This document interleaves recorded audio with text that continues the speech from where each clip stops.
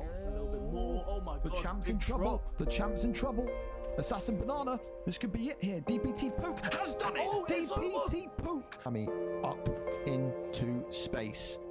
That's why you don't want to do it. The counter shot is brilliant. The hooks, the up. Oh my god. Jab overhand. Blue still coming off beautifully, and it's.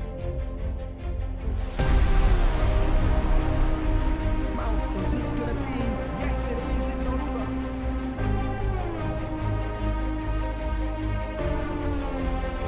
Shots again.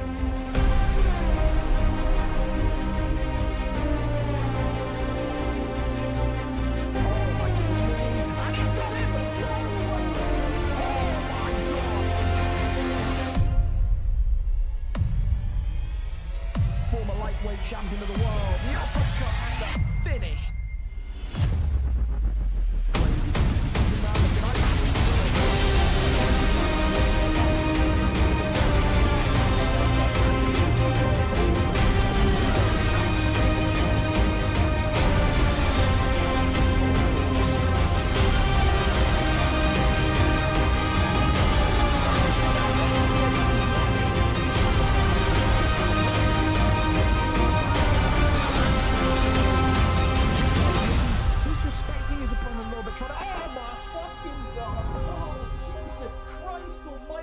He gets the flying knee. Absolutely slapping. Oh my goodness me. He's slapping something, and it ain't cheap. There's now 1-2's over. Tries to get the takedown and gets another big slam onto him. But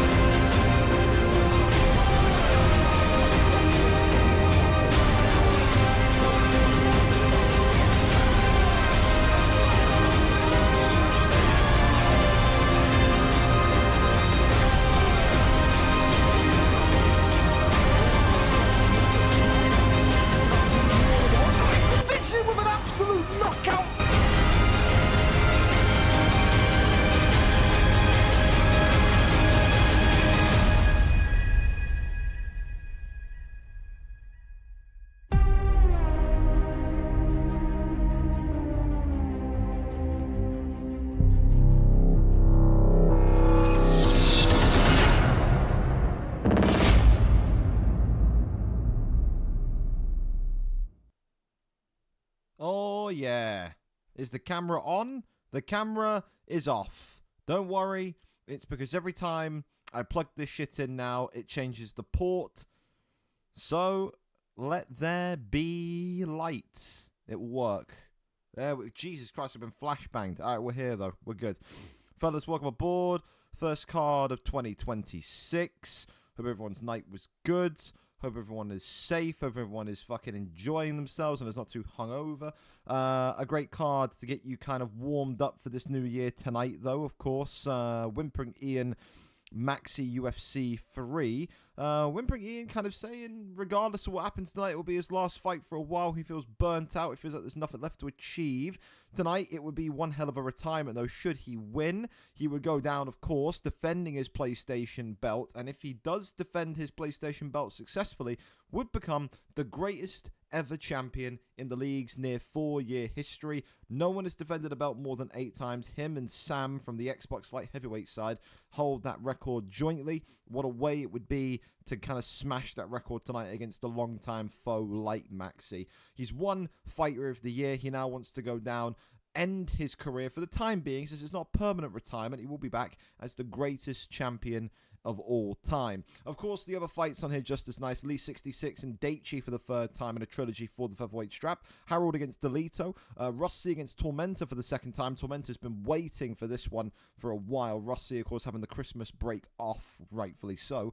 Has to defend his belt tonight, though. And, of course, Hickus and Mars for the 2nd time. Some great contendership fights. Kruger and Kieran Crow on the PlayStation division. Viper IQ TTV makes his return against Spooky Ghost. Dawaja takes on Camille. Deco Hebden takes on Picked Lawyer. Oni J against Dexter. And Lello, of course, against Jack 9. It's a who's who of fighters on this main card. to kick off 2026. Of course, it is the opening card. It's a January 1st card. So this week and next week are going to be mega cards. 219, of course, because it's a January 1st card. 220, because again, it's one every 10. So you get back-to-back weeks of using any and every fighter that you like. Prelim card as well, just as nice. Great to see the return of Rakib against the talented Raw Matrix 420. That's going to be an awesome fight. To kick off, though, we start with TMW9 against Swung by LJ. Again, tonight, fellas, if you're watching live, keep available, keep open. It is New Year's Day. I imagine there's going to be somebody somewhere that's a complete moron that forgets they're fighting. So let's hope it's not going to be instant, and let's hope that we get this first fight up and underway. TMW tonight coming in 0-0. He's fought once before, I think back in UFC 4. Tonight, though, has to come into this lightweight division. Was formerly a middleweight, and has to go up against Swung by LJ, who is 0-1 in this lightweight division. Someone tonight gets their first win in 155, but who will get that first win? We go over and up to it. We have our cameraman here this evening, and that is going to be no, we don't. We don't have a cameraman yet. We have no, do we have a stream link? We do have. Do we? Yes, I think we do. I think we do. We got Swung by LJ. Posted his link up at 6:40. Wonderful. We're here. We're set, and we're ready to go. The first fight of 2026, and it is Swung by LJ against TMW. Set us off with a banger for this new year, gents. Let's go, and let's get going whenever you're ready. Charles Oliveira against Dustin Poirier, set to be the confirmed bout. Thank you as well to Arrow as well. Welcome back to you. Thank you so much for the tier 1, and thank you so much as well for returning. Always good to see returning fighters, isn't it? Okay, well, Charles Oliveira and Dustin Poirier, whenever they're ready, a ready up wouldn't go amiss, fellas. Unless we're just admiring, I don't know, the head movement of Poirier here. I will say, Swung by LJ, I feel like he's had one too many hits to the head CTE-wise. He's been very confused. He's not known what time he's fighting. He didn't know if he was fighting live. He's definitely struggling. He says Discord is not something that I'm familiar with. It's not something that I'm good with. Well, he's going to have to learn. For now, though, can put the technology to the side and just focus on fighting. Charles Oliveira, Dustin Poirier, up and underway. Swung by LJ, of course, 0-1 in the floral trunks with Oliveira. Whereas TWJ coming in, of course, with Poirier in the blue. Of course, you've got Oliveira with all those, you know, jiu-jitsu backgrounds, all those kind of ability, all the ability to kind of tap you out from anywhere. But he's also got that long, stretchy kind of go-go gadget extendo kicks and extendo punches. You can already see how lengthy Charles Oliveira is. Dustin Poirier more of a power puncher in this lightweight division, someone that wants to get inside the pocket quickly and let his hands fly. However, so far he is struggling and getting anywhere near towards Charles Oliveira here. He can't touch him. He can't get remotely close to him. Whacks him into a guillotine choke here, and this could be curtains already for TWJ. And this is the thing, TWJ looks so good. I remember the couple of fights he had, whether it was the beginning of UFC 5 or the end of UFC 4 when he was in middleweight, and he was knocking people out left, right, and center in the middleweight division. There's a good deny, and now we get to see what he's like in this dominant position of top mount. This is where you want to find yourself with Dustin Poirier, but can't keep the position. Ends up slipping out, does LJ, who has had the superior start so far, hunting for his first win tonight. Again, Poirier got to be a little bit careful, though, because you don't want to be down here with Charles Oliveira. The Bronx does have all of those submissions up his sleeve. Goes for a Darce choke. That one there is denied. Tries to cross over. Absolutely nothing. Heel hook there is also denied. Great deny. So, yeah, the Poirier pick now is certainly waking up on the ground here. And LJ may well have to kind of keep this one standing because he was looking completely dominant on the feet in the first 2 minutes of this fight. Left hand, right hand there swinging across as Charles Oliveira continues to do damage. Ducks underneath. Big knee to the midsection. Goes back down low to the body. Spin kick there to the ribs and misses as the body shot there continues to whiff with epic proportions. 1-2s. There's that teep kick. Sends him backwards. Head kick comes off. Goes back down low to the body. Definitely feels like Poirier has kind of woken up here. Maybe wiping the sleep out of his eyes, putting a nice ice pack on his head after the New Year festivities and kind of growing into this fight. LJ's got to kind of reclaim that space and reclaim that distance that he worked so well to fight for, but in the end, the takedown is successful. I'm surprised that LJ with Oliveira wants to go back down there, considering how good the denies have been from Poirier. Rains down a couple of strikes there, but only onto the guard and onto the block of the diamond. Posture up is good, but that will kind of do it for our first round of action here. Charles Oliveira clear as day, taking that one 10-9. So a slow start from Poirier, but a kind of good recovery.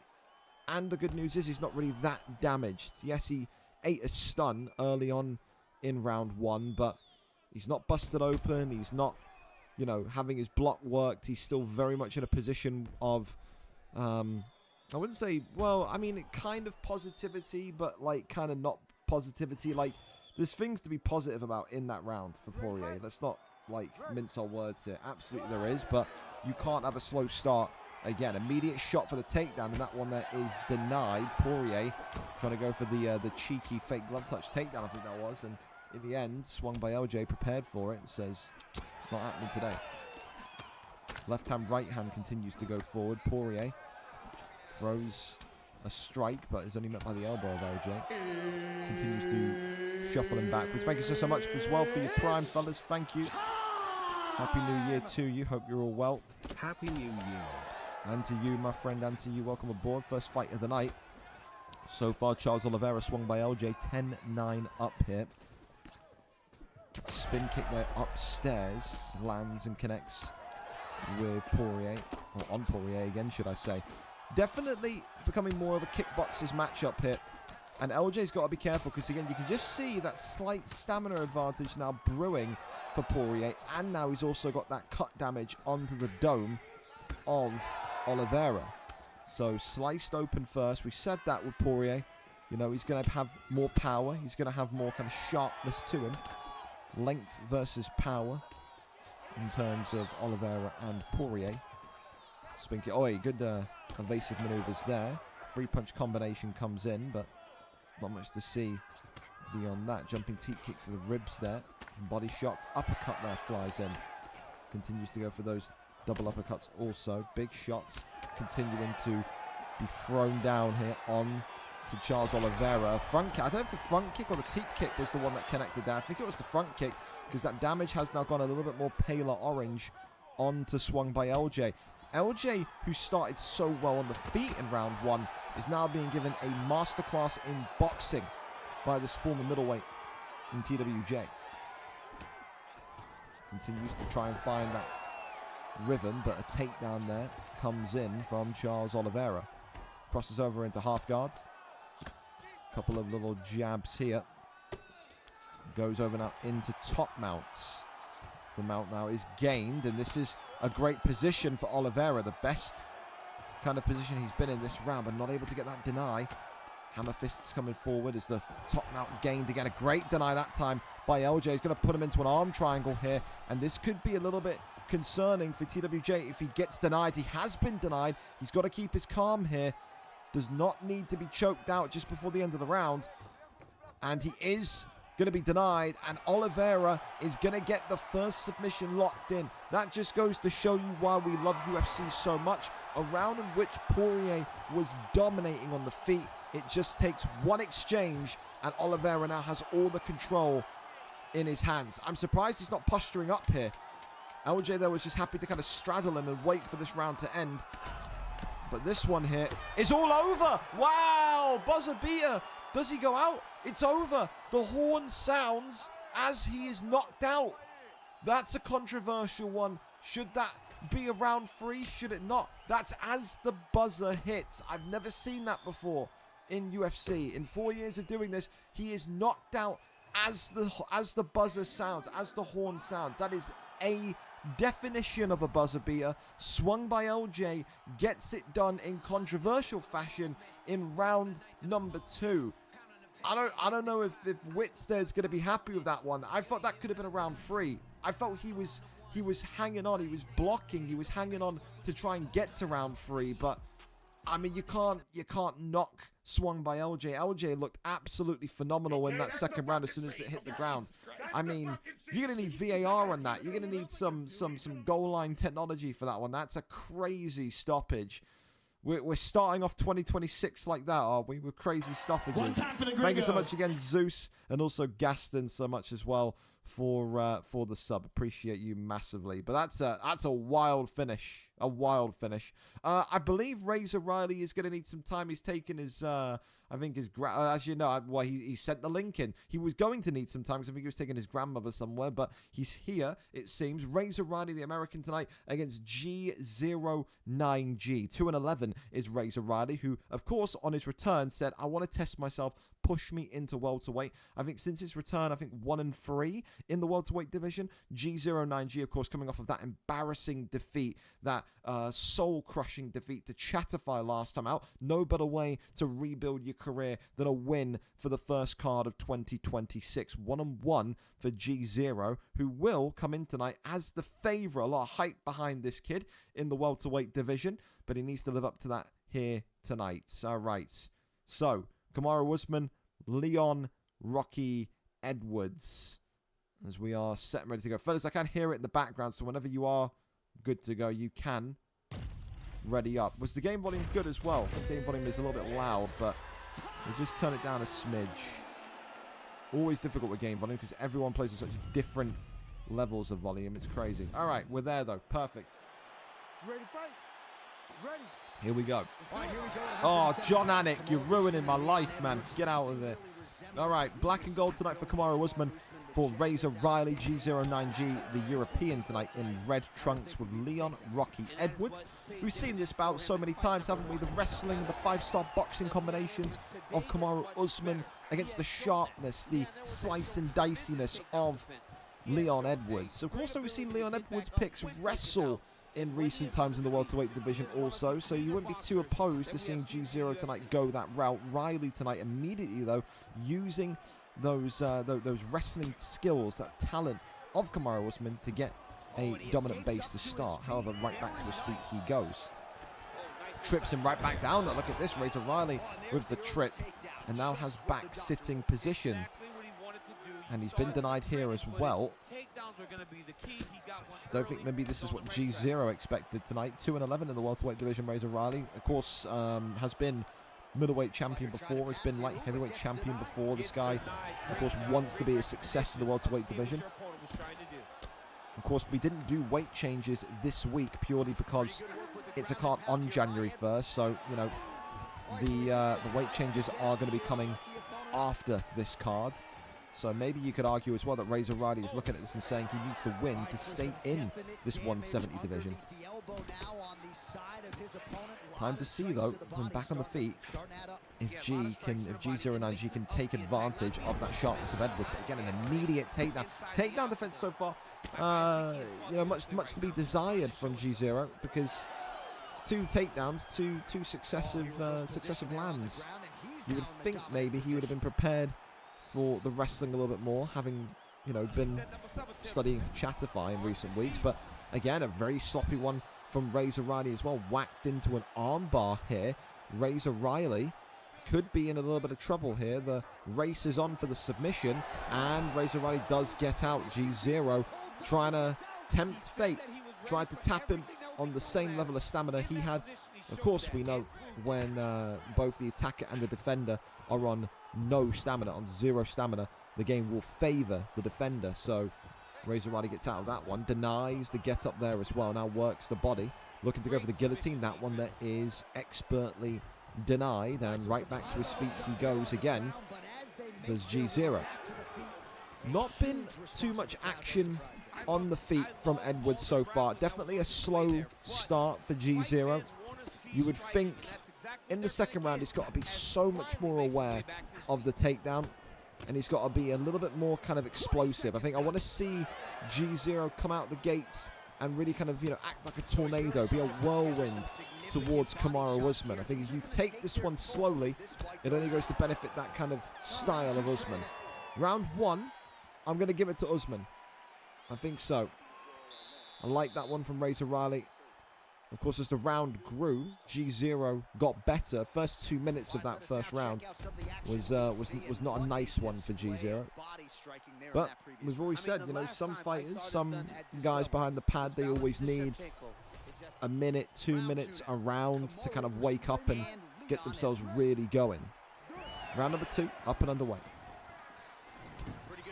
Big straight right down the center. Oh, big left-hander again from Kamaru Usman.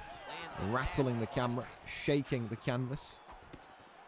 Big one there. Left hand there comes across again. Oh, cracks him with the left there. There's Leon Edwards. That's more like it. Now we got some firefights about to happen here.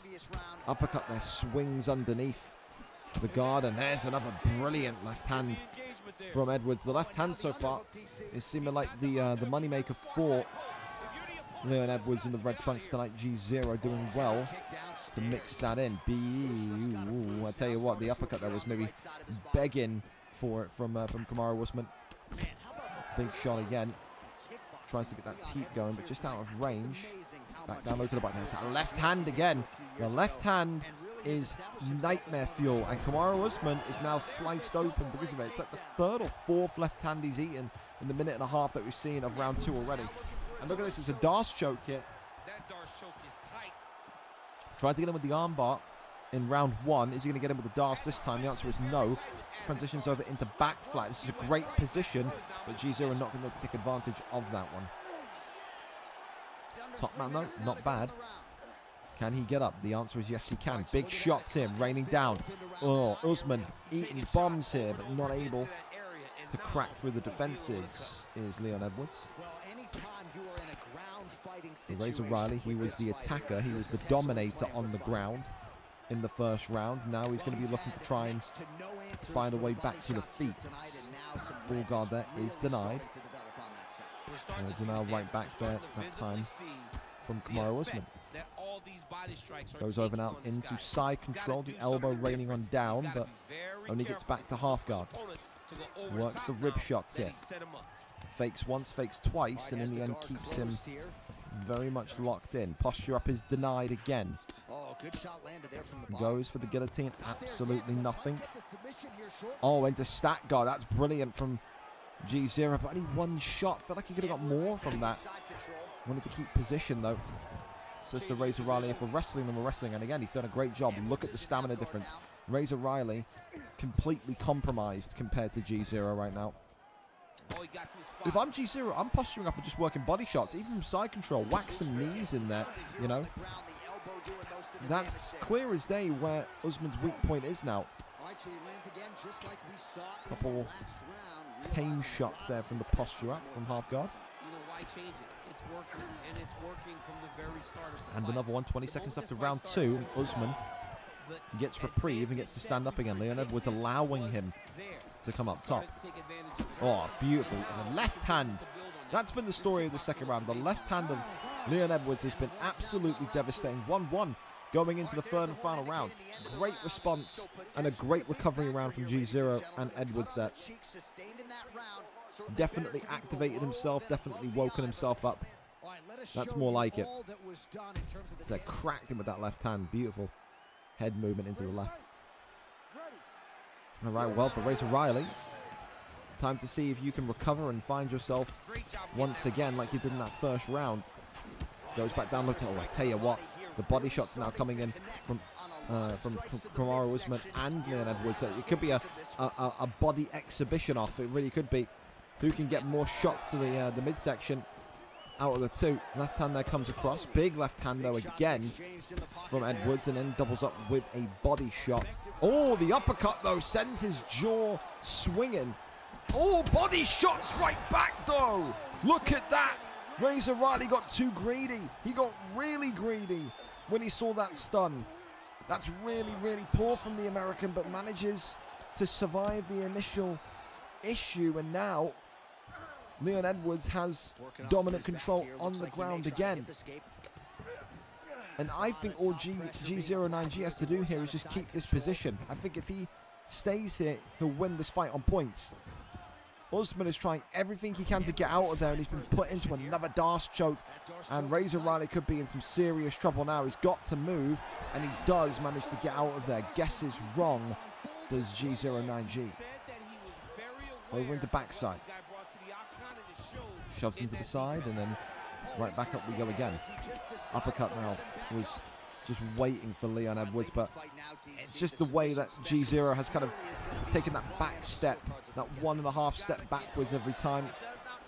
It just completely whacks Usman out of range, and it completely means that Riley has to continue chasing the fight. Takedown again, lands again into side control again. It's been a really, really, really, really good performance from Leon Edwards, from G09G in rounds 2 and 3. Sloppy start, but a strong, strong rest of the fight. The only thing that can beat G09G now is a wonder strike, and that's another rock there. Kamaru Usman could be down here in a minute. Big one against the cage, and Kamaru Usman, Razor Riley, still manages to survive. How is he still alive and conscious? Takes the back. G here wants the submission perhaps tonight, but can only keep him in full guard, and Razor Riley goes for a posture up there. Right hand side. Transition works. Goes over into side control. Razor Riley maybe saying to himself tonight, if I'm going to go out, I at least want to go out. Oh wow, he's reversed him into a Darce choke. Look at that. That is special. Razor Riley still though managing to escape. He is completely gassed. He is completely out of it, and I think Razor Riley has just held his hands up tonight and said, well, you know, if we're going to lose, we're losing by decision. Don't want to be knocked out, don't want to be submitted. I think G09G will take it regardless. It's a dominant round 2 and 3 from Leon Edwards, and that'll be a 29-28 victory for Leon Edwards tonight in my books. We've seen robberies before, but I don't think anyone could argue. Rounds 2 and 3, Edwards, I think, just superior. And that's what I like to see. I like to see fighters have difficult round 1s and then see how they kind of mastermind their way out of it. It was the story of the left hand in round 2, and then in round 3 it was kind of the confidence from the previous round, and the ground game gave him a big boost. We'll listen for the decision though. Ladies and gentlemen, after 3 rounds, we go to the judges' scorecards for decision. All 3 judges score this contest 30-26. 30-26. Wow. I did not have 30-26. Fair enough. So, Jesus Christ. All right, 30-26. I mean, I didn't feel like a domination where we talk about 10-8 rounds, did it? I didn't feel like a 10-8 round fight. I'm interested to see if they gave rounds 2 and 3 both 10-8s or not. I can't lie to you. That's a little bit surprising. 10-8 in only in round 3. I've seen, I don't know. I don't think round 3 was a 10-8. I don't know about that. Round 1 they gave it to G0 as well, which I'm a little bit surprised at. But hey, I don't think the decision is wrong at all. I think definitely G0 deserved to win that fight. Looked very, very sharp in 2 and 3 tonight, but there you go. Congratulations to him. Up next, though, Kono against Wormy. Kono tonight coming in 1 and 4. Wormy 1 and 1. Coming out of a loss last time out as Wormy. A 2-fight losing streak for Kono. So someone tonight has to get back to winning ways. 14th versus 17th in this middleweight division. The big question is tonight, you know, does Wormy's striking outdo Kono's grappling? I think that's what you have to look at and maybe say is the main, I think, is the main kind of argument point. But again, it's one of those. We did a link here, fellas. A link would be smashing. Do we have a link? Yes, we do. No, we don't. It's from Gaston. Kono, again, wouldn't surprise me if Kono's forgot he's got a fight. Really wouldn't. Can I get a link, or are you both? Can't say that word. So I guess we'll wait on that one. We'll go to Gaston. I think if Gaston and Co are ready, we'll go to that one. Gaston and Moby. We'll see if they're in the lobby and go from there. Oh, they are. Fantastic. Gaston and Moby will get you guys going then. Perfect. Gaston tonight coming into... Oh, I can't even spell Gaston. Gaston tonight coming into this one. The Great Dane, 17 wins, 25 losses, 1 win in 5. Moby having one of his rare fights on stream, 2-6, coming off of a win. Win here tonight. It's his first win streak in the light heavyweight division, turning around that record 1 week at a time. A great wrestler and submission artist, this Moby. Gaston has the ground game, but opts to stand up and box. If Moby tries to take him down tonight, he may well be in for a little bit of a surprise. Yuri Prohashka against Alex Powhatan Pereira. For Gaston, you go Alex Pereira, you know what's going to be coming. Takedowns, immediate clinches. You have to know the ground game is going to be the worst enemy here for Powhatan, but it's about can Moby get him there. The takedown defense of Gaston on his day is some of the best in the light heavyweight division. Here we go, here we go. Red trunks tonight, of course, for Moby. The floral trunks for Gaston. Gaston, the superior boxer. Moby will argue he is the superior wrestler. Big question mark is, though, when does the first takedown happen? And who gets the first rock? Wow, and the first rock comes from Prohashka. And Moby here taking the fight to the Great Dane immediately. Big shot there lands on the chin of Powhatan Pereira. Gets clipped in midair, though, does Moby. Gaston just got to be a little bit careful. He's fighting wildly here in the first 60 seconds. Of course, Gaston, newborn kid, you know, not really been focusing on playing games, rightfully so, as any father should. But you would still think the muscle memory is there for one of the most exciting fighters in the 205 division. Clips him there, though, as Prohashka drops him. And this could be a quick finish here tonight. Moby looking for his second win in a row. Big shots raining in, not able to get it over the line, though. Moby finds the area in which he has been so sublime in, the ground game, and he departs the ground game. Doesn't want to keep Gaston down there.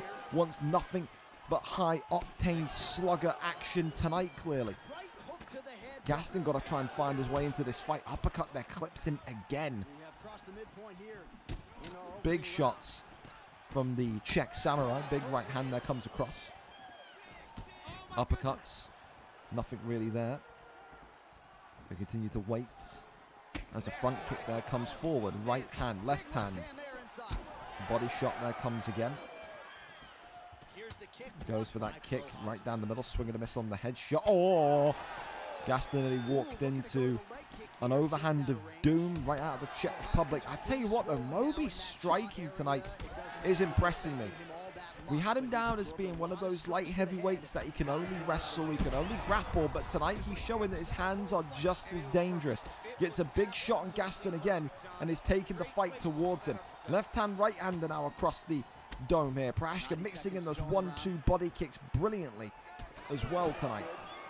And again for Moby, a great kind of bit of personal pride for him. This is a guy that was asking about a move down to the heavyweight division not too long ago. But he looks phenomenal and gets it done in one tonight. A 2-fight win streak for Moby. And those shouts of moving down and going to the easier division look a long, long way away. He has found his feet and found his rhythm in this 205 division. And tonight, a star is born. We knew about his grappling, but now you know about his boxing. He is a dual threat fighter, which is exactly what you need when you want to go and challenge for the belt. Moby, I think now, is maybe 1-2 fights away from a potential title shot. He is looking better and better each and every week. Hell of a performance and a victory for Moby tonight. Gets it done in one. What a statement from the Brit there tonight. And so far, all winners in tonight's card coming from the blue corner. So just goes to show you maybe there's something blue in the air. Well, we go back and have a look and see what we got then from this Conor and Wormy situation. It looks like both of them are completely dense and forget they have a fight. So again, I'm going to actively tell them if they're not here in 20 minutes, I'm cutting them both. If you're not here in... Don't ask for a fight. Gun to you and make you fight. You absolute go for them. If come. As long as, you know what, Bailey? I'm not gonna. Why would anyone read? Why would they do that? Anyone want to go early? The door is open. Sunlord Stephen, Conzi, Littleman, Boz, Louis, Hoosrice, and Lewis, Kibzer, and Bailey. Anyone at all wants to go early? Then shouts. All right, we've got Sunlord with a link. Fantastic. The Sunlord. Back in the octagon here tonight. Big thank you to these two for being ready to go. Appreciate you both. And a big welcome into Stephen, new debutant in this division. 1 and 2 for Sunlord, whereas Stephen 0 and 0 here tonight. So for Sunlord, a loss, a win, and a loss. Wants to get back to winning ways tonight. For Stephen, we know nothing about this young man, only that it is his first fight inside of a VFL octagon this evening. The big question mark is, what is he going to fight like? With Alexander Volkov, he's got length, he's got sharpness, he's got precision.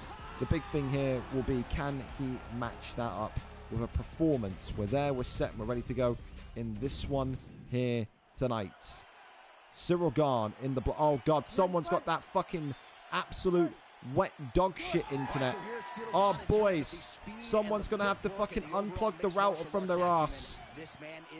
Fellas, I swear to God, someone better get their fucking gran off the Wi-Fi. Right, if you can hear me, Sunlord or Stephen, whoever it is, pause and quit. We are not doing this. You are both literally in the UK, if I'm not mistaken. This is... What am I watching here with this absolute heat? Who is on Wi-Fi in 2026? Clearly someone in this fight. I'm not watching this, boys. I'm not... I'll go for a, I'll go to the next fight or some shit. This is, what is this? What are you giving me here? This is smelly hot dog shit. Why are you on Wi-Fi in 2026? I'm not watching it. I'm not. You can fucking sit there and fight in the background. I ain't watching that shit, dude. You crazy. You want to come and fight in the league? Be on time. Have good internet. I can't help you if your fucking internet stinks of absolute piss. It's just... Come on, man. Absolutely awful. Look at this. It's like a fucking slideshow, boys. I'm not doing it. Unless it kind of clears up, but it's not clearing up. It's a woeful... I'll come back and have a look at the result afterwards. Because, like... Is it calmed down? Someone's got the fucking Wi-Fi under control? Nope, as I go full screen, it's fucking jittering again. We'll stick him with it, but looks like Volkov's in big trouble anyway. Steven here about to be fucking tapped out. He probably doesn't know where the fuck he is because he's lagging so hard. The submission is in. I tell you, man. One of you two have got to have serious words with your internet provider. Because what in the hell is this? I'm convinced it's Steven, because we've seen Sunlord fight before and we've never seen him have this lag. So if Steven's listening to this, you gotta get this fucking dog shit internet handled, man. He taps in his debut and thank Christ that's over. We didn't even get to see half the fight because it's fucking lagging around. Fellas, again, cheers for being early, but please don't sign up if you got the internet of a fucking, of someone in the Kazakhstani mountains, alright? It's, what am I supposed to do? How am I supposed to commentate that? I can't do fuck all with that, you know? Please, come with correct internet, not dog shit. Thank you so much as well, Jazz. Bosh. Bosh. Indeed. Fantastic. Alright. Where are we going next? Any other early fights? Early fights are welcome. Whoever wants to go early, shout. Konzi, Lickleman, Boz, Louis, Reese and Lewis, Kibbs and Bailey. Anyone at all wants to go early, then by all means, toss us a link. The quicker we go, the happier we move. As of right now, it looks like Kono and Wormy are both going to get kicked from the league. Like I said, I don't care if it's New Year's Day. I don't care if it's Christmas Day. I don't care. You all signed up to fight tonight. You all saw the date tonight. You all got the reminder. If you're all too stupid to show up to a fight, it's not my problem. Go fight elsewhere, man. Plenty of other leagues out there that will deal with you being dim in the head. Yeah. Anyone want to go early? Shouts. Shouts. We'll get him next time, Stephen. He probably won't be on a card again if he doesn't have fucking better internet, man. I can't lie to you. That was atrocious. No one wants to watch that shit. That was garbage. Again, I don't mind, like, ability level. It's like, whatever. But, I mean, bro. There's no way you're going to come into this and have the fucking... The Wi-Fi of... I don't know. I had better Wi-Fi than that when I was on university Wi-Fi connection back in 2016. That was some of the worst net I've ever seen in my life. Dead ass. It was. All right, we've got a link from Konzi, so we'll see if they're in the lobby ready, and we can keep on moseying down. If so, Konzi's sending me fucking mobile Twitch links. Damn you. Damn you, but it's all right. Just take the M out of the thing. She's got a black screen here. Okay, are we going in? Oh, you got a new fighter update. All right, so it seems like we're about to load into this one. Konzi doesn't even have game volume on either, so we're going to be in the silence of the octagon. No game volume, just vibes, it seems. We'll wait for them to get lobbied up and then give you the official tale of the tape. And then we'll go from there. We'll go from there. If anything, it's actually probably better if Kono and Wormy get kicked, because then I'd have to go and find a replacement. He's literally cancelled the fight in general. Oh, so we have volume from Konzi. It's just literally only his microphone we can hear. Konzi, if you can hear me, turn your fucking microphone off and turn game volume on. I beg. We can hear you clicking and tapping and shit. I would rather hear you punching people in the face. Just bury it and then go. I beg you turn the game volume on. Well, we wait for those two to get lobbied up. That's absolutely fine. Got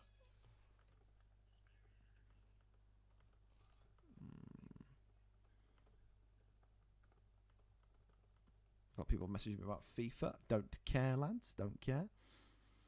Bum, bum, bum, bum, bum. All right, we're in. Perfect. All right, so Konzi and Lickleman, big thank you for being ready to go early as well. Helps everyone. Konzi tonight, or Con 10, whatever he wants to go by these days, 1 and 2 against Lickleman, 1 and 6. Lickleman, of course, in this welterweight division has had very limited joy, a 4-fight losing streak, looking to try and put that to bed tonight.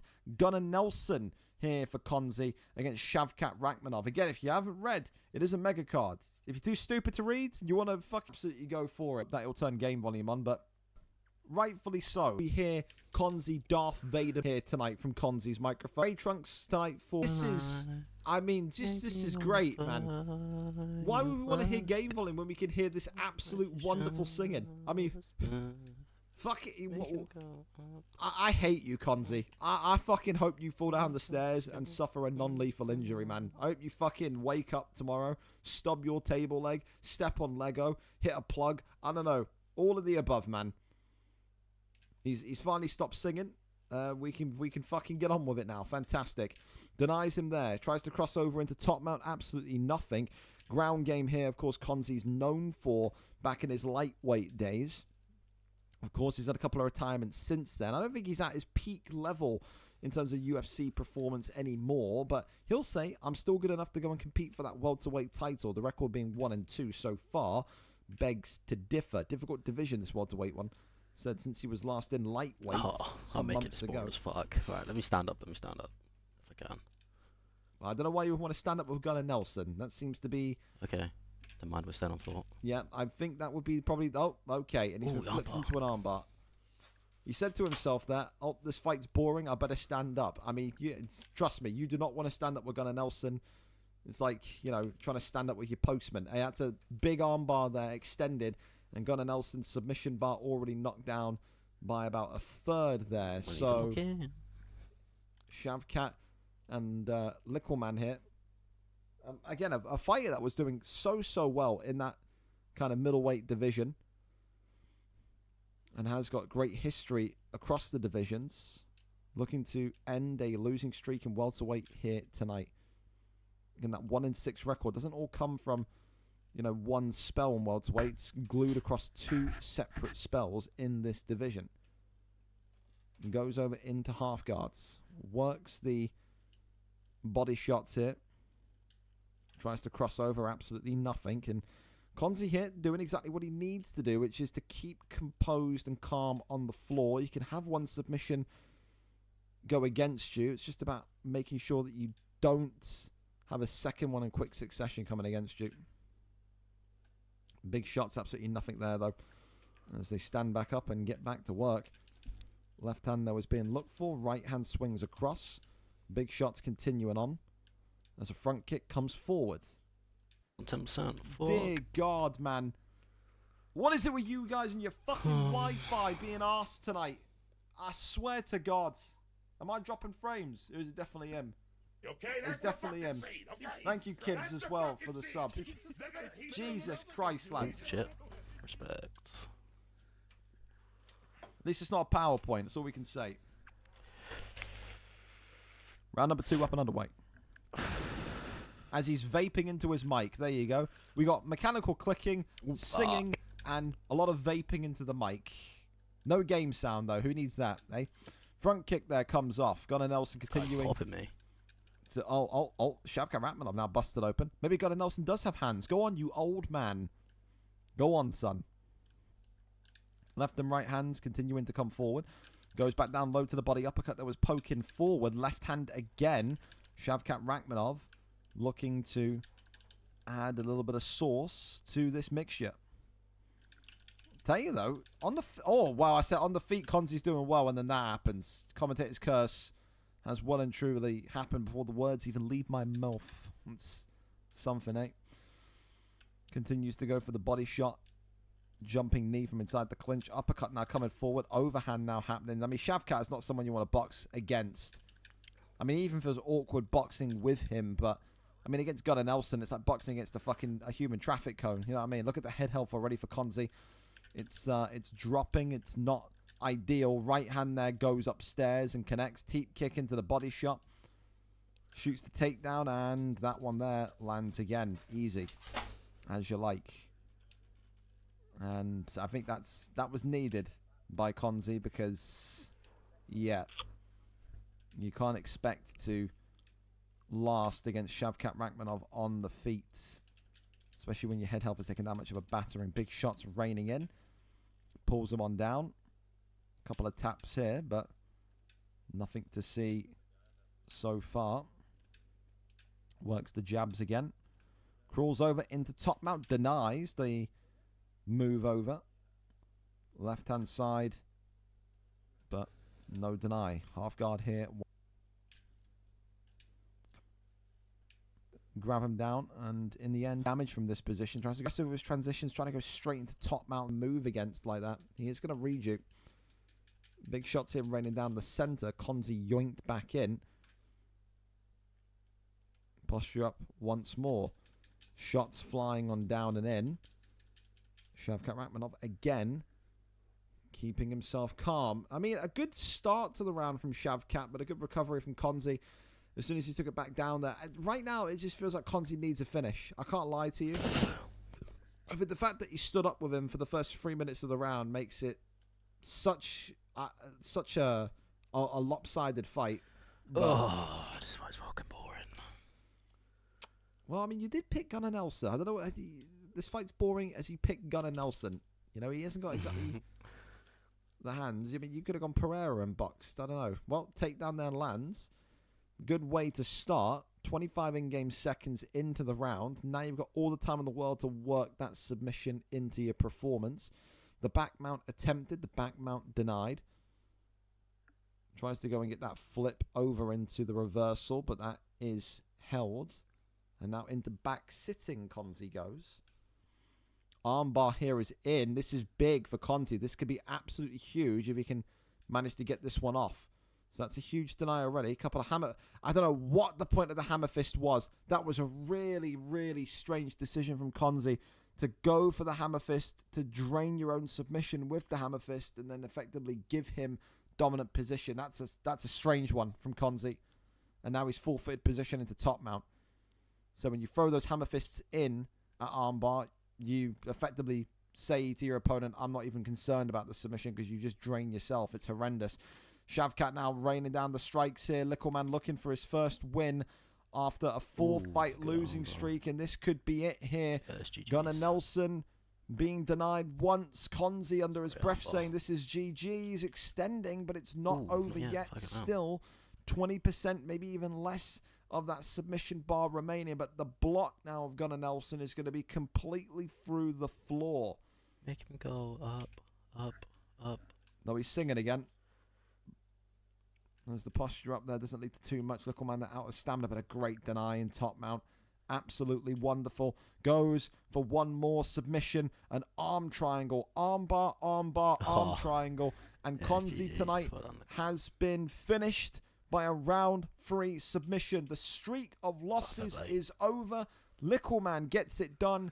And I keep saying, man, we saw him from this kind of middleweight division when he was looking really, really good. He got bumped into that welterweight division. It was a slow start, but he's got good ground game. And I think when you give him the 5-star fighters and you give him Shavkat Rakhmonov, he is so, so dangerous in that regard. So, yeah, lovely fight. I think for me, so far tonight, early shouts of it, but for me tonight, so far, performance of the night. I really like that performance from Littleman. That's a real kind of like homecoming performance for him in terms of what he can do in this division. So yeah, 2 seconds.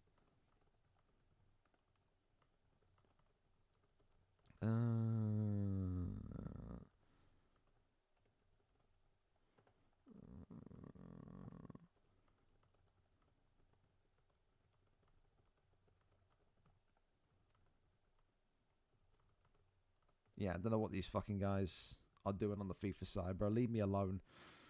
What, New Year's Day, and I'm getting FIFA drama in my DMs already, like I'm remotely here. Go away. Shoo, Gypsy, shoo. You know what I mean? Get out of it. All right, next up, we'll keep on going then to Kibbs and Bailey. They want to get their fight done early. I'm all ears for it.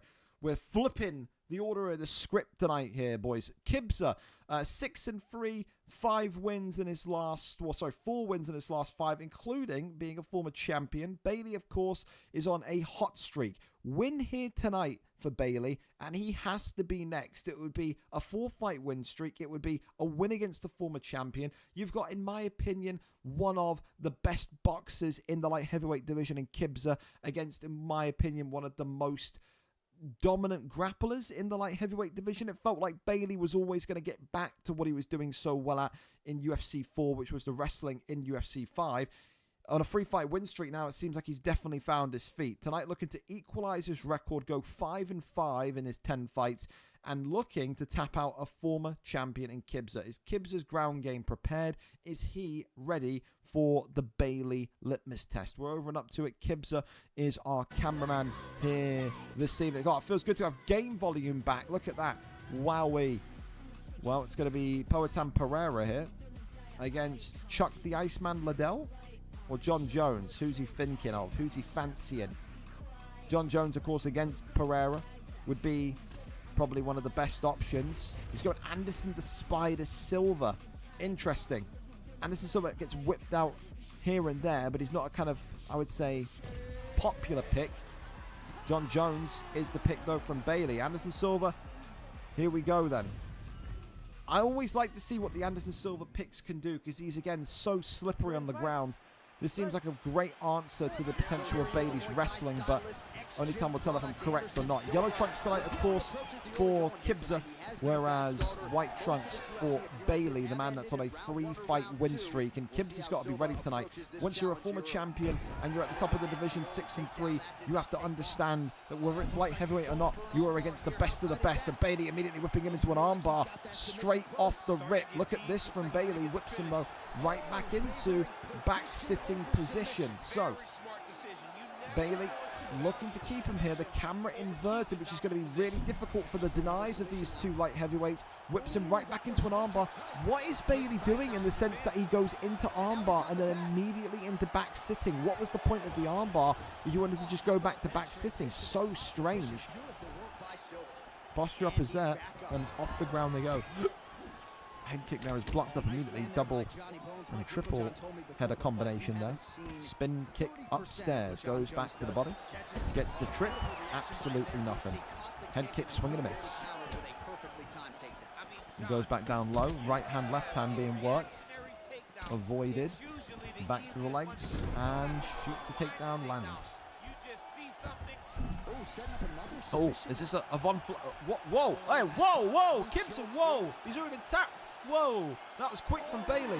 Jesus Christ, Bailey takes 70% of the bar off. The Von Flue catches him completely off. It catches me off guard. I feel like I've just been fucking submitted from behind. Bailey jumping the gilly now. Look at him go. Submission after submission.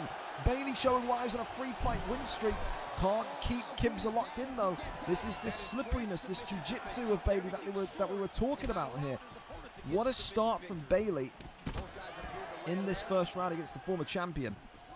And if you're Dan F watching this live or on replay, you gotta be looking at this and seeing a bit of Charles Oliveira in Bailey. He's the Charles Oliveira of light heavyweight. No matter the position, the direction, you can find a way to choke you out. And the Von Flue's in again, and Kibza is in trouble here. Doesn't know how to deny it. He's out of there. Kibza tapped in one. Bailey with the win streak goes to 5-5.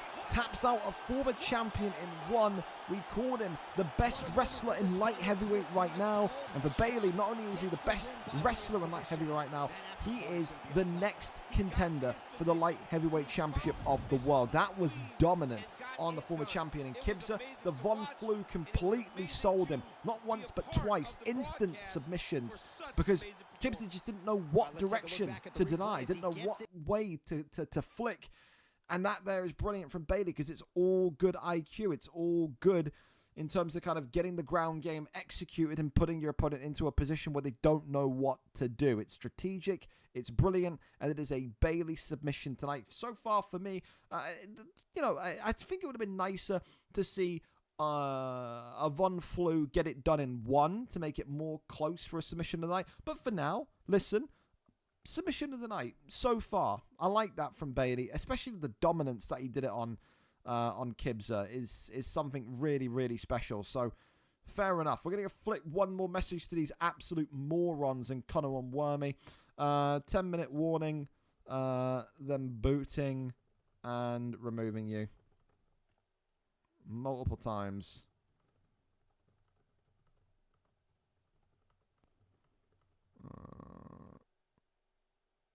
We'll give it to Wormy as well.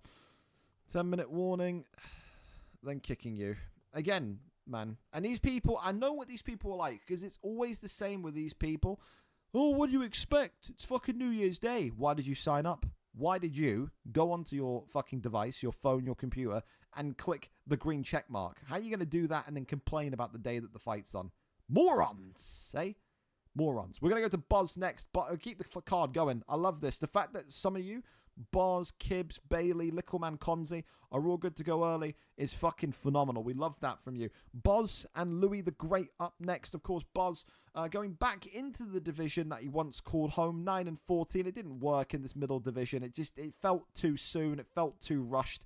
He goes back to a division where he got the majority of his wins. However, comes into this division again, maybe lacking some confidence. A 3-fight losing streak for Boz. When you think about Louis, of course, 4-6, coming off of a win, wants to make it 2 in a row tonight. Again, Boz was once upon a time in the title picture, so it's a big opportunity. It's a big name. It's a big reputable win should Louis get it over the line tonight. 5-star fighters as well. Who is your 5-star heavyweight going to be is the question to both of these two. We're over and up to it. Boz and Louis here tonight, ready for action inside the octagon. We love that. Thank you so much as well to you two for not only being early, but having a brain and remembering you have a fight today. Hey, isn't that fucking fantastic?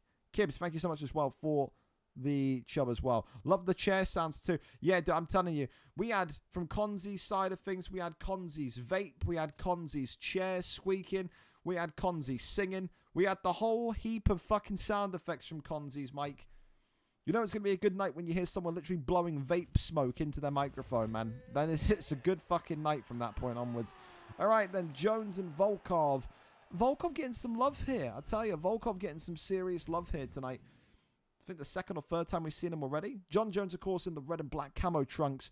Volkov in the white tonight for Boz, hoping for not only a successful return to the division he once upon a time called home, but also hoping to end that 3-fight losing streak. Red and black for Boz, white for Louis. Of course, when you think about what Boz performed like and what his style was when he was back in this division winning before, it was kickboxing. He was a knockout first guy. Louis, of course, the exact same. Tonight it will be a battle of whose striking is superior. That is the big question. Of course, the only thing that you will look at and see here is whether or not John Jones can find rhythm quickly. It's a good three-piece combination there. Goes back down low to the body, and then Volkov kind of gets himself moving. This is the thing, is that in Louis the Great's fights before, we have seen him kind of absorb an excessive amount of damage to the midsection early on in his fights. This is a guy that often, rather than not, does get gassed quickly because he eats a lot of shots to the body, and he doesn't ever really defend himself. He never really sees it coming. Of course, as well, ignore the fact that this is a 5-round fight. It is not. Should this fight go 3 rounds, we'll ask someone to lift their arms up, eat the knockout, and we'll go by the judges' scorecards. Only a 3-round fight tonight. No idea why it's set to 5. Axe kick there comes in as the right hand goes across here. Louis avoiding that one. That's a great counter shot there, though. And Boz against the cage. Dropped. Wow. Volkov, with all that power, has just woken up Bozinho. That there was not what was in the script for Boz, who had such a great opening 3 minutes in this fight. And now it's all gone up in smoke. Incredible from Louis here to keep his calm, keep his cool, despite those difficult first couple of moments, and now be very much in the driving seat in this fight. Look at that. The nose is busted. The health pack is bright orange. We are talking about a John Jones, which inside 1 round has conceded now a lot of damage to the head. And now you can see Louis eating those body shots. As we said in fights before, he has taken an excessive amount of body damage and has been gassed really, really quickly. The only difference is here tonight is that Boz can't really kind of poke the body like he wants to because he is so damaged. Those big knockdowns against the cage, those big hooks that kind of busted open the nose have taken away the strategy of taking this one slow and steady. Now Boz has to be very careful, not only work the body of Louis the Great, but also make sure his defense is impenetrable. He cannot be hit in the face. He cannot allow that to happen. Left and right handers coming across here. Big knee to the midsection. Right hand comes up from Jones, who's already showing signs of fatigue. It's a really slow right hook that just flew by, but in the end... Oh my god, the uppercut could have ended either of them there. Goes back down low to the body. Uppercut left hand, and that's the end of round 1. Clear as day. That is a Louis the Great. That is an Alexander Volkov round. I tell you something. Boz must have been loving the fact that the fight was going the way it was going for the first 2 minutes. It was the most kind of easy going fight you could possibly imagine. And then the knockdown against the cage happens, and here we are, you know. Leg kick there, swing and a miss, but the body shot there comes in as well. For Louis, it's quite simple here. Just bait John Jones to come towards you, keep him in the pocket, and work those hooks. Those hooks have been devastating on John Jones. Uppercut there towards Volkov sends his head bobbling backwards. And right now, you've got to be saying, Boz has got to get away from that cage. The fact that Boz is conceding so much space is so, so bizarre. Because if he gets clipped and he gets knocked against the cage, it's going to be over in 1, I tell you. Big shot to the body again. Definitely, though, a really, really, really confident performance from Louis tonight. Has been hit, but hasn't backed away. Hasn't ran away from the fight. Has used that as fuel to march forward. Big front kick comes forward now. Works the shot to the body. 3-piece combination now working brilliantly. Drops Bozinho again. Look at this now. Potentially against the cage. Knees here. Double knees. Triple knees. Quadruple knees. Coming in from side the clinch. And Louis here is completely stuck. He can't get out of here. His body now has taken an absolute battering as well. It depends on what's going to give out on him first. His head or his midsection. Continues. Oh! Big right hand from Bozinho. Louis there getting a little bit too carried away with those kind of slow strike commitments. Uppercut there comes up again. And the doctor going to step in to take a look at this one. For now, though, this fight will continue. But Bozinho and John Jones not too far away from having this one stopped. He is... I mean, his nose is completely bent towards the left. It is completely broken. And you would have to think here John Jones cannot be hit in the face anymore. Louis just has to make sure he doesn't do anything stupid. And the only person that can lose this fight right now, and the only thing that can happen against Louis right now, is Louis just does something stupid. If Louis throws something over extravagant, like a head kick or some sort of question mark kick, he gets clipped mid-sequence, he's going to hate himself. Keep the combination sharp, keep the combination snappy. You need basic strikes at this point, nothing over the top. Left hand there connects from John Jones. Bozinho continuing to try and fight back from a really compromised position. Big knees here to the midsection as Louis again marches forward, works the body. Left hand comes up, right hand now continuing forward. As the 1-2 down the center. Still looking for some sort of signature blow hit is John Jones, but he can't find it. He's been missiled from the straight of Volkov. Flying knee comes in now from Boz. Maybe a hit and hope Hail Mary. And Boz getting so desperate now. He's shooting takedowns. The boxer turning into a wrestler, it seems. Axe kick comes forward. Left hand from Volkov. Louis here looking for the finish now. Can he find a knockout in the last 40 seconds of round 2? He stands over John Jones, towering in stack guard. Big shots here. And Louis the Great tonight, has he done it? The answer is no. John Jones continues to survive. Boz, I don't know how much more he can take. Big shots here against the cage. Is this one over? No, Boz again continues to stay upright. Oh my goodness me, John Jones is a bloody mess. Round 2, that right there, that's a 10-8. Bozinho is completely lost in the octagon. He doesn't know what to do, what to throw, when to throw it, completely out of ideas. We could be on for a comeback of the year on January 1st if Boz wins this one tonight, I tell you. Left hand there goes up against Louis. Uppercut now swings in. Oh, big straight again from Volkov. It's got to be, surely. Left hand uppercut. Oh my god. Wow, that could have been something. Big shots again. Volkov getting that jab and working the straight right afterwards. Leg kick there comes in. Trying to take the distraction away from the head held. Big straight again from Volkov. Back to the body. Uppercut there was blocked up. And Volkov almost just staring him in the eyes. Oh, wow. Gets him in midair as well. Big shots against the cage. It's got to be. Bozinho still gets up. How much more can this young man take? How many knockdowns? How many stuns? Big one to the body again. And one singular left hand to the kidneys. Shut him down. It is a round 3, I think. Was it round 3? I'm pretty sure it was a round 3 TKO there to Volkov, to Louis the Great. An absolute execution tonight, absolutely. I think, yeah, Boz needed this move back down to that kind of amateur division. You don't want to kind of insult it too much. But he has to understand as well that that division has gotten a lot tougher since he left it. Louis tonight, phenomenal. Phenomenal.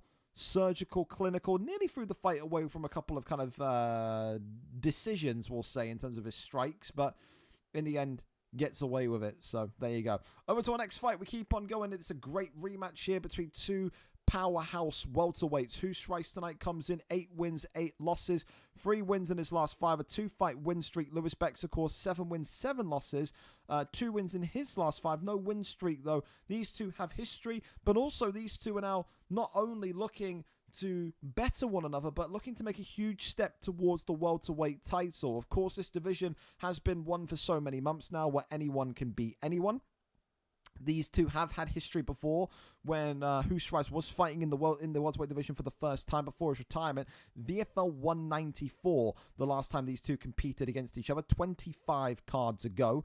Lewis Bex in that fateful evening, same time, 10 past 8. That's spooky. Won by round 2 TKO. That, though, was back in the summer, the 3rd of July, a long time ago, over 5 months ago, nearly 6 months ago. So how improved is Husreich? How fresh is Lewis Bex? You know, Lewis has kind of, you know, been that kind of fighter nowadays where he kind of fights occasionally. Win here tonight, Lewis Bex could be talking about the potential of fighting for a championship belt once again. We go over and up to it. Lewis Bex is our cameraman here tonight, and it's the rematch from 25 weeks ago.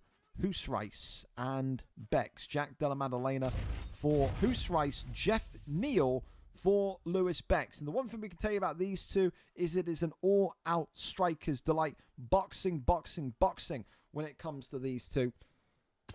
Why are we in middleweight? What are we doing, lads? Why are we going to heavyweight? Why are we like... Is someone pissed? What's got? It says light heavyweight, but we're looking at welterweights. As long as it's fine, it's fine. Hoostrice has hovered over Jack Della Maddalena, and it says Ben Askren. What the fuck? Bro, the game is... Please, for Christ's sake, just... there we go. We've got Jack... Now we've got Ilya Taporia in light heavyweight. Reset the lobby. Do something here, man. Jesus Lord above. This lobby is fucked. Categorically. Wowing. Because you're flicking between weight classes, boys. I don't know why the fuck you're flicking between weight classes. Like your hands are shaking with ADHD. Yeah? Let's just calm down, eh? Calm down. We've made good time, though, so far. Said, realistically, early on this fight as well. Well, by the time we start, probably on time. But that's alright. That's alright. Well, we need to wait and see what happens with this Conor fight as well. Because I don't think it's going to happen. I think when we get towards the end of the prelim card, they're still not here and they're both going to get cut. Not really a surprise. I think Conor's linked with Ash AXN. And that guy's fucking, yeah, a brain made out of jello as well in terms of fucking... That Ash AXN guy was begging me, demanding me to put him onto the card back 2 months ago as a PlayStation fighter. Lost a couple of fights on Xbox. Started doing the thing where really he only fights when he gets forced into fights. Put him into a PlayStation fight 2 weeks ago. I haven't got a PlayStation anymore, mate. Should I rub my crystal ball and fucking predict that, Ash? It's great. It really... Always fun dealing with Ash. It really is. Jack Della Maddalena in the green tonight. Jeff Neal in the blue. We have got the lobby working. We have got the fighters correct. Of course, for Hoostrice, he comes in with JDM in the green, whereas Lewis Bex, of course, with Jeff Neal in the blue. The big question mark here tonight, though, obviously, is how long can this striking affair go on for? Lewis Bex knocked him out in round 2 back 25 cards ago. Are we going to see something similar tonight? Win here, and you're pretty much on the cusp of a title shot. Right hand there connecting brilliantly from the Hoostrice. Works the 1-2 down the center. Right hand there coming forward. Again, Hoostrice already being damaged here. The the yellow lungs, excuse me. The yellow health pack.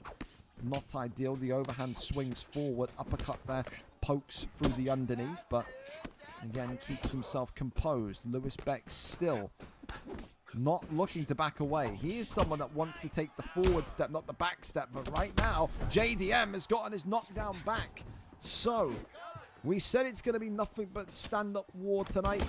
And we are getting exactly that. Swings round the side was Jeff Neal. Double elbow there was being looked for by Hoostrice. Continues to just swing on to the dome hit. Goes back down low to the midsection again. Uppercut comes forward. Left hand, though, clips JDM. And against the cage here, and Hoostrice could be done. Big shots coming in. Jeff Neal, with all of that power, is giving Hoostrice a lesson. JDM, nearly in bad ways. I tell you what, though, the amount of counter shots that Lewis Bex is getting off here is mouth-watering. He has been silky smooth here in the octagon tonight, unlike his football team, of course. But when you're performing at a high level in the boxing, all it takes is one mistake. And that mistake comes from JDM. JDM was rocked there. What clipped him? He threw the elbow, but he got stunned. Very weird. Uppercut that comes forward again. Tries to go with that left hand. Uppercut was locked. Oh, it's an elbow! Talking of mistakes, that's a big one from Lewis Bex. We're walking on the tightrope here. Overhand swings on by. Another missed hook there by Hoostrice. Gets the front. Oh, the uppercut. Wow. Body shots here. Working the midsection. Lewis tried to creep in an uppercut right to the dome there of Hoostrice. Left hand, right hand again. Uppercut against the cage. And Hoostrice here has top mount. Lewis Bex was dominating, but Lewis Bex is out of there. Just like that. Takes one mistake, one bit of lapse of concentration, and Hoostrice has yet another win. It is 2026, and we're talking about a potential Bass Inferno title run. Where are we? We've hopped in the time capsule, and we're back. Wow. It's a good fight. I think he put no by accident.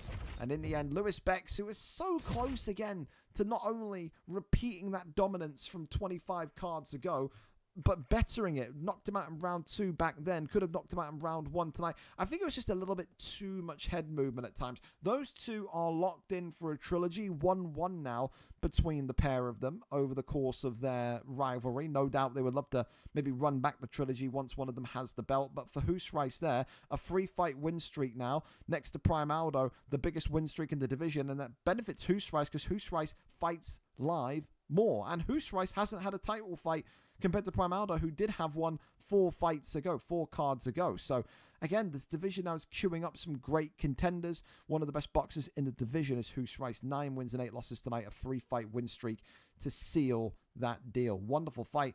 Always exciting with those two. Always full kind of pedal to the metal, 60-mile-an-hour type fight. And we get exactly that there. Congratulations to both of them tonight. I think if it went 2 rounds, we talk about fight of the night. I think you never like to give fight of the night for 1-round affairs, but I mean, it was a great fight. We needed that fight. We definitely did. GG's tonight to Hoosreis. Commiserations, of course, to Lewis Bex. Fellas, if we are, of course, good to keep going early, then I will, of course, not say no. So if we are ready for our next fight, Graham on tick, and don't be scared. I'm there. I'm ready. If Lucky and XPG Elite want to go, I'm there. We'll take whoever and whatever wants to go next. We will be there. We will be there. So you tell me, you toss me a link and we'll go. For the time being, I'm going to go check the football scores quickly because why not? Fulham and Palace drew. Liverpool leads. Wow. That is a fucking bad result for Liverpool. Sweet heavens. That's fucking terrible. At home as well. Jesus. Lord above. Wow. I saw Maresca got sacked today as well. That's a fun one. So Chelsea are in the fucking mud again. Wonderful news. Wonderful news. On what my deepest apologies that you went to that. So Keza actually went to Anfield to watch that game. That must have been the worst feeling in the world. Terrible. Awful footballing institution, I must say. Lucky you just put an S in the chat. Is that you saying that you're streaming? I have no idea what that means. It's completely your call if you want to go early. Again, well, it's so ahead of time. I'm not going to complain. It is your shouts. The doors are open for an early fight. Anyone here streaming but waiting for a reply from Ethan. Wouldn't surprise me again if Ethan, again, doesn't have a clue that he's fighting. Another one that you just don't know what the fuck that kid's going to do, man. Ethan, the type of guy that will ask you for a fight at one time and then be like, hey, I can't fight at that time. Can I move it? And then he's got a message about 6 different people. But again, I mean, I can't be complaining too much. We're still 15 minutes early for that fight. So, yeah, well, not even that. We're even more. We're 25 minutes early for that fight. So, to think that one was going to happen early was probably never going to be the case. Anyone at all wants to go early? Fellas, we will take it. We will take it. Anyone at all in this bracket that wants to go, we can go. You want to get out of here early? You want to go early? Then you can. He's loading up. If he's happy to go, I don't want to force anyone into it. Again, we are so good and ahead of schedule right now that it's completely your shout. If he wants to do warm-ups or whatever he can, I can't be mad. I can't be mad. Hopefully, as well, some of the Americans today, I know obviously it's early for them. It's only 3 o'clock in the afternoon for them. Hopefully, some of our American fighters aren't too hungover and they're going to be okay to fight tonight and fight early as well. Always the case, innit? Always the case. Decent fight, that. I bottled kind of. Don't mind losing to Reese. Reese is a great fight. You and Reese fight so similarly. It's like watching 2 fucking reflections and shadows fight me. It's great. Always a fun fight. It is. All right, we've got a stream link here from Lucky. So as long as Ethan's good and Lucky's good, we keep this one rolling. We give the build-up in this one as these two load up. Lucky 13 tonight, of course, coming in 17 wins, 23 losses, 2 wins in 5 for Lucky. A former great, a modern-day cult hero in the 205 division. So many championship belts, so many streaks, so many runs. You love it. Ethan, of course, another one, 2 and 4, a boxing sensation. Also 2 wins and 5. Identical form for him and Lucky. And for him and Lucky, these two know each other quite well. They have met each other now for the 3rd time after tonight. 2 times prior. These two have got extensive careers as well. So to find these 2 fights is going to take a little bit of time. So the last time Elite and Lucky faced each other in the octagon, we have to go all the way back to a long time. Sweet mother of God, a long time. Even when Leighton was in the league, that's how long. Even when Turtle Ghost was in the league, that's how long. Dear Lord. XPG Elite and Lucky. Oh, when was the last time you two fought? Fucking 1997. What the fuck's... What are we... I feel like I've been scrolling forever, mates. Was it that one? No, that's Jack's. There it is. VFL 97, the last time these two fought. Lucky with a round 2 victory. VFL 97 was the 24th of August, 2023. That's hilarious. So, a long time. Before that, the first time these two ever fought, XPG Elite and Lucky, you've got to go all the way back to XPG Elite and Lucky. There it was. Boom. The 4th fight of his career. VFL 41. Lucky winning by round 3 at VFL 41. The 8th of December 2022. So for XPG Elite, Lucky is the boogeyman. He has never beat Lucky. He has never had a close contest against Lucky. It's a case tonight where he has to make sure that he gets his bearings right. How much practice has Lucky been doing? How much practice has Ethan been doing? You know, no one really knows when it comes to UFC. Some people will say they'll load up and they'll play on the day. Others say that they will extensively train and do warm-ups and all of the rest. But 5-star fighters could also be a massive factor in this one as well. Daniel Cormier tonight, it seems, for XPG Elite. And, of course, Lucky's main pick, Ankalaev, the man that he's done so well with in title fights, in title eliminators, and title contenders. When you think of Ankalaev, you think of Lucky 13. Where is Elite going to go? He was on Cormier, but switching to Anthony Rumble Johnson. All right, then. You got those juggernaut hands of Johnson against the wrestling relentlessness of Ankalaev. But we know Lucky doesn't really use Ankalaev as a wrestler. More uses him as an all-around complete fighter. One time for the gringos. Here we go, then. This prelim card continues here on New Year's Day. Lucky, of course, in the red trunks. XPG Elite in the blue trunks. Of course, the big thing you have to worry about here, if you're Lucky, is if you get into that pocket with Rumble Johnson. I think he's got 99 hand power. And, well, I mean, he's got legs as well. Those legs will clatter you on the dome if you leave yourself unprotected. Big knees already coming from inside the clinch, but nothing really to see there. The overhand springboards forward. Works off the jab, goes for the leg kick. Works off the jab, overhand, comes forward again. Uppercut now, pokes on through. Ankalaev, leg kick, right hand, left hand, nothing there. Big ones again, 1-2s down the center. Oh, there you go, Lucky with great timing. Oh, look at him, spinning combinations from the golden oldie, the veteran, with some of the most fights in the league's history. Now as Ankalaev continuing to get more and more connectivity on the dome. Shoots the takedown here, Rumble Johnson not able to get it. That's great defense from Lucky and a great takedown, but immediately springboards back up. There's Elite. Ground game is not on the menu tonight for these two. They are thinking purely about stand-up boxing. Big ones. Body shot there comes in again. For Elite, he started off so much more, I think, what's the word, accurate than Lucky, and then it's kind of fell backwards. He started to get more and more damage done onto him. Kind of lost his confidence, lost the pop in his step there, but trying to beat Lucky against the cage here. But, oh, arms extended. There you go. He tried to get said smooth. It's slick from Elite there.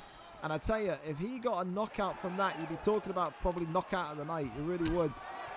Bates Lucky in and gets a big shot, but ultimately Ankalaev's head made out of fucking titanium steel because it doesn't even get a stun. But I think do more of that, you know. Embrace that kind of, embrace the taunts, drag Lucky in towards you, get Lucky to bite on those on those taunts and see if you can go and get that slip KO. But I mean, you can't take anything away from Lucky in that round. That's a Ankalaev round. That's 10-9 to Lucky 13. Absolutely. Everyone's favourite oldie doing the job so far. Immediate attempt of a takedown here from XPG Elite. Ethan, of course, once upon a time owner of the XPG camp. Had a couple of fighters win championships through their knockout brawl. It's all over just like that. Rumble Johnson with the 99 hand power out of absolutely nowhere. A fight in which Lucky 13 was dominating, but Rumble Johnson's power cannot be slept on. That is a huge knockout. Lucky, I think, leans into the overhand and eats the flash knockout.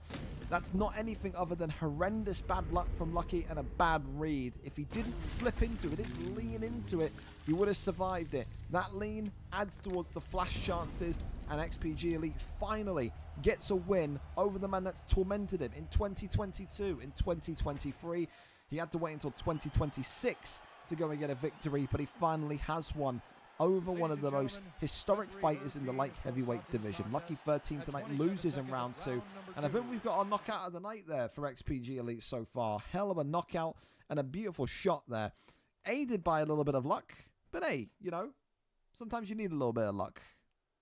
So how he survived that first round, I will never fucking know either, by the way. That's ridiculous. He took so much damage. Crazy. Crazy. What? Mother of fucking dear God. Thank you as well to Muddy Archie and also Conrax for the follow. Appreciate you. Appreciate you. My thing is just bugged out, by the way. Did the stream die at any point during the fight? It didn't say that it has for me, but yeah. Let me know. Because all my shit's fucked. It says that the stream's only been live. I don't know if this is me on Streamlabs or if it's on Twitch as well. It says the stream's only been live for like 5 minutes. Let me know. Because that's concerning. And if no one replies, I'll imagine that I'm fucked. I just don't want to carry on in case we are fucked. Anyone alive? Hello? Just to let you know, my op said he won't be home until 9. Chapo. Well, that's fine. Oh, God, we've scrolled down accidentally. Whoopsie. That's all right. Keza, £60 for that shower shite. Big, bold Dutch terrorist from Keza. Love that. Grandma Tick is also ready to go. That's fantastic. It went out. It's back. How long did it... It didn't even say it turned off for me, though. Usually when it disconnects, it will say in my Streamlabs settings that it disconnected. But it doesn't. I got no... I'm so confused at what happened there. So confused. But... And as well, if you're like delayed in hearing me, pause and unpause the stream. Because I feel like when I'm asking questions, I'm getting answers back like 2 minutes in the future. So, I don't know how far behind or how quick it went out. Nothing ever dropped out for me. It must be Twitch. If it's not dropping, if it's not telling me on Streamlabs that it went out and it didn't go out for you and it went out for others, it's got to be Twitch having a fucking meltdown. So it's pausing sometimes. I don't know if it's my Wi-Fi. For me, it's been freezing and unfreezing. I got no issues on my side from Streamlabs. All I've got is my stream quality is good. Has anyone else been freezing or not? Has anyone else been frequently freezing, or are we all... What are we saying here? Try looking at it on your phone.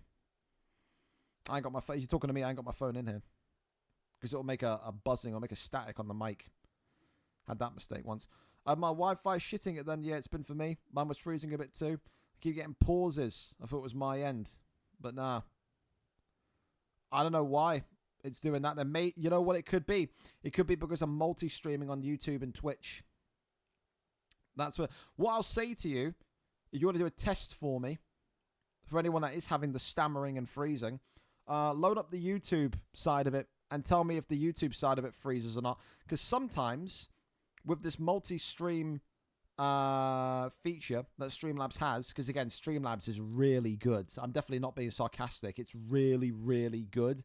Sometimes when you stream both at the same time, I had it for F1, it will make the stream lag on Twitch. I have no idea if it does it on YouTube. So, the only reason I do the multi-stream thing as well is because it literally saves me having to download the VOD, upload the VOD, and XYZ. So, sometimes it does it, sometimes it doesn't do it. But you have to let me know if it does that on YouTube or not. Because, yeah. I mean, why are you telling me about your opponent when you're an hour late? I don't know what the fuck Wormy wants me to do. My opponent's not replying. You're an hour late. You're an hour and 10 minutes late, mate. You should be focused on your opponent. You should be focusing on your fucking lateness. You're an hour and 10 late. I'm interested to see what he says now. I am. I can't wait for this.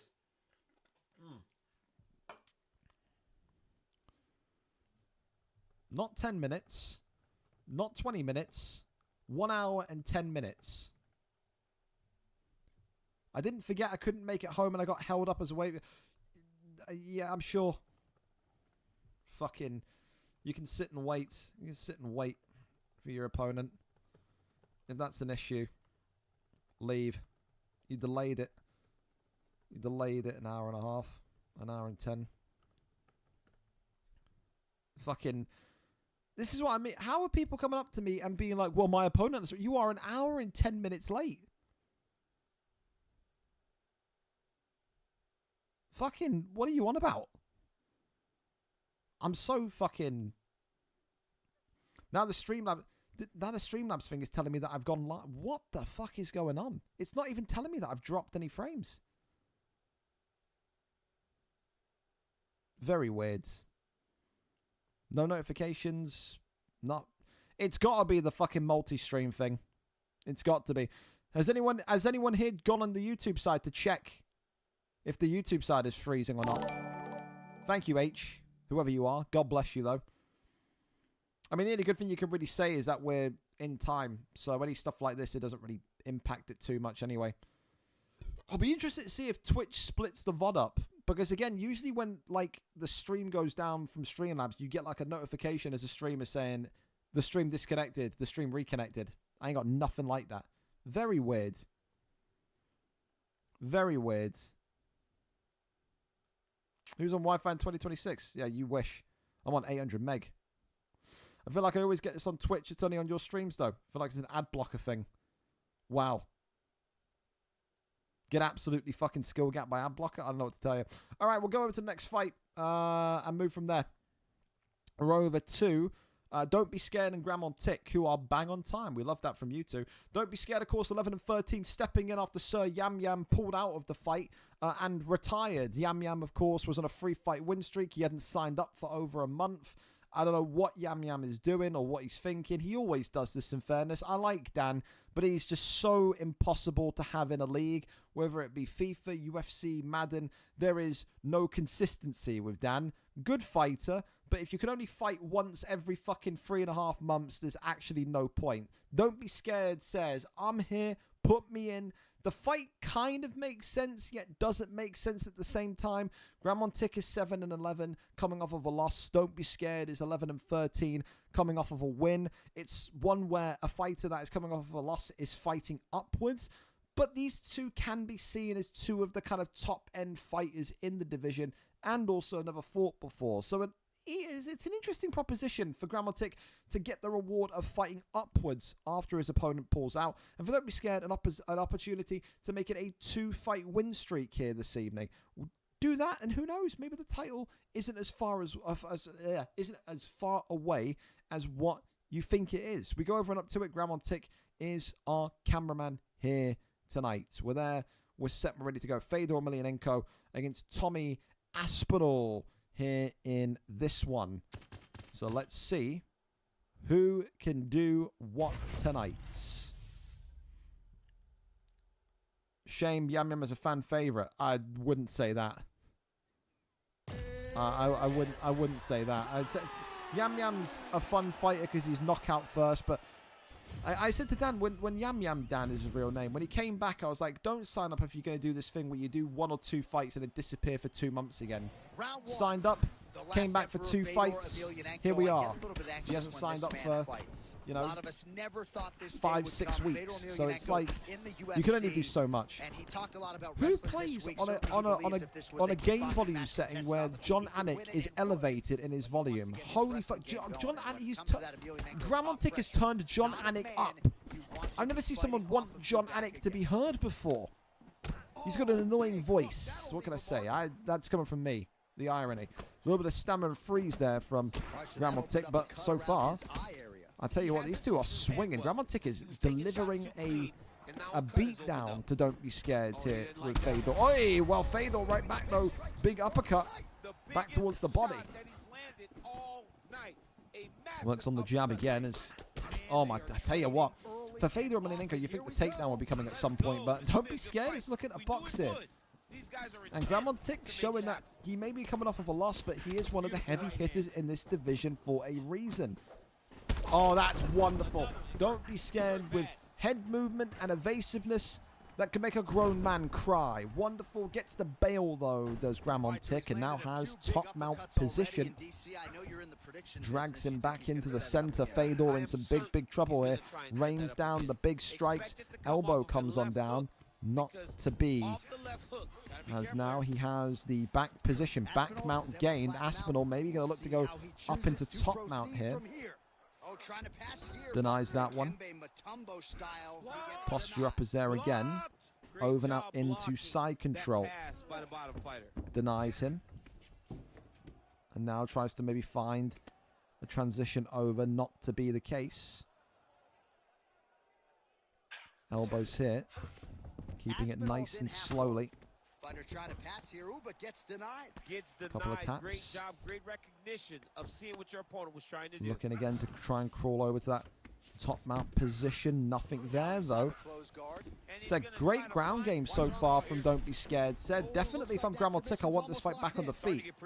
Ever since you took this fight to the ground through the bail, he has been in some real trouble here. Aspinall needs this fight on the feet, and this is great from Don't Be Scared to get the armbar executed. No, the armbar wasn't executed. I thought absolutely Don't Be Scared was going to get it. Wow. If you're Aspinall, you get right back up now. You can't stay down there. You just can't do it. You've been outclassed on the floor. Back up we go, though. Takes the back. Tom Aspinall, fucking, that is a big man climbing on the back. Goes in straight for a rear naked choke. Look at that, though. Gramontic saying, challenge accepted. To the ground we go. A rear naked choke locked in. That's huge. Takes the stamina away from Don't Be Scared. And now an elbow clatters on down as well. Posture up is there. Don't Be Scared. Looking to survive and get into round 2, but it may not be possible. But he is going to get over the line as Fedor Emelianenko. Round 1, though, Tom Aspinall. Clearly, 10-9. A little bit of a slice there on the left temple. Round number 2, though, coming. Tom Aspinall has, I think, balls. I think Gramontic has balls to kind of take this one to the floor again. I think with all the damage he's done on the feet, you have to keep this one standing. I think you have to. Oh, wow, maybe the fuck not. I have no idea what the fuck I'm talking about. There you go. Not a single bit. Don't Be Scared has started the round just as you could want to start the round after being down. Shoots the takedown. Gets to land Tom Aspinall here in half guard. Tries to cross over. Nothing there. Denies him. Posture up. Not possible. It is possible. Rains down a couple of big strikes. An elbow there clatters Fedor Emelianenko. Tries to cross over again, but over into sprawl we go. whacking a shot there to the ribs, swings back upstairs, and here we go again. And these two getting a little stammer, and that left hand from the uppercut drops. Graham on tick, that little stammer of lag could hurt him here. Big shots raining in. Fedor Emelianenko was one strike away. Don't be scared. Living up to the name here and nearly getting a big, big win. Triangle choke is in though. Tom Aspinall looking to try and literally wrestle this fight back into his favor. And the stamina here. Oh, it's a great deny, and don't be scared. Gets out. Jesus Christ. How has Don't Be Scared managed to avoid that? Right back up to the feet. That is nuts. Immediate takedown. Graham wants it down there. Wow. I'm amazed that triangle choke didn't come off. I thought he had the slightest sliver of stamina to get it off. But no. Goes towards that left hand. Oh, pulls him back in. The mount here completely zaps Graham on tick of any energy. Looking at the back mount here. And now the back flat was just being teased, but not happening. Hammer fist here to the side of the dome. And again, oh, and slips it. Wow. Really good. Incredible reactions from Don't Be Scared. Incredible. Uppercut there, comes forward, still looking, works off the jab, nothing there. Overhand from Tom Aspinall. Uppercut now from Tom Aspinall. 1-2's down the center. Ooh, tries to go for that little cheeky uppercut through, but still nothing. Back down low to the body. Big knee. Tom Aspinall's stamina is really, really, really lit on fire as well. Like, Graham has really not managed that well. If I'm Don't Be Scared, I'm looking body shots, man. Fuck the head, honestly, like... Oh, well, maybe that's why the uppercut there is now being looked for. Oh, the right hand from Don't Be Scared. Pounding on down, but gives up the back. This is a great fight. This is a fucking great fight. I think we've got our contender for fight of the night. Jesus. Horn sounds, we're into round 3. What a war in the PlayStation division. Sometimes you land on your feet. We always say it. When you have fighters pull out, no show, whatever. And these replacement fights end up being fucking incredible. I think we've got exactly that here again tonight. Third and final round. I don't know who you give the rounds to at this point. Oh my god, a front kick immediately right off the rip. And there's the immediate takedown. As quick as we ended, we start again. Elbows coming forward. Tries to try and get the flip into the armbar. And gets the other. This could be massive for Don't Be Scared. Just got to keep Graham here locked up. We already know. Oh, why? Graham on tick Don't Be Scared didn't believe that they could get the submission off. Oh, that is really bizarre. I would have just tried it regardless, man. I think you could have got that. That is crazy. That is definitely a decision. Over to sprawl. Works the body shots. Out we get. Uppercut there, just peeking on through. Knees to the body. A couple of big shots there again. Shoots the takedown. Nothing there. Overhand. Continues to just oh, the big right hander. Tom Aspinall got to be careful. It's one thing to land a hard shot. This is a really fucking good fight, man. Oh wow. That was a perfect shot. Oh god, just really oh, that damage like this doesn't stay with him go throughout for the his body. martial arts Don't be career, scared. but Pull I'd the be fucking okay with pull not the shot and then seeing go him for the take body another shot. strike at this point. No, it's over. You can tell that the fight is done. It's on the Works ringside off the position jab. or the corner to take a closer look. Don't Be and stop Scared the is fight. kind of So an opportunity prancing goes around by the Blue pocket, Ones. He and had him stunned. Graham on tick Here is we kind of looking for the finished it. Now takedown his desperately opponent here and gets the takedown. That's Now huge. gotta go deal with everything that gonna He's bring got to out. think, though, he's won the fight because he's got less stamina, so he's not going to win any submission minigame here. And now he's whipped into an armbar. This could be absolutely pivotal. Armbar. Extends the arm. Don't be scared. Gets the arm. Wow. Okay. That is a dangerous I way think to now finish that the round. absolutely seals Well, he's in a that compromising don't be spot scared here, is DC. winning You this gotta fight. figure out a way to get back to your feet. Graham on tick. Needs to find a way up to the feet quickly. Big shots raining in. An elbow clatters on down. Posture up again. Avoids one. Eats another elbow. Tries to kick off. Absolutely nothing there. Posture up again. Big one. Slips out the way. Right hand, left hand. Nothing. Goes over to the right hand side. If this goes to a decision, this is probably one of the best decisions I've seen on PlayStation in a long time. This has been actually a fun decision to watch. Hang on. Hang the fuck on. If he gets this off in a buzzer beater, this could be massive. 9 seconds. Tom Aspinall got to go for it here. And don't be scared. Gets out. It's going to be a decision win tonight for Don't Be Scared. Fedor Emelianenko takes it, and that is absolutely the front runner for fight of the night so far. That was a great fight. That was a fucking awesome fight, man. That was a really good fight. I mean, you don't see or hear about decisions being fun to watch often. That's one of the rare times tonight where you get to see a fun decision victory. Congratulations to Don't Be Scared. A huge victory. For Graham on tick, I think his stock only goes up. That was a really, really good performance from him as well. Maybe a couple of mistakes made here, there, everywhere, but again, I don't think he fought badly at all. That's going to be a difficult fight to beat for Fight of the Night. Up next then, Brown King and Fat Bot Loves Food. Brown King, of course, pushed and pushed. The German says, move me up a division. I'm ready to go for the next belt. He is confident as anything. 7-6 tonight is Brown King. Undefeated after coming from, well, since his comeback from this division. Since he came back, 5-fight win streak, but he's only fought in this division. Tonight, Fat Bot Loves Food has the opportunity to extend his own winning streak to 4 and to remind Brown King that this division is a whole level of difficulty higher than what he is used to.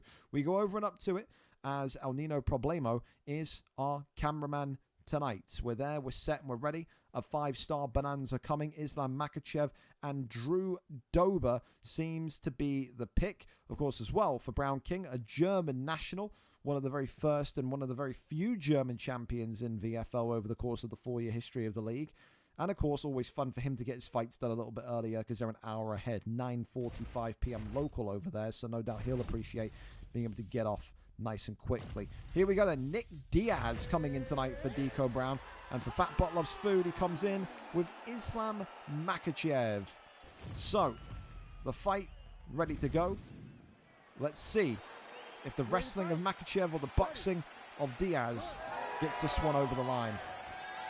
Brown King, of course, in the black trunks. Fat Bot Loves Food in the white trunks. And Fat Bot Loves Food holding out his hand and saying, you walk to me, kiddo.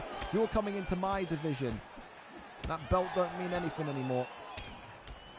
This is no doubt going to be the hardest fight that Brown King has had so far since his re-entry into the league. It's just all about whether or not he can match that standard. He asked and he pushed, remember, to go up to this division. He believes in himself and believes in his ability level to kind of get this one over the line and, again, compete for gold as quick as humanly possible. Take out the win streak of Fat Bot Loves Food tonight. It would definitely raise some eyebrows and open up conversations as to how quickly you should get a title eliminator fight. Of course, for Nick Diaz, it's all about movement, it's all about boxing. For Makhachev, you would think at some point the takedown's going to come, and just as the words leave my mouth, the takedown lands. Over into side control we go. There's now Makhachev with the elbows coming out. Goes over into half guard. Tries to fake here, but over to the left-hand side control. That one there is denied. Tries to cross over now into top mount, finds it. Posture up is there, rains down the big strikes. And in the end, nothing more than just top mount obtained. Not real damage being dealt just yet, but it only takes one trip into this position with Makhachev, and now with that big deny, oh, that's a big elbow. So this is not where Brown King wants to be, and great IQ from Fat Bot Loves Food. Gets the stun immediately into that submission position. And this is what we talk about when we say that this division is harder than what he's used to. The first submission is in. Deco Brown doesn't lose too much in terms of his submission bar. But the bad news for Deco Brown is that it means his block is going to be compromised when they go back up to the feet. And what we have seen before with Islam Makhachev picks is that people know how to use that 92, 93, 94 plus power in his hands that he has. So a really strong start so far for the Makhachev pick. A really strong start so far for Fat Bot Loves Food. Works the body shots again. Down into half guard we go. Tries to go for the cross into top mount.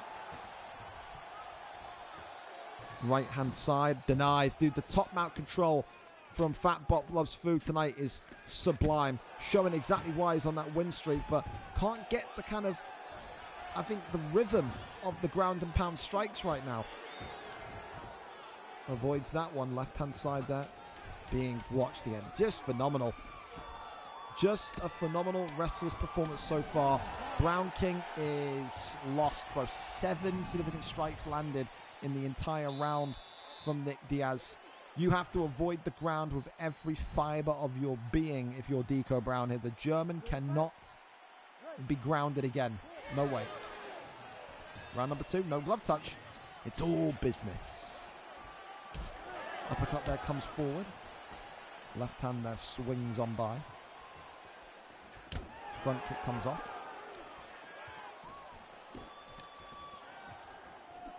Left hand, right hand. Body shot goes down. Left hand comes across here.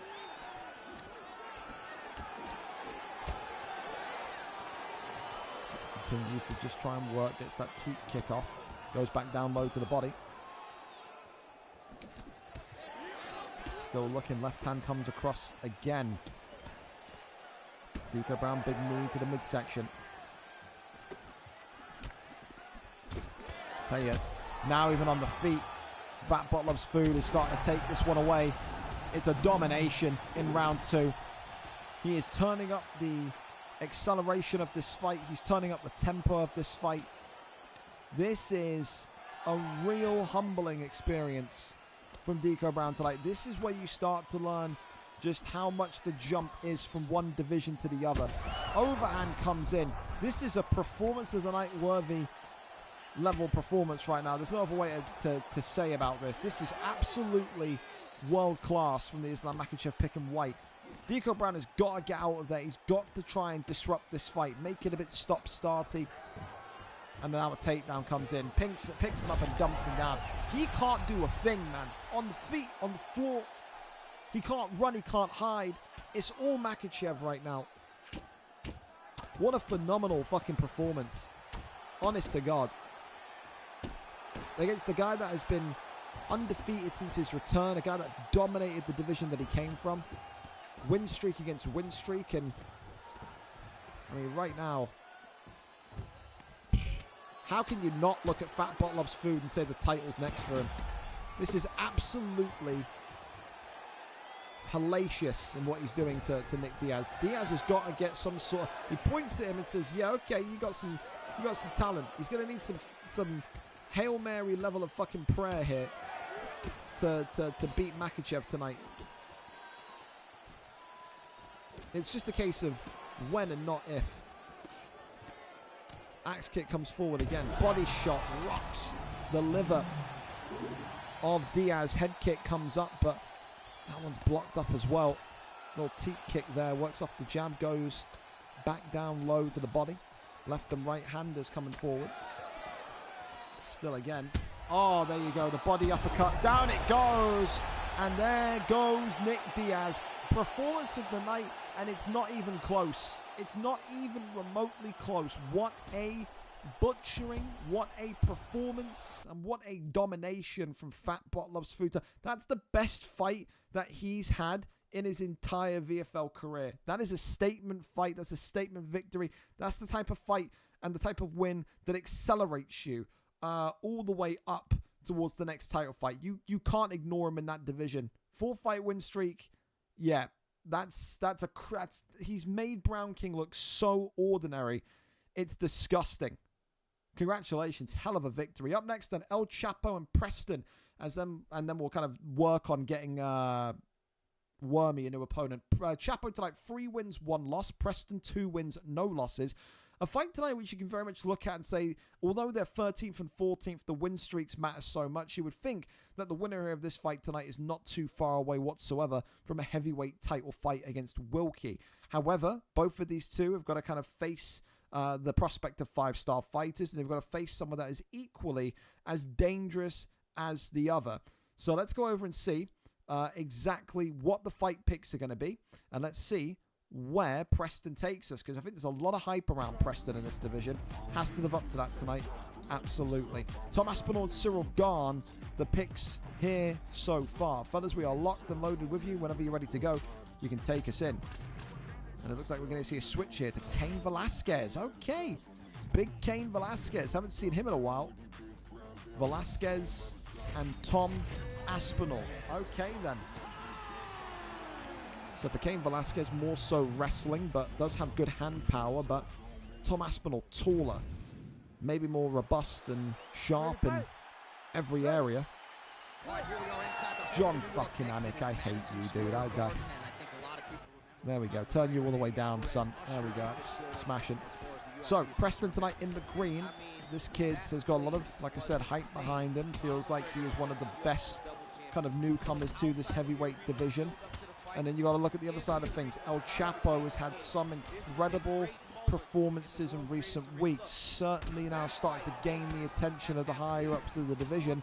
However, when these two collide, only one can walk away a winner. One person's journey continues. The other ones will restart as of next week. And you can see already these two are not afraid of each other. They're both feeling confident. They're both walking into the pocket and just letting the hands go, which is what you want to see from two young, prospectful heavyweights. Continues to try and look for the body uppercut now, or the body hook, should I say, is Cain Velasquez. The thing tonight's going to be also how well does Preston manage against the height difference of Cain Velasquez and Tom Aspinall. You see some guys before in VFL that definitely need to use the taller fighter. Other guys that prefer using the smaller fighter. You see it a lot more in featherweight with the likes of Volkanovski always being used. You have that incredible kind of shell power inside the pocket, but I don't know if Cain Velasquez has got that. Great tripping guidance though into the wrestling, and now using a power transition to get over into half guard. That is really smooth from Preston. Keeps Chapo locked in here. Now the elbow's coming in. How many denies can Preston maybe muster in this position? Great deny there though from Chapo. One right back. Again, two of the bright sparks of the future of this division continuing to show that the ground game is equally as impressive as one another's. Denies him. Looking for a transition. Still nothing there. Tries to get on right back, but again, Cain Velasquez looking dangerous tonight. Good shot there, right down the center. Pulls him down. Another big deny. Posture up. Rains down the strikes. The big heavy hits. Nothing more to see there. Another posture up. Rains down some big shots and big heavy hits, but I think we've entered a fucking buffering loop of doom. Fantastic. Wonderful. Nice. There we go. We've caught up again. It's like being on fucking He's Goal on Stream East. That's all right.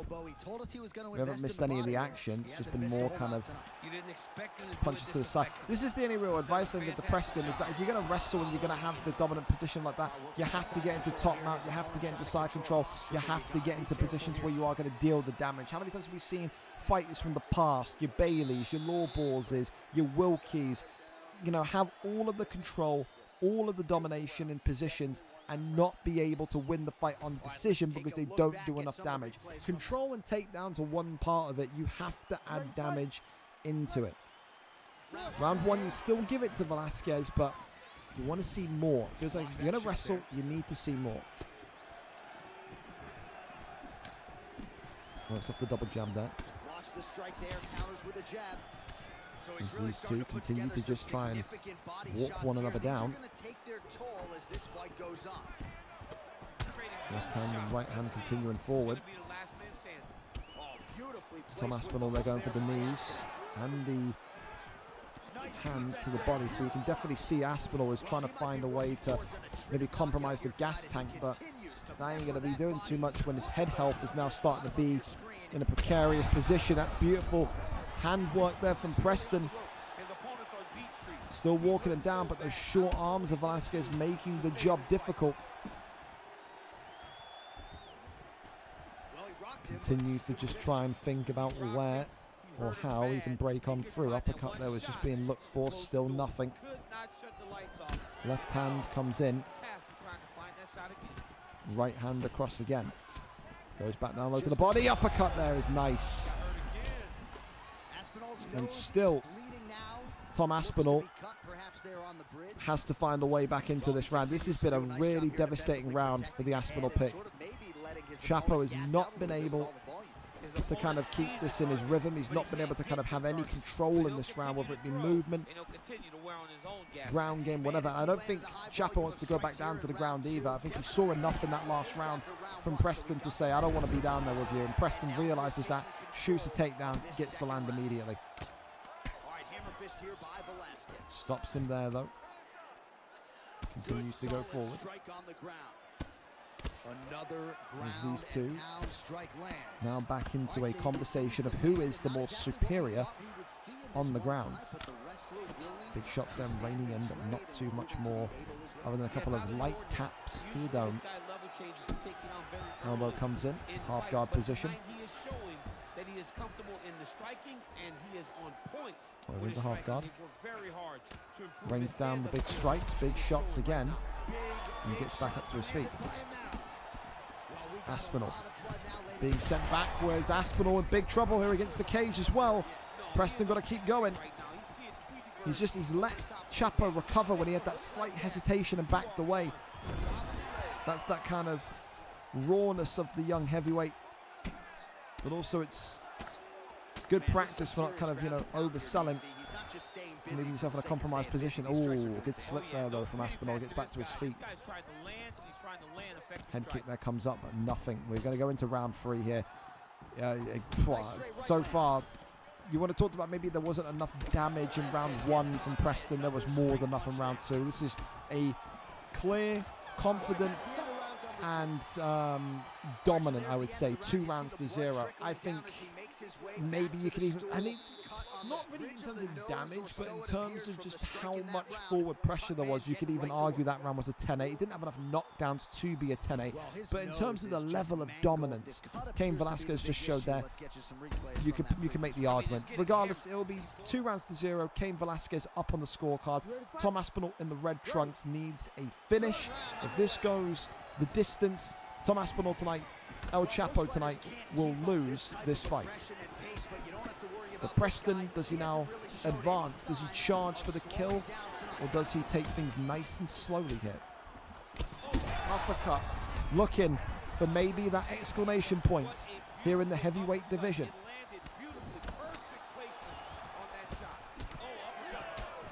Tom Aspinall's head health is in absolute tatters. That is not good. Left hand connects. And Chapo here, almost looking like he's just trying to hang on for dear life. Try and keep this fight going as long as he possibly can. Right hand again though. How many more shots can Aspinall take? Well, DC kind of just playing with him at this point, right? You think he's got to pause the strike there. Get him out of there. Well, he's trying. Preston trying to get that block down as well. The head health now is just flashing on its own. It's going to take one perfectly timed, executed hook, and Preston's going to end this one in devastating fashion. Left hand, there it is, the hook, as we promised, being looked for, but still can't find the follow-up. Once again, making good use of his size as he lands the knee. 2.5 minutes. Oh, the elbow. Sweet heavens, you felt that one. Over into stack guards, denied, and kicked away. Shoots the takedown. Oh God, my drink spilled everywhere. Sorry, only had a few drops left in that. Hallelujah. Over the side control. And it feels like now Preston maybe not wanting to chance his luck at being knocked out in an exchange. Is just going to keep this one grounded. Well, never mind.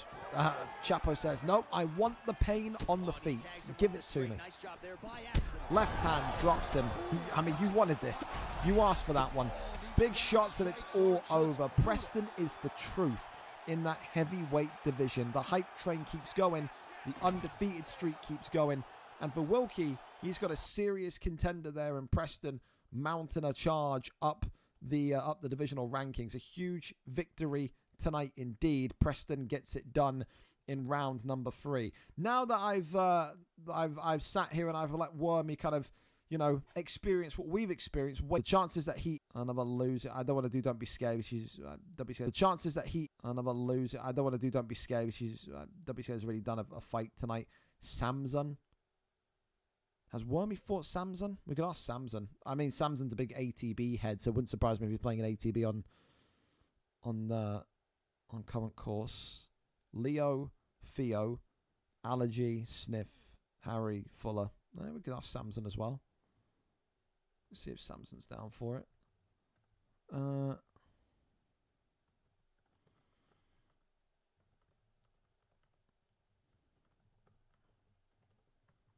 We will see.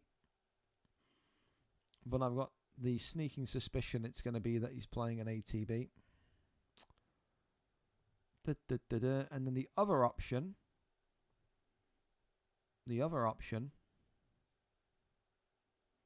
could be Trixie. I haven't seen Trixie in a while, unless he's on unstreamed. We can give Trixie a bell.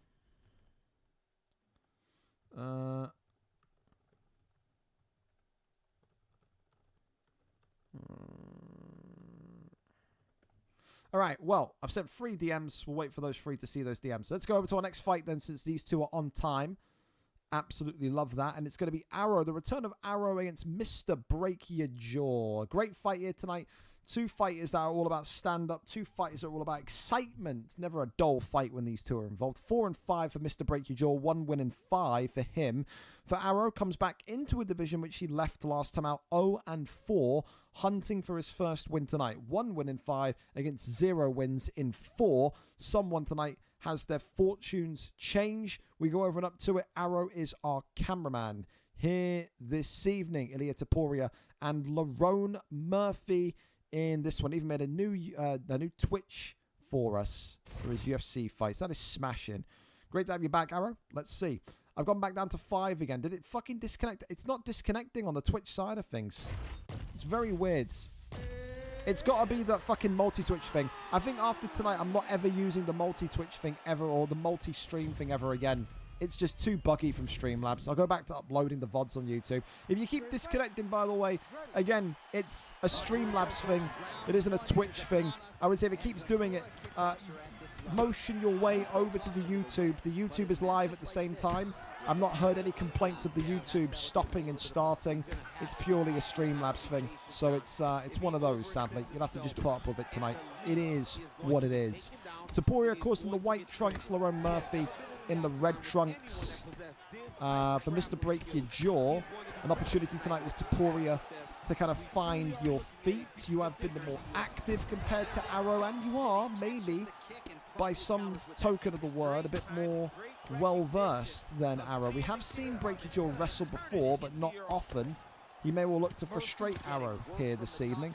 We have seen Arrow in previous fights back in his early days of his career almost be pissed off, frustrated, annoyed when fighters take him down. He doesn't view it maybe as true fighting. Tonight you'll have to hope that is not the case and that you can keep this fight standing up throughout the entirety of the evening. Taporia, of course, going back down low to the body. Body shot there comes in. Nothing really to see there. A couple of love taps here with inside the clinch. Left hand there comes across, goes back down low to the midsection and up top. Look at this. This is fantastic. This is spectacular from Arrow and Break Your Jaw. Talk about 2 featherweights now, all about violence. You don't get... Oh, it's a wonderful combination. Oh, it's a wonderful head kick. Right back we go. Arrow, as quickly as he is stunned, delivers a hemorrhaging blow with the head kick. Upper kick, upper kick, I can't even speak. Uppercut there landing. Spin kick to the body. Teep kick sends him backwards. Looks up the double jab. Big knee there to the midsection. Right hand, left hand. Continues to go forward again. Spin kick to the midsection. Body shot into the left and right hand. Elbow there clips up. As the left hand comes across again. Over the right hand, Arrow eating more and more shots here, but got to find a way here, does Lerone Murphy, to, I think, just break past the defenses of Topuria. Always going to be one of those that when you have, you know, fighter priority, when you're in such a kind of precarious situation like Breaking Jaw is, with only one win in your last kind of 5, you have to kind of use Topuria. You have to use the best fighter available, and with that, it's difficult to break through it if you're not used to it. Topuria is such a juggernaut in this division that, in a comp sense, a lot of people, again, people in the last kind of 2-3 months have asked me, you know, if Topuria can be full-on banned in the main cards in general, just full-on removed from the league. I'm not really interested in that just yet. I feel like the main card and mega cards like this, you have to be able to use Topuria. We didn't ban Volkanovski when he was OP in last UFC. We didn't ban Yan when he was OP in UFC 4. So it's like, you know, I can understand the sentiment of wanting to kind of completely kick Topuria to the curb, but not really for me. Not for me. Round 2, though, up and underway. So far, Mr. Breaky Jaw leading the way in this one. Question mark kick goes upstairs. Right hand across again as well. Left and rights continuing to swing across. Body shot coming forward. Spin kick to the midsection again. Works up the, oh, left hand. Mr. Breaky Jaw stuns the body as well. Head health and body health now plummeting, to say the least. Lerone Murphy continuing to just keep himself going here. Back down low, left hand across also. Gotta be honest here, I don't like how much damage Arrow's taken. I don't like how he's continuing to try and take the fight forward. I feel like he's got to fight off the back foot here. This feels like a knockout's coming for Mr. Breaky Jaw. Gonna live up to his name tonight. Teep kick swings and misses there. Arrow continuing to eat more damage onto the block. A spinning back fist that time as well. Just brushing on by, tries to go low as the front kick comes forward. Left hand. Up and right hand now. Well, things are getting critical now. A lot of damage, a lot of blood. Off the double jab, left hand again. Uppercut swings in.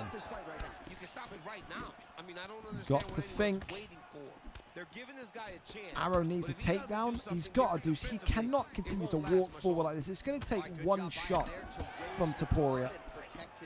There is no way, with the damage that he has sustained here, that he's going to be able to keep this style of fight up. There's no way. Sometimes you've got to take 2 steps. Oh, wow. Hang the fuck on. Hang on! What a fight! What a comeback! Arrow gets the job done. Just like that. And we've got our first comeback of the year nomination in January 1st of 2026. Wow, what a slip from Mr. Break Your Jaw. What a knockout. Knockout of the night, pretty much kind of sealed, put it in the bank because of the occasion of it. Complete. I had no faith in that happening whatsoever. He's on the verge of the doctor coming in and stopping the fight. He's got no head health left, and he keeps sticking to him in the pocket and finds a marauding comeback. That is one of the great ways to get your first win in the featherweight division.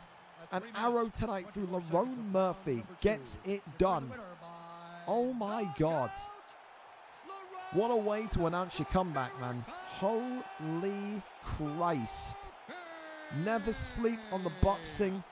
of this young man. Well, he's smiling ear to ear, and why not Dear after a knockout me, like Mr. that? Breaking I Jaw think is it's going to be gonna get the furious with I mean, this himself, is man. what He was dreams in are made cruise of. control Dream for of a that fight. knockout like this, and then the Oh party my after, gods. where you and all your coaches get Well, we start off the first card of 2026 with a fucking comeback of the year potential. We'll be reviewing that one in 11 months' time when we talk about the awards and whatnot. Hello, future me. Fucking hell. I mean, dear gods almighty. Fair play, Arrow. You continue to make a believer out of me. Every time I see you do that crazy shit, I ain't gonna lie. Well, so far we got no response from Trixie, Samson, or McLovin. None. I got no real... Listen, I can't even lie to you. If I don't even get him a fight, I can't even feel bad. You showed up an hour and 10 minutes late. Like, if I don't get you a fight, you're going to be... Like, more than likely, yeah, you'll keep your position in the league because you're here. But you're going to be banished to unstream fights for like a month anyway. You can't be an hour and a half late and be like, yeah, sorry, man, I forgot. Is Joshy here? We'll see if Joshy wants to fight here. I wouldn't be opposed to Joshy and thingy. Josh, you down to fight? Let's see if he's down for it. I wouldn't be opposed to Joshy either, unless they fought previously. Then, of course, it's kind of there. But Walshy, Cano, Fuller, Leo. That's looking good as well. That's not a bad avenue to take. So, there's another one in there. But again, he's playing fucking ATB. So is every bastard, man, just playing an ATB on New Year's Eve and New Year's Day? There were people playing FIFA tournaments at 11 o'clock last night. Do you people not have days off? You've not got families to go to. Fucking Jesus Lord. Well, we'll wait on that one and we'll keep on going because the other fighters are, of course, ready. Joe has an OV Nintendo coming up next. Has 2-4 in this flyweight division. 2 wins in his last 5 on a 2-fight losing streak. Nintendo 0-4. It is a last chance saloon for Nintendo. Lose here tonight. You are down to the featherweight division. Take your time doing the next fight. So there you go. Joshy's gonna fight Wormy. So we'll give him the Discord. I've got a disconnect stream mode because, again, why Discord would I ever want stream mode on?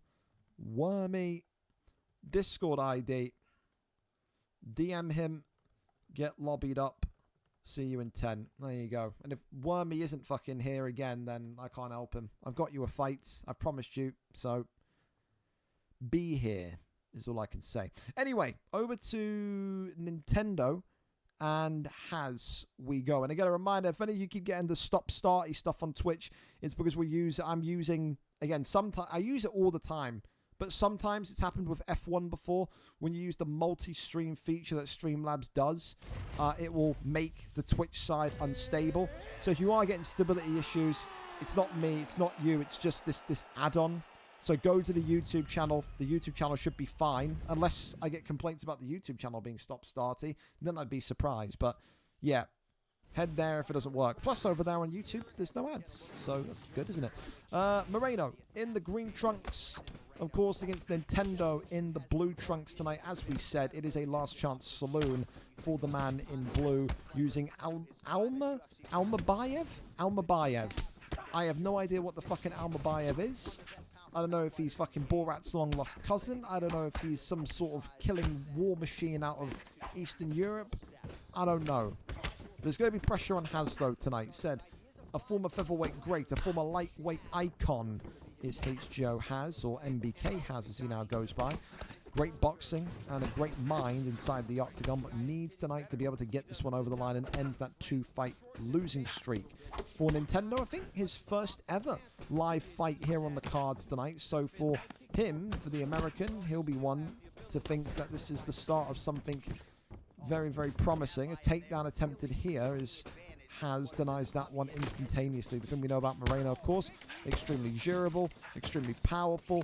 He's kind of one of the meta picks, isn't he, when you go into this flyweight division. Body shot there immediately coming forward. Spin kick there to the ribs as the leg kick there comes off as well. Left-hander comes up. Goes back down low again. Leg kick now taps the inner calf. Left-hander continues forward. Clinch from Nintendo here. Big knee to the body. Left hand there comes up once more. Ducks underneath and away. And now right back down to the leg we go. Spin kick to the midsection. And there goes a shot to the body again. Left and right handers. Spin kick to the... Oh, I tell you what, how is that not a flash or a stun or anything? Almabayev may have a head made out of fucking concrete and lead. Yeah? Ovan swings on by. Has so far, though, in the face of Nintendo. Not backing up. But ironically, he has taken the most damage. Which is very surprising, considering all of the forward pressure and movement that he's had here. You would have to think that Almabayev and Nintendo isn't too far away from being busted open here. Big shot there continuing to come in from inside the clinch now. Tries to swing him around and take the back. No. Has, of course, worked with Deco Hebden at a point in time, improved his grappling, improved his wrestling, and then, you know, disappeared. That's the big thing with Haz, is that he is very much a kind of, well, I like to call it if you feel it fighters, you know. Haz can show up for 4, 5, 6 weeks and be great. Then have a loss or two, or a bad night on OWC, or a bad night in general in terms of playing UFC and just not want to do it anymore. He'll disappear for 3, 4 months at a time and then come back for 1, 2 months at a time. There's never really a consistency with Haz. More kind of moments. And right now, that summarizes the round perfectly. A round of moments for Haz. The more damage coming from Almabayev, coming from Nintendo, but all the metrics, significant strikes, total strikes, point you towards that one being a Moreno round. So Haz does win that round, but he can't continue to take damage at this extent as he did in round number 1. And for Nintendo, he can't continue to accept getting pressured like he is here. You know, he's going to need to do exactly a little bit of this, a little bit of wrestling, a little bit of grappling here to keep himself fit and firing. Pulls him down. Crawls over into the left-hand side. That one there is denied in its tracks. A couple of shots here. And now the posture up, and now raining it down. Continues off the double jab straight, but leg kick comes off. Left hand again. Back down low to the body. Body shot again comes forward. Leg kick now coming off. Got to think here, if you are Nintendo, it's one of those where I think you've got to try and get this fight to the ground as much as possible. I'm amazed that he hasn't suffered any damage yet. Well, I say fuck it again. Just whatever, man. You say it and then it happens every fucking time, dude. I was going to say, it's been coming. Like, the amount of shots, I think we're talking about north of 100 significant strikes to finally get a crack on the head health of Nintendo's Almabayev there. As that happens, the damage reappears on Haz's side as well. Body shot there coming forward. Left and right handers now from Almabayev. Goes back down low to the body. Left hand there comes creeping forward again. Goes back to the knee. Body shot being punctured. And oh my good lord. It's a 3 or 4 streaker. And Haz here just like that. That is the most NBK, HBO, ABC, DEF fucking Haz performance ever. The finish is just such a textbook finish. How many times have we seen Haz get kind of these 3-4 punch combinations in quick succession that then drops and stops his opponent? Ends the 2-fight losing streak for Haz tonight. For Nintendo MMA, it's an unsuccessful journey in the flyweight division, but that's not a sign of failure. That's a tough division to compete in.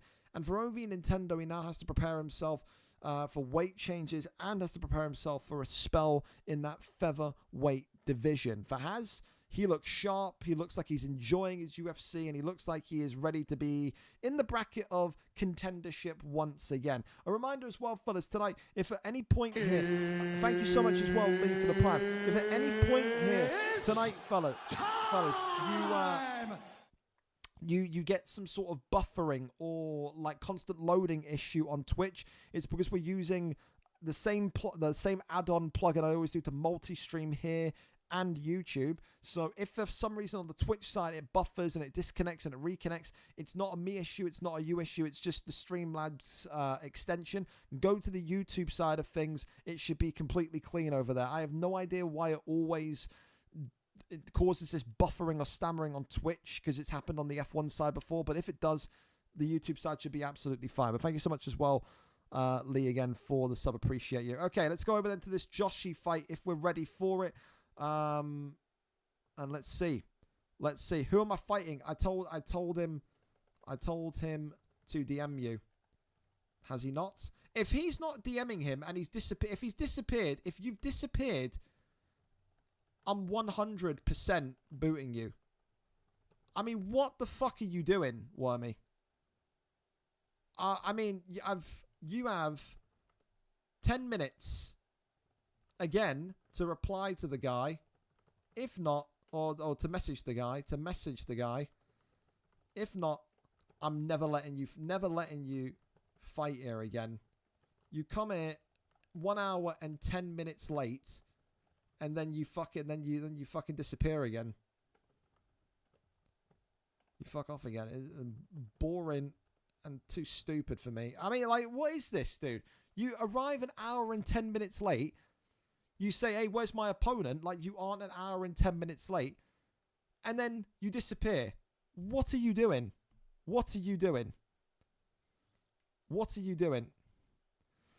Allergy, what the fuck are you doing as well? You're making my fucking life miserable, mates. I got one sub off, then he left and said the game crashed. He wants to restart the fight completely. I had one sub off 30 seconds. He can give you the sub back and you can run the fight back.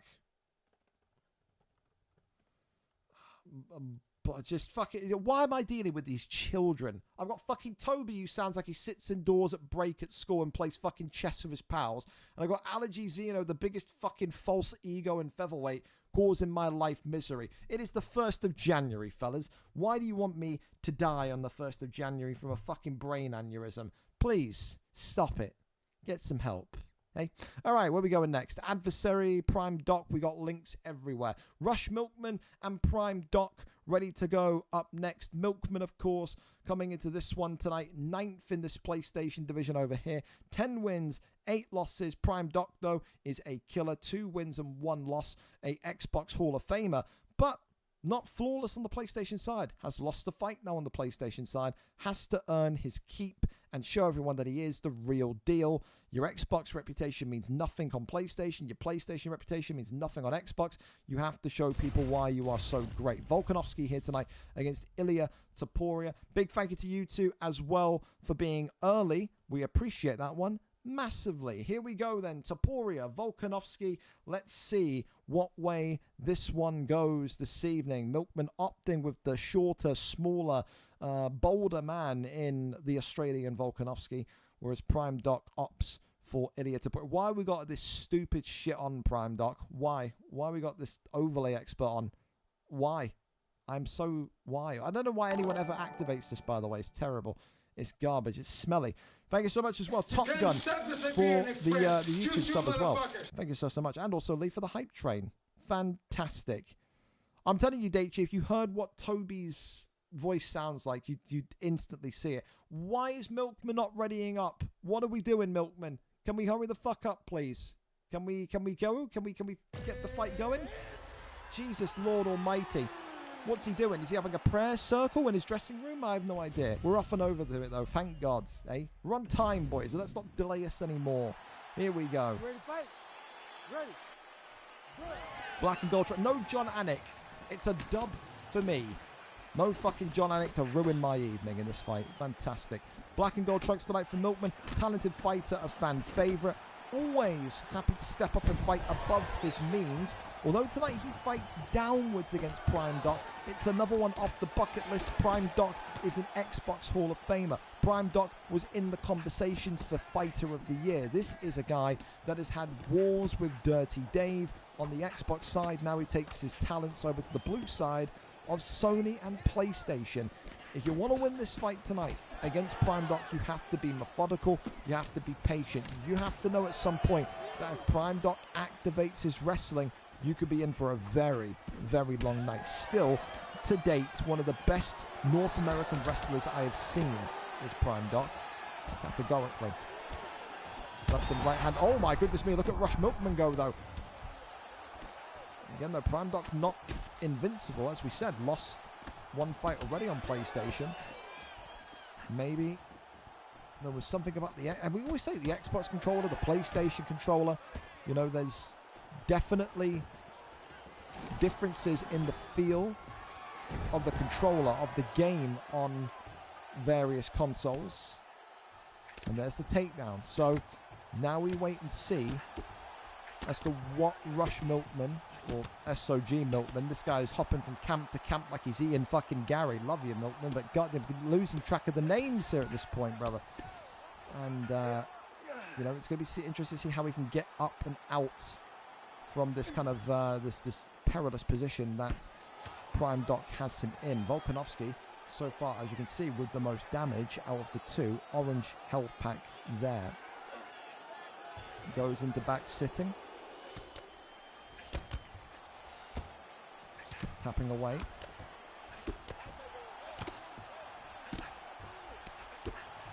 And still looking to get over and up to it. Absolutely nothing there though. He's being locked up, the key being tossed away. Over into sprawl. Works the punches to the body. Stops him right there. Tries to grab the leg. Absolutely nothing. Goes for a guillotine attempt. And this is the thing, Prime Doc will go as slow as he likes, man. He will completely keep you locked in and almost kind of wanting to fucking end it all. He'll have you fucking going into game chat begging you to tap him out. Imagine UFC 5 proximity chat in-game, by the way. How fun would that be? That'd be hilarious. Habib the shit out of your opponents on fucking, on ranked. It'd be too funny. Well, round one in the books. On the feet, Volkanovski had some great moments. Wow. That's deserving of a cancellation again. Thank you so much, Denchi. 5 gifted. What a guy. Happy New Year to me, eh? Wow. You've paid the light bill. Fantastic. You haven't. I mean, I would be concerned if my light bill was 25 quid. Where am I living? Northern Uganda? But thank you so much regardless. What a guy. Generosity at its peak. I know who I'm rooting for in the featherweight title fight tonight. Lee gifted a sub. I was Team Lee. You gifted 5. I've now switched my allegiance. I'm Team Daichi. Yep, that's where we're at. I'm like a cheap whore. I can be bought. What? Who said that? Continues to be a striking extravaganza here between these two. As Prime Doc shoots the first takedown of the second round, but is denied right in his tracks. Takes the back. Looking to try and wrestle him down, and in the end, pops right back up to his feet. Fantastic. Left and right handers again. Prime Doc. And I tell you what, Milkman, in the last month, I don't know if it's this whatever the hell SOG, I say that and he's been rocked. I don't know if it's the SOG camp or his own personal practice. He looks a lot more confident on the feet, this Milkman. Prime Doc gets the stun and then gets the takedown. And now has him in backside. Rains down a couple of big strikes here. Flips it. No, doesn't get the flip. Has him in backside position. Tries to take the back here. That one there is avoided.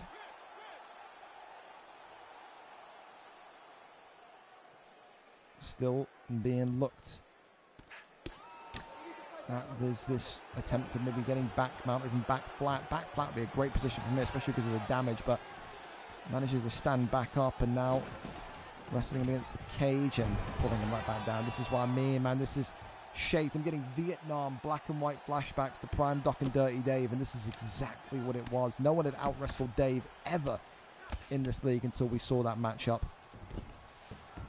And the same kind of strategies happening here tonight. The posture up, raining down some strikes here. Couple, but doesn't get beyond the block of Milkman. Calm. And Jesus, the wind outside, by the way. Fucking hell almighty. It's going to blow my bin over.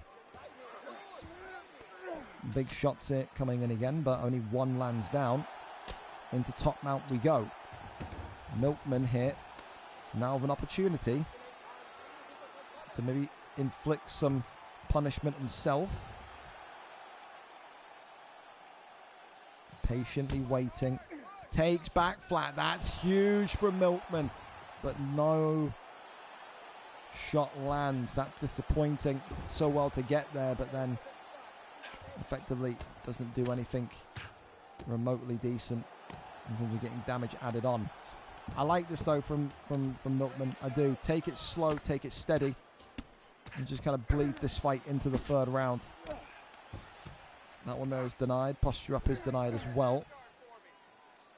And this here will take us into round number 3. Definitely a better round for Milkman. Definitely the case. I think you have to give Prime Doc that one again though, because of the significant strikes. This is always the thing, is I never understand the UFC 5 refereeing or scoring logic where even if you get just one more significant strike, you win the round. Because that should be, in my opinion, a Milkman round. But then when you look at the stats, you know it's gone to Topuria. I don't agree with it, but again, you know, knowing this game is a large part of knowing the scoring as well. You know how the scoring is, you know what the metrics are, you know how to win the fight if it goes the long run. But for now, these two start again very much with boxing at the forefront of their focus.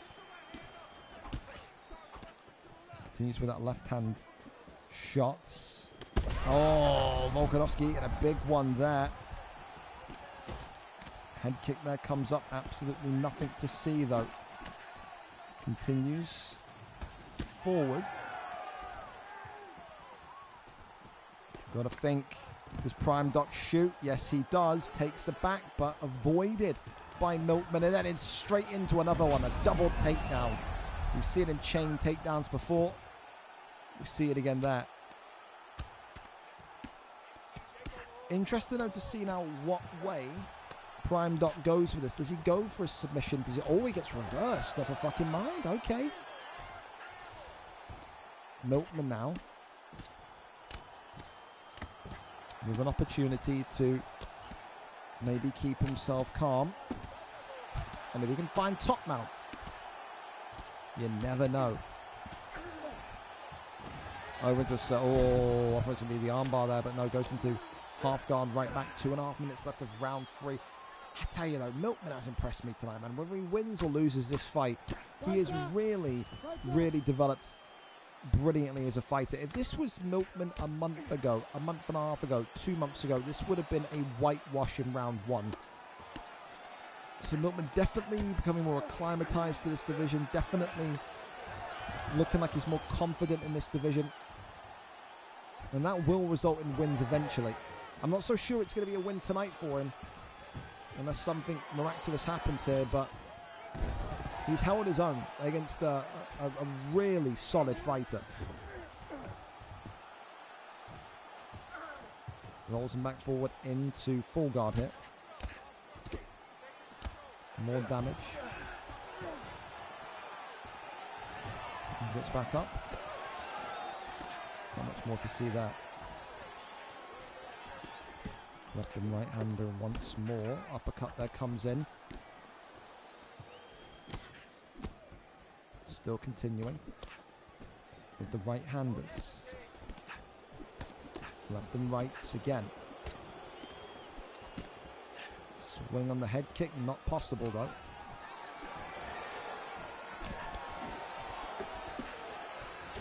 "13 seconds and counting." Milkman continuing to just try and find any sort of last-ditch effort, but it's going to go to a decision. Fair play. Did not have Milkman reaching a decision there tonight. Topuria wins it. It felt like a 2-1. But again, there is such a thing as a good loss. I think that is the definition of a good loss tonight for Milkman. The improvement from him has been phenomenal. I think both winners tonight. Prime Doc back to winning ways, which he needs to be. And for Milkman, shows that he can hang in there and not be knocked out, not finished by some of the top guys in that division. I don't think there's anything to feel bad about tonight. if you are Milkman. I think there's probably a little bit more disappointment from Prime Doc's side to not get the finish. I feel like there was an expectation to run through Milkman tonight, but it didn't happen. What can you do? I imagine then Wormy is gone. So, yeah, if he hasn't replied to you yet, don't worry. I'm kicking him. I'm kicking him from the league. Again, you can't be an hour... you can't be an hour and 10 minutes late, come up to me after being an hour and 10 minutes late and saying, where's my opponent? And then when I get you and I tell you, you're an hour and 10 minutes late, you can wait, you then disappear. I got no interest in ever hosting you again. Said an hour and 10 minutes, not 10 minutes, not 20 minutes, not 30 minutes. You're talking about an hour and 10 minutes you were late. All right, cool. Kicking him. Cool. Kicking him. Don't worry. So, yeah. Kono can get fucked and Wormy can get fucked. There's just no point. I can't host. I can't deal with people that are fucking dense. That's just it. I can't do it. I used to be able to do it in my youth, but I can't do it. You're both fucking dense. There's no point. So we'll kick that. We'll cancel that fight. And Wormy and Kono will not fight here again. Kono especially. Kono, it's like the second time that Kono has done this shit, by the way. Just forgets he has a fight. Moron. Complete moron. But again, he's linked to Ash, so I'm not really too surprised that, you know, we're talking about two clowns together. I'm not surprised in the fucking slightest. It's always the undisputed boxing people, man. I'm convinced that there's fucking cement in those boxing gloves that causes them to be so fucking completely stupid. But hey, what are you gonna do? Kono fucking finishes his career 1-4. Wow, what a highlight real career from you, son. Wonderful. Again, come through, sign up, come play, do all of that. But if you're gonna fucking sit there and effectively not be on time, not show up, XYZ, then yeah, I'm not hosting you.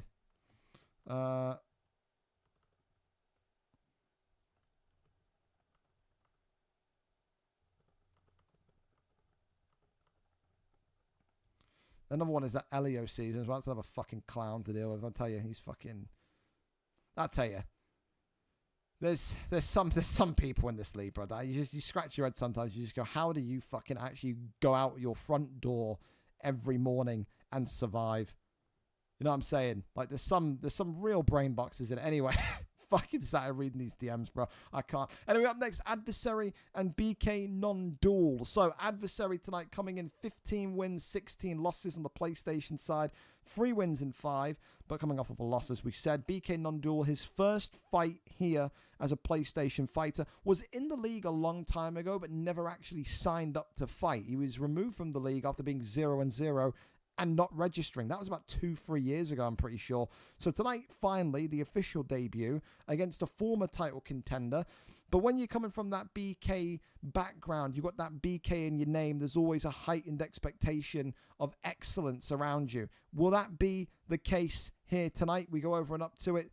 Adversary is our cameraman here tonight. We're there, we're set, we're ready. A happy new year, of course, to both of you too. And also a big welcome to BK non-duel as a first-time fighter here this evening. This should be a fantastic one, an opportunity of a lifetime for non-duel to fight upwards and fight someone that used to be competing for the belt and really lay down the foundations of what he wants to achieve in this division nice and quickly. Here we go then. Adversary tonight in the black and silver, whereas BK non-duel in the white trunks with Demetrius Johnson. And again, another reminder I'll keep on adding on there.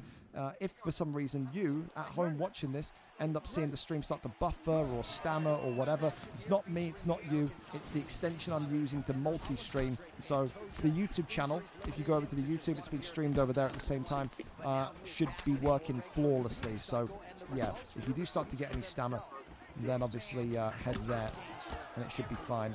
Always happen. Well, it doesn't always happen. It happens occasionally on F1. So when I start to see that happening, it kind of put 2 and 2 together. Again, Streamlabs putting together a working product. How silly am I?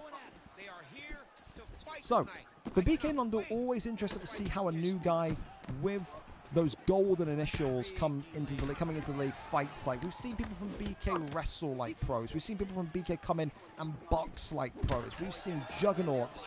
We've seen demolition jobs. We've seen people from BK come in, fight once, lose once, and then kind of, you know, tap out and silently stealth leave the Discord. You know, we've seen all of the above from this illustrious camp. Tonight, though, has to be very much aware that the person that he's stood alongside, an adversary, again, currently moving into the Xbox Bantamweight Flyweight division for the first time in UFC 5, had an incredible streak in the Xbox Featherweight division just recently, where he won the belt, and has fought some of the very best names in this elite division of PlayStation over the course of the last 3 to 4 months. This is not an easy fight to start with, but the only way to get high up in the rankings quickly is to take on the tough challenges quickly. That's exactly what he's aiming to do here tonight. Good takedown there as we have back-sitting position. Demetrius Johnson and Pantoja continuing now to hand fight. A bit of a rear naked choke attempt here, but doesn't result in much. Half guard is where we end up. Tries to cross over, absolutely nothing though. Lord taps to the dome, still absolutely nothing. Works the body shots. Posture up is there. Rains down the strikes and goes back down.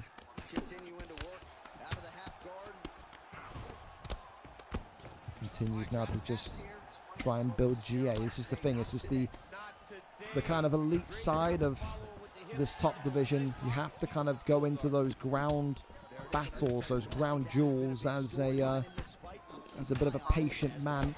Can't be rushing the process down there. On the feet, though, you've got the speed of Demetrius Johnson in the white against the power and brawn of Pantoja in the black. So you've got best of both worlds in that regard. Left hand there opens up the gusher of non-duel. So Demetrius Johnson sliced open here for the first time tonight. Oh, the uppercut back down to the body shots now. The hands are coming alive for Dirt Bike Hoss Score, as we know him, adversary.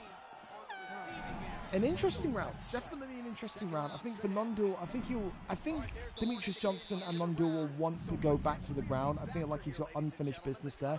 I think obviously everyone that has ever played UFC and has kind of knowledge of the fighters will know when you are sat there and you're going against Pantoja, obviously the first round taking on Pantoja on the feet is going to be the more difficult, you know?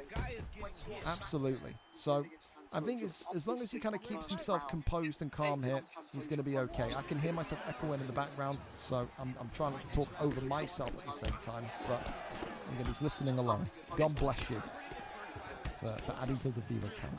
Keep your ad blocker off as well. Fantastic. Left hand there opens, or reopens Demetrius Johnson once again. Continues to look for a body, a double body uppercuts there. Really nice from adversary. Again, he is feeling it with this Pantoja pick tonight. And this is a great practice. Like we said, we know he's going into that Xbox kind of elite division. I have to turn this down, man. He's got me too loud in the background. I'm sorry, I can't. I got to turn the game volume down. I literally, I can hear, I'm trying to like commentate, and then I can hear myself in the background of non-duel's fucking mic. I can't, man. I can't do it. It's way too difficult to commentate over. He's got me so loud in the background, it's ridiculous. Posture up is there. Rains down a couple of big strikes here from Demetrius Johnson. So if you can't hear the game volume now, yeah, one of those just said. It has to be that way. I don't want you to hear me speak and then also the game volume and what his microphone volume speak as well. So one of those. It's all right though. Said it's not a big deal. It's his first fight. I'm not gonna set fire to him just yet. You got to do something way more terrible to piss me off. Demetrius Johnson so far, though, not really found a way back into this fight in round 2. The damage has still been all Pantoja. The forward movement has been all Pantoja. You look for a little bit of ground game wrestling there. I think maybe the mic situation maybe scared him and kind of loosened the control a little bit. So, and that's the thing, you know, it's a big thing. Fighters can get anxious when they start to listen in the background and they're listening along to the stream and they hear that there's mic issues or there's, you know, lag issues. We've seen it before with other fights. Fighters start to get really kind of like iffy, like, oh, is the stream okay? Is my mic okay? And then they lose the fight. So you have to really kind of dial in the focus and not be worried about, external factors. Big shot there, though, from Adversary, who just looks to now be closing in on a potential finish on a highly respectable opponent coming in non-duel today. Big left and rights coming forward from Demetrius Johnson. The block from Pantoja is low. Head health is not far behind. Definitely done a good job in kind of keeping himself protected, has non-duel. The block is not really looking like it's been touched upon whatsoever by Pantoja. More just so the open source damage on the noggin from him. Continues to just slide left and right here. There's Pantoja. Adversary not opposed to go in the distance, but non-duel with a huge stun at the end of round 2. There seems to be a lot more twists and turns in this fight still for the new boy, BK non-duel. Round 2 in the books. I still think Adversary is 2 rounds up, I'll be honest. But the prospect of a finish is right there for non-duel tonight. It absolutely is. We go into the 3rd and final round of our second to last prelim fight this evening. Can non-duel... Well, non-duel actually had, if you don't know, he just caught it there, the more significant strikes. So that could very well be a 1-1. That could very well be 1-1 going into the 3rd. So I think that's what definitely non-duel's corner, or non-duel himself, be saying to himself. Now it's just about what do you do here to secure this round and not make any mistakes, because these two are swinging with counter shots. They really are. Avoids that one. Big right hand that comes across again. Pantoja just looking to load the cannon. Doesn't find anything too dangerous yet, though. Uppercut there, pokes forward. Left and right hand. Oh, I feel like I need to burst out to the Europa League theme song there. Oh. Body uppercuts. Continuing forward again. As these two going on a bit of a mission here. Body shot comes in. You got to think, is it going to take just one singular knockdown? Is it going to take one mistake to cost you this round and thus cost you this fight? Shots there coming forward again. Pantoja sticking to non-duel like glue. Body shots here. Trying to get the body knocked down. Not going to happen just yet. Oh, but the clip there from the uppercut. And this could be it here. Adversary going into stack guard. Brilliant IQ. And Pantoja tonight has done it. Adversary says, welcome to the league. BK non-duel. It was a great fight. Non-duel is going to be fine in this division. Let me preface it by saying that. I think maybe the mic issue, the camera issue in the second round kind of spooked him a little bit and kind of knocked his focus. Recovered it well at the end of round 2. But ultimately, Adversary has made a career, has made a lifetime in this PlayStation division, taking out the top guys. He adds another one to the list tonight. It is a round 3 victory, but one of the most lethal knockout artists on PlayStation, on Xbox, in Adversary. Congratulations to him tonight. A big victory indeed. And with that, we go over to our final prelim fight of this evening. So we'll put the ping in there. And remember, for people playing the prediction card mini game tonight, a chance to win free cash. You've got until the end of this fight to get your predictions in. So we'll put a ping in there reminding them. UFC 5 final prelim fight is live. Get predictions in. There you go. So when the main card starts, that's your lots. So we go over and up to it then, our final prelim fight of the evening, and it's the return of Rakib against Raw Matrix. Rakib tonight, of course, 11 wins, 1 draw, 5 losses. Only 1 win in his last 5 fights, though. 1 win and 1 draw included in those last 5. For Raw Matrix, 3 wins, 1 loss, continuing to say, I should be up there in contention for the gold, for the strap. You win here today. You beat a former champion of course, this middle division, but you also beat someone that is now known as almost the obstacle. The guy that you have to beat to go and get a title elimination opportunity is Rakib. Rakib tonight has to keep his ground secure, has to keep his stand-up secure. Matrix can do everything everywhere. He is a dual threat fighter for that exact reason. We are there, we are set, and we are ready to go. The Canadian Raw Matrix takes on the Brit Rakib here this evening. We're there, we're set, and we are ready to go in this one. A big Happy New Year, of course, to all of our North Americans who are just probably tuning in. Hopefully some of you are not too hungover after the events of yesterday. Only in the afternoon, so if you are, if it's 4 o'clock in the afternoon and you're hungover, then fuck me, you must have had some serious shit last night. You must have been drinking cyanide and fucking Chernobyl fucking liquids to be that fucked still. But hey, to each their own. Here we go though. It is the final prelim fight of this evening. It is Umar Nurmagomedov against TJ Dillashaw. For Rakib, always a fun fighter to watch come out and fight.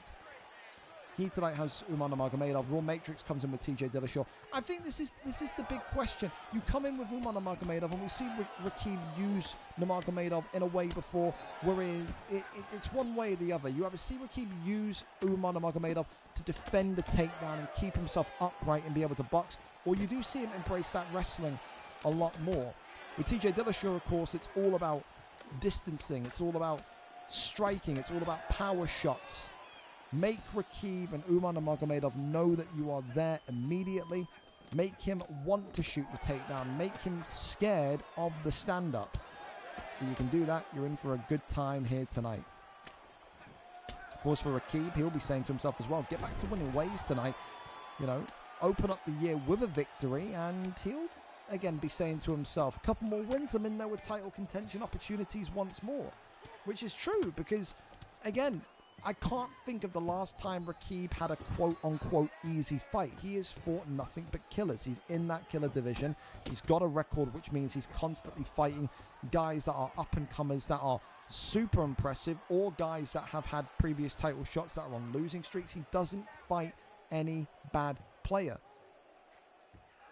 And a good lock-up here so far in Crucifix as the elbows now raining down on Matrix. And look at this, Rakib locking Matrix in. The Canadian is in a jail cell here with no way of escaping. Umar Nurmagomedov may make this a one-and-done round. Look at Rakib go. The wound here getting worse and worse on TJ Dillashaw, and Matrix is stuck. He is lost in the sauce right now. This is dominant ground game 101 in Crucifix, and eventually he gets out, but at what cost? The crimson mask of TJ Dillashaw is very much there and present. Look at the wound on the right side of Raw Matrix and TJ Dillashaw's face in blue. Not the start you want from the Canadian-born Raw Matrix 420. One time for the gringos. Thank you so much for the follow as well. Continues to try and find the uppercut, try and find the damage, potentially. Front kick. Left and right. Oh, big shot there. Drops him down. Matrix was nearly in trouble there. But Rakib, this is the best I've seen Rakib look in months, man. He looks phenomenal tonight. That Crucifix in particular, where he had him locked up for effectively 30, 40 seconds and just sliced and diced away on the right side of his face, was ridiculously good. For Matrix, maybe you could argue 10-8 down, but it's not about the score. Look at the wound at the top of his temple there. TJ Dillashaw, Raw Matrix cannot be hit. He cannot allow himself to be punched once. He has got to have the most impenetrable, perfect defense that you've ever seen if he's going to survive this fight tonight. Works off the jab, left hand comes across. Matrix here, continuing forward. As Rakib now has to find a way. Oh, goes to that ducking roundhouse perhaps. Left and right hander, continuing again. Matrix is going to be seeing that head held drop and drop and drop, and he's not going to be too infused of what's to come. It just takes one slip, one combination from Rakib, and it could be curtains for one of the most favourable Canadians in recent history. takedown there lands, and you'd have to think he does not want to have him back in crucifix. I think that's going to be what Matrix is going to be defending the most as he kicks him off and away. 3 minutes, 20 seconds left of round number 2 here, and I just don't see a way here where Matrix comes back into this one. It's a New Year's hangover for Matrix right now. This is not the usual kind of performance we see out of him. Maybe a late night, maybe too much to drink, but he's had better performances. Definitely not one that he's going to want to ever rewatch here, because this one, how is this not over?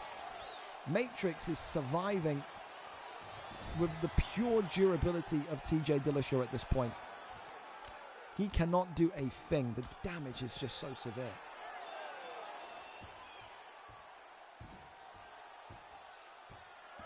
Back up to his feet he goes. And I think Rakib's going to be happy with that. Wants a standing base as the uppercut pops him and drops him again. Big right hand. And TJ Dillashaw saves himself with the up kick again. Drops him. Just a single shot now is putting TJ Dillashaw out. The Canadian tonight outdone, outmatched and outmastered by one of the youngest guns on the roster in Rakib. And this is all over. Sweet God Almighty. Rakib with one of the best performances we have ever seen. That could take... Dude, the performance bonuses tonight are really tough. Like, are really tough. Like, the knockout can't really change because it's a comeback of the year contender. So it's difficult for me. Do I give that performance? Fatbot Loves Food was incredible. Oh, God, man. That is so tough. I think he just... Oh, I don't know if I want to give him performance or not. What was more dominant? Rakib. I think I have to give it to him. I'm sorry. I said Fatbot Loves Food. I think you're still going to be in there with a title shot. But for Rakib in the tougher division, to do that to Matrix, who is so well respected, I think he has to take performance of the night. Yeah, that's oh, they're so tricky, man. They're so tricky tonight, the performance bonuses. Definitely the biggest kind of headache that I've had in recent cards doing them, but there you go. He gets it done and is on for performance of the night. So there you go. Oh, Keza has followed on his alt account as well. There we go. Well, listen, fellas, Rakib is 32. He's not a young gun. You stop it, you. Take a 5-minute break here. Well, not 5-minute break. I've got to go and tag the Discords, and then we're going to get Keza on. Keza is joining us for the first main card of 2026. Aren't we fucking lucky to have him? He'll be here from start to finish of this main card tonight. Don't go anywhere. Grab a snack, grab a beverage. We'll start the main card trailer after I send the ping of the Discord. Be back momentarily. Don't go anywhere.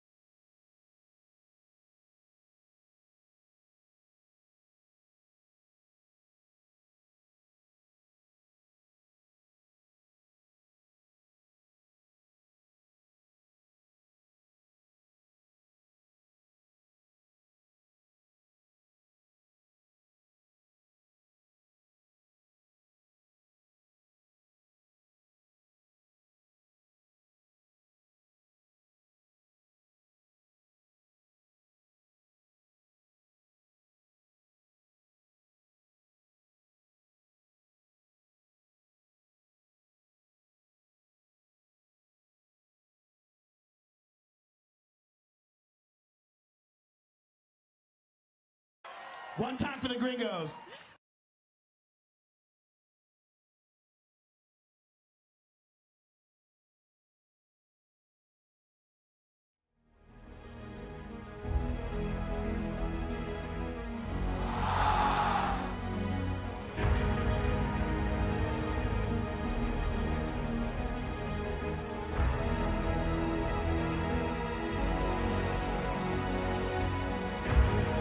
It is over.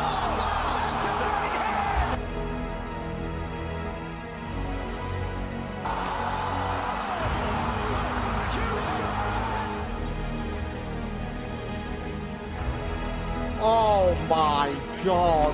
Leg beat up, man. That's the Poirier. Oh, big left from Poirier, now a right hand. Oh, it's hurt. Oh my God. An SLG Jokers has put the former middleweight champion to sleep. Light heavyweight champion. Goodness!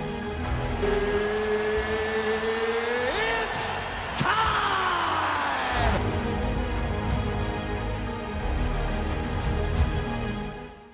And here we are, the first main card of 2026. You've missed a fantastic prelim card if you haven't seen it tonight, of course.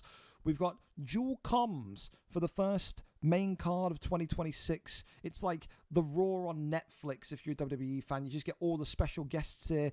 Tonight, it's of course me and the infamous Hall of Famer, one of the greatest knockout artists to ever exist on the Xbox side. Multiple title reigns, multiple title contention victories, multiple Hall of Fame shouts. The accolades of this young man goes on. Keza is with us in the booth today. Keza, how are we? Are we looking forward to this main event fight? Whimpering Ian against Maxi Free. Ian wins. He'll become the greatest champion in the league's history. Comms on that. You know what, right? I'm looking at the card. And that might be the fight I'm least excited for because of how good the main card is. Okay, it's fair. I think this is... Sorry to kill the vibe there. I think this is probably the best main card I've seen in maybe 100+ cards. This is stacked top to bottom. We've saved the fantastic one for the first one of 2026. Well, we start off then with a return. It is Lelo coming back in for the first time in what feels like about 20-30 weeks. 10-5 is Lelo, former champion, 3 wins in 5. Tonight taking on Jack 9, 5 wins, 5 losses. The last kind of big event we saw with Jack 9, I mean, yes, he won last time out, but people forget he retired Winter. That was Winter's last fight. He knocked out Winter in devastating fashion. Today, it's the standard 5th versus 6th in this bantamweight division. One fighter coming off of a loss, one fighter coming off of a win. If Jack 9 can today build upon that Winter retirement and now beat Lelo, that could be really the comeuppance or the coming out party in a sense of what Jack needs to be a credible and legitimate contender for the bantamweight championship of the world. Jack is streaming, of course. Can you see the stream section, Keza, for the UFC side or not?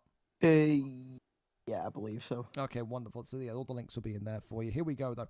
First main card fight of tonight and of the 2026. Who you got in this one, Keza, and why? You liking Lelo or you liking Jack in recent weeks? What do you think? I think I go Lelo purely just through experience and fighting Lelo myself. He's never an easy fight. It doesn't matter how good you think you are at the time. Lelo is never going to make it easy for you. And I think that experience is just going to push him through against someone like Jack, who he lacks the big fights against the sort of, Lelos. And then even in the past, he lacks fighting Dave or like, etc., XYZ. I think Lelo's experience of fighting them top fighters and new up-and-comers is going to carry him through. Do you think it's largely a style thing? By the way, tonight for people just tuning in watching, Lelo, of course, Tone in the green trunks of Sean O'Malley, black and gold trunks for Jack 9 with WhimperingIann. Is it more of a case of Jack's fight style, Keza? He goes all out. If you don't get the job done in the first round as Jack 9, you rarely win a fight. Is tonight that the problem? Does all Lelo need to do is survive the first round? He's similar to me in that sense, where, he's very much he'll sit on the front foot, he'll wait and then the second he gets a smell of blood, he'll go all out for it. I think the importance for Lelo is to, like you said, maybe give up that first round, kind of take a step back, let him blow everything out, and then go. But I don't think Lelo's going to do that at all. I think we're going to see a good fight. Well, so far, Lelo using that range and shook Sean O'Malley brilliantly. You fought against Lelo so many times. Is he someone that needs a taller fighter? Does he fight better with someone tall like Sugar Sean or someone lower center of gravity like Yan? What is Lelo's kind of bread and butter when it comes to this division? I think stylistically, Lelo with Sean is a good pick for him. I'm surprised though he didn't take Yan, especially after the Marab fight. Yeah. Because he had priority, correct? Yeah. Yeah, he does. Yeah.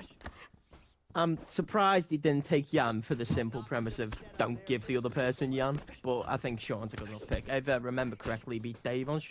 Oh no, he beat Dave in flyweight, didn't he? Yeah, he did. Yeah, he did. Well, Yeah, never mind. Ignore me. I'll say this right now: Jack is doing Jack a good started job. really well. Yeah, he's got the stun. Well, not a stun, but got the damage opened up here on Lelo. So, I mean, this is the thing with Lelo, though. You know, talk about maybe Jack's rashness in the opening first. Oh, hang on a minute, big stun there as he gets the drop. Lelo now diving in, and it could be in a stack guard position, but no, flips him into top mount. So that's really good for Jack. Oh, this is here. dangerous. This is really dangerous. If he can get the posture up into top mount here, this could be massive. Gives up his back, though. Back mount. I think Jack has to work a bit quicker there. He has a massive stam advantage when he first goes into mount, and that's where you kind of have to... You have to posture or go for the sub straight away, really. To just, like... There isn't going to be many moments in the fight where you end up in... This could be big elbow drops in, though, as Lelo here looking almost like he's going to try and survive here for the last 40 seconds. Got to survive the ground game of Purity Yan. Jack, of course, saying that he worked on those denies, on those transitions a lot more. As now look at these two having a great little roll around. Oh, another good pre-deny. Yeah, another good, kind of a little bit of a roll and tussle here on the ground. Big shots coming in, but I mean, in fairness, you have to give Jack credit in that round, Keza. That was a really good round from Purity Yan. A ridiculous round from Jack. I think he loses it because of the drop, but in terms of actual like the health that the two of them have, I don't think it's going to matter too much. I think this is going to be a finish. But I agree. I think Jack's ahead in terms of like the momentum of the fight, how the round ended, how the round went. I think he's definitely in the driver's seat. I think regardless shows of the you as well knockdown how much confidence plays a factor in this. If you put Jack from 2 months ago in this fight, it would be already finished. It wouldn't even be close. So he's giving Lelo a real run for his money here. Lelo has to respect that and make sure he's aware that Yan can end the fight at any single point in time with one sequence. One thing that I want to see Lelo get back to, though, is using that reach to Sean O'Malley that we saw in the first 2 minutes. But look at that, though. Big uppercut from Yan. Drops Lelo down. Ooh, so the shot. drop earned back. That flying knee comes right forward, but maybe a little bit naive there from Jack to try and go for something so powerful, but the uppercut right back again. You're always going to get, he's dropped him again. Two drops in quick succession, and Jack 9 now is turning it up, Keza. He is looking phenomenal here in the opening 30 seconds of the fight. I think this is where Jack has to sort of coast. He has the health advantage. He's won the round. He's got the stamina advantage. He kind of just has to... Wow. Oh, shit. This one here. Ignore me. Don't coast.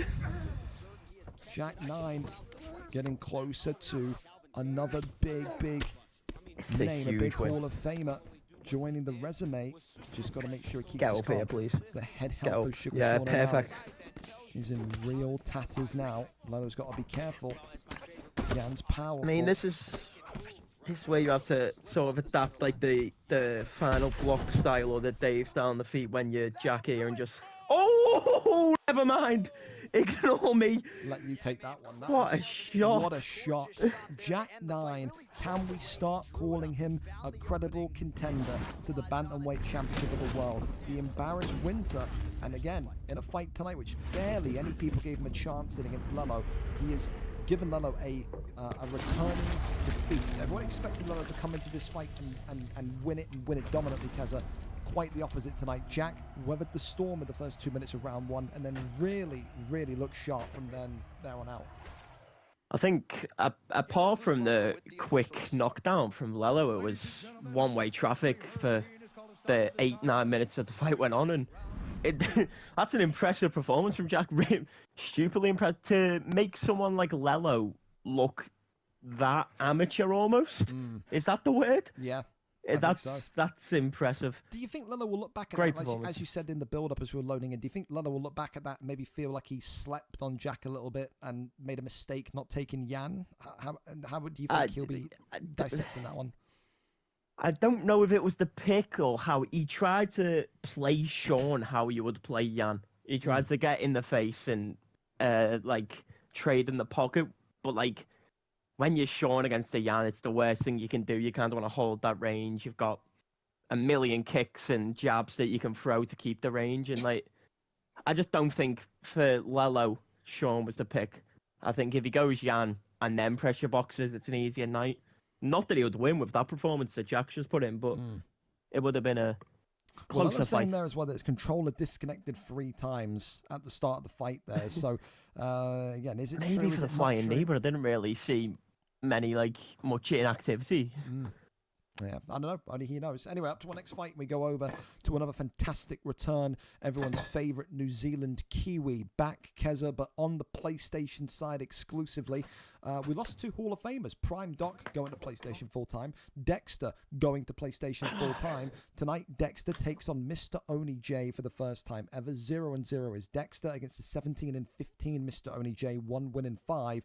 But again, he gets this advancement up the PlayStation division because of just how dominant he was on the Xbox side of things. One of the great fighters from the green side of the VFL Octagon, now making his debut on the blue side of the PlayStation Octagon in UFC 5. We go over and up to this one.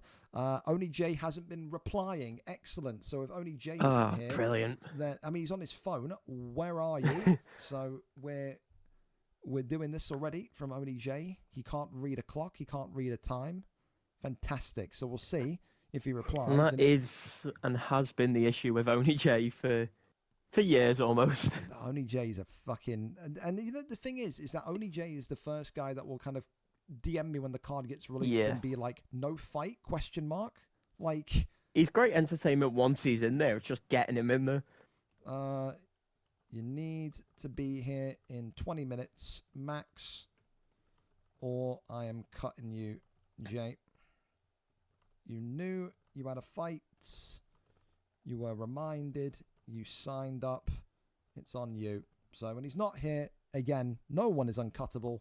He will be cut. And the good news is we do have Sir DJD in the wings waiting. So we have a ready-made replacement there. Around the same ranking, 2nd place in that one. So we'll give it a fight or 2. We'll see if Oni J appears. If he doesn't, then of course he'll be cut, he'll be removed, and Dexter will still have that fight that he is itching for. He said he wanted to make a return on the January 1st card, and he will make a return tonight. Just against who is yet to be seen. We go over to our next fight then, and it's another person you know so well here, Keza. Walk me through this one. Deco Hebden making his return tonight against Picked Lawyer 13. Deco Hebden, of course, coming in with a 13-3 record. The last time we saw him, he was champion of this division. He relinquished the belt because he had stuff going on in his personal life. Has not lost in God knows how long in this division. Picked Lawyer, 3 wins, 1 loss. The only loss he's taken, a loss against Nightfall, who you know is so dangerous and so devastating in that bantamweight division.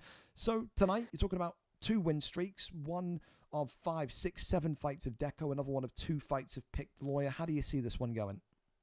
So I'm unfamiliar with Picked Lawyer, but because I've moved to PlayStation now, I don't play on Xbox. But I've heard he's a bit of a nuisance on the ranked scene. In a good way or a bad way? One of them so-called quote-unquote, I won't point fingers, I won't name names, cheesy playstyles. Okay. Okay. And then, but for someone with a cheesy playstyle, one of the worst people you can come up against is Deco. He's always been that sort of... I love you a lot, but I disagree.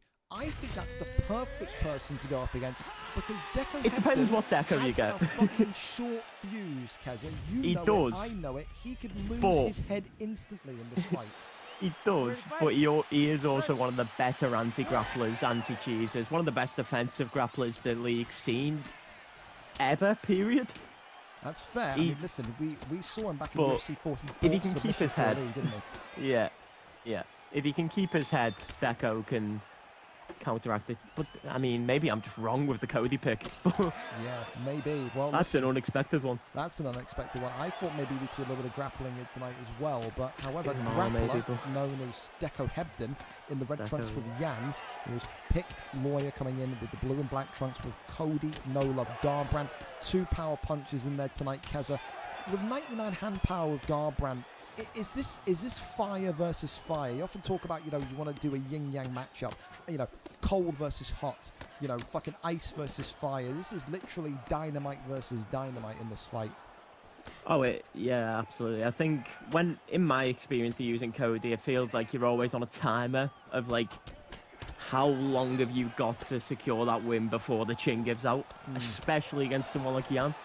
And I think this is definitely one of the fights where when you're using Yann, you kind of want to get off to a slow start, make your reads, whereas Cody's just from the gates, just right out at it. So definitely the hot versus cold matchup you described. Well, I'll tell you this much as well. After that fight with Nightfall, Picked Lawyer said, you know, I learned a lot from that fight. I didn't expect to be dominated the way that I was. It showed that Nightfall still has the talent and the ability to be a serious contender in this division. But, I mean, after that Nightfall fight, he came back 2 fights in a row, won them both, and looked at the sharpest he has looked since making his walk as a debutant about 2 months ago. I think tonight it's going to be a real test because you can go in there against Deco, whether it's Deco in peak form or whether a returning Deco that hasn't fought competitively for a while. We know that Deco is a great brain, a great UFC brain, a great IQ for these types of fights, and you can beat Deco at any level. You instantly project yourself towards that kind of status of being in the eye line of the champion. Top end, exactly right. So far, though, Picked Lawyer has taken a really close fight. Has taken the damage. The yellow health pack, and the yellow lungs indicate that the nose is starting to face issues, and it does feel like it's a very clinical performance so far from Deco. Keza, he's sticking and moving, fighting on the back foot, and just trying to kind of almost cause frustration to Lawyer and Cody Garbrandt, isn't it? I think, from what I'm looking at, it's one of them fights where it's going to be a situation of one moment's going to make the fight. Whether it be a big rock for either person, a big knockdown, but like the fight's that close where it's neither of them really want to take that big risk of like a head kick or a 4-piece. But the first one who does is going to be the one who sort of takes control, whether it be they throw the 4-piece and get countered and the other one takes control or it lands. And I think this is a fight of who's going to take that risk, who's going to like almost break the seal of exclusively throwing 2-3 pieces and keeping it safe.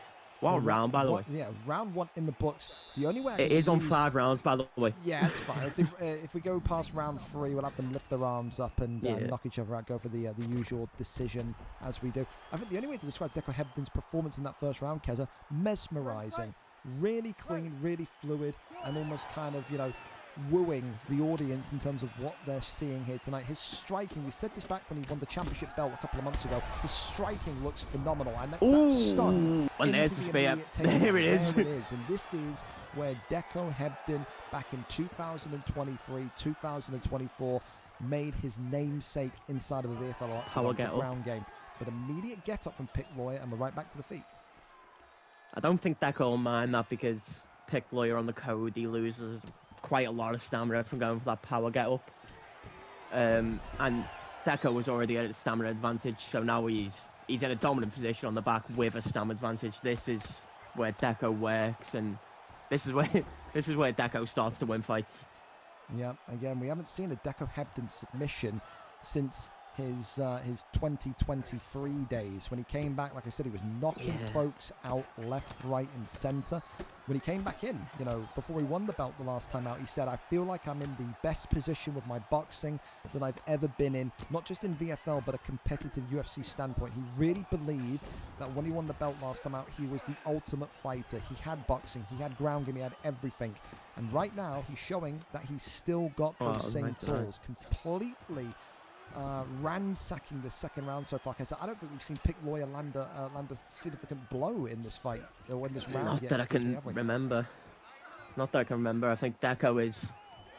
I don't want to use the word too soon in case he gets knocked out, but this is vintage Deco. This is what we were used to seeing in the early cards of VFL between what 20 and 60-ish. Yeah.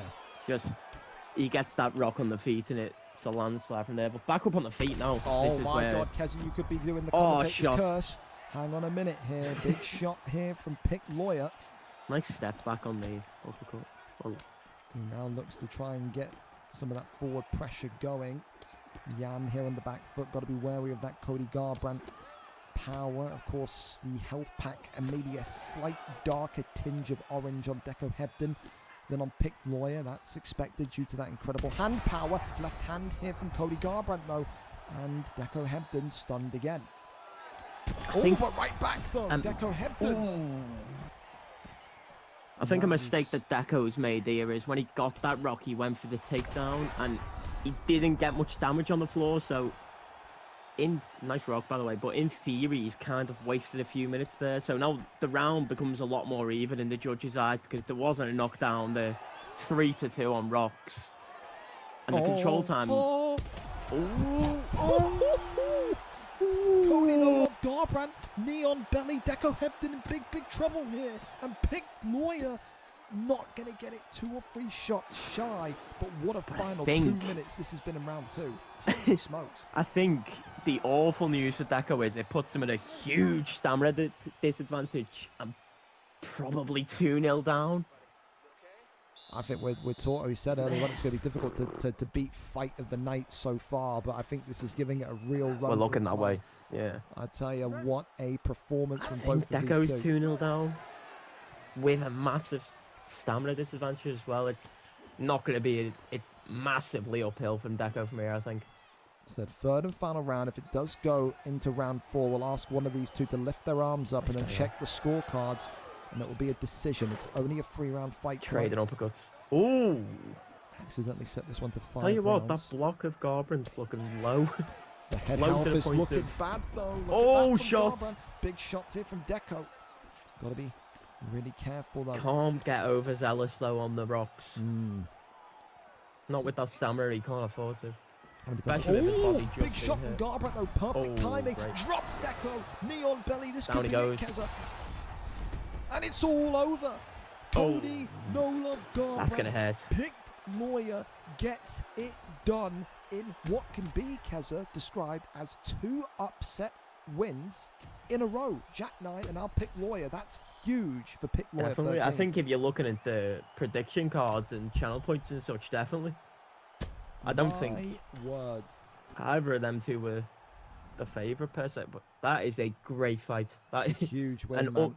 Probably not how I expected it to play out in terms of it being mostly contested in the striking, but definitely a fucking fight of the night contender. It definitely is. I only caught the last few because I was at the football, but yeah, well, I think from what I've seen, it was. Oh well, I've had more fun here already, so. And we're already 2 fights in.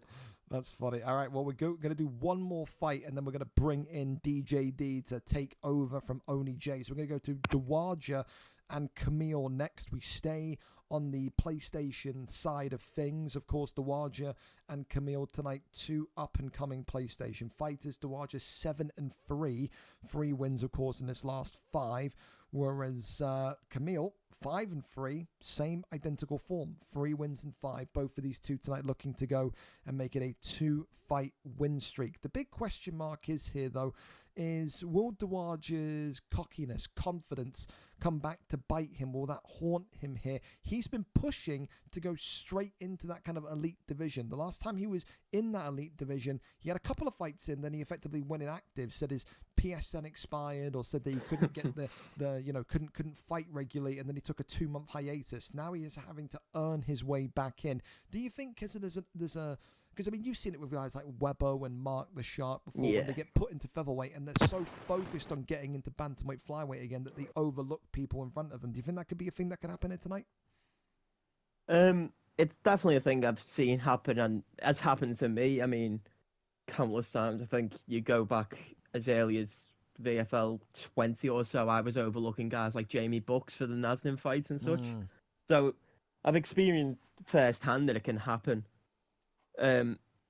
But in lightweight as well, it's such it's a chess match shorter weight, especially with the Pixies who are going McGregor and Taporia. It becomes who lands that first big strike.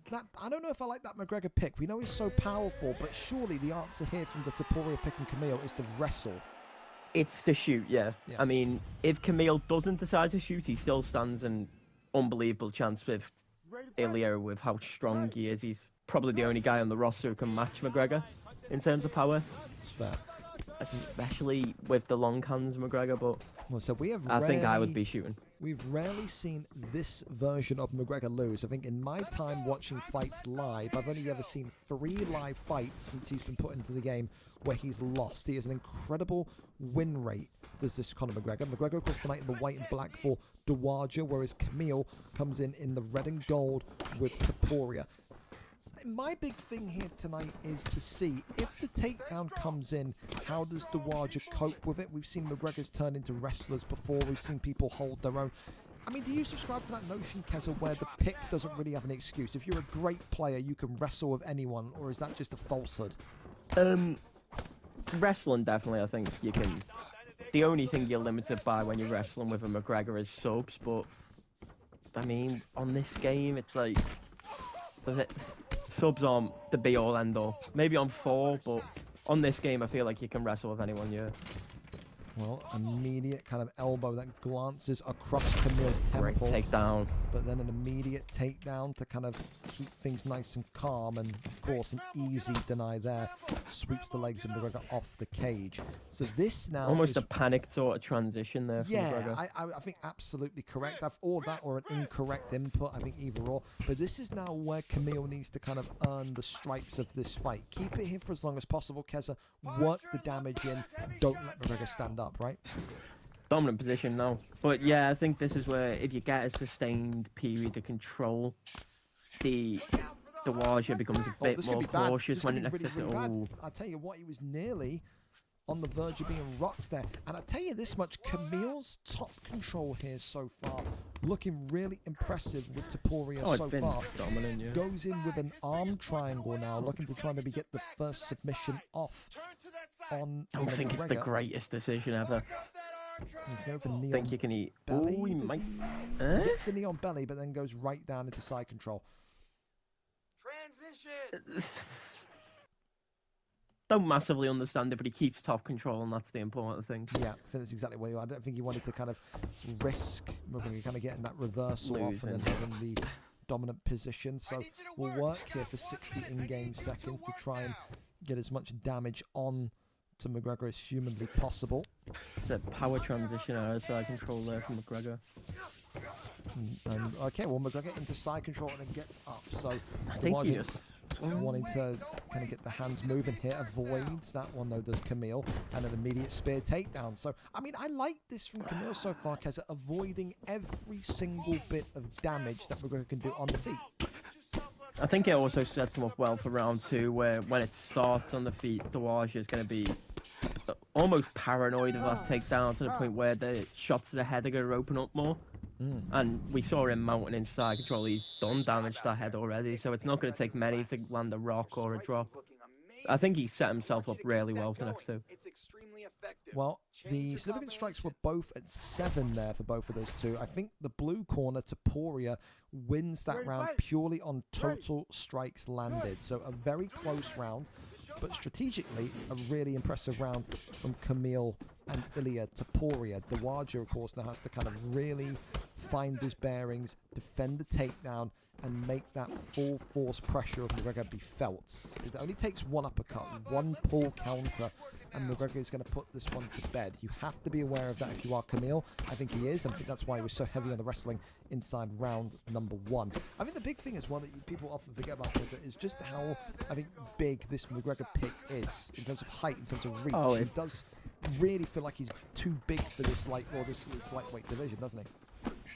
If you can use him right, he's utterly dominant. It's a case of you jab and you jab and you jab until they get annoyed and overcommit, and then you just sort of kill them every time. Well, I'm telling you what, I think that's exactly what's starting to happen here, because he is starting to get some big shots on that. But look at that, Dawaja opened up with a bit of damage there. Orange health pack appears on McGregor, and it's a right hand and a drop here. Camille jumping in, and this could be it here. And Dawaja, is he out? The answer is no. Oh, that's not good.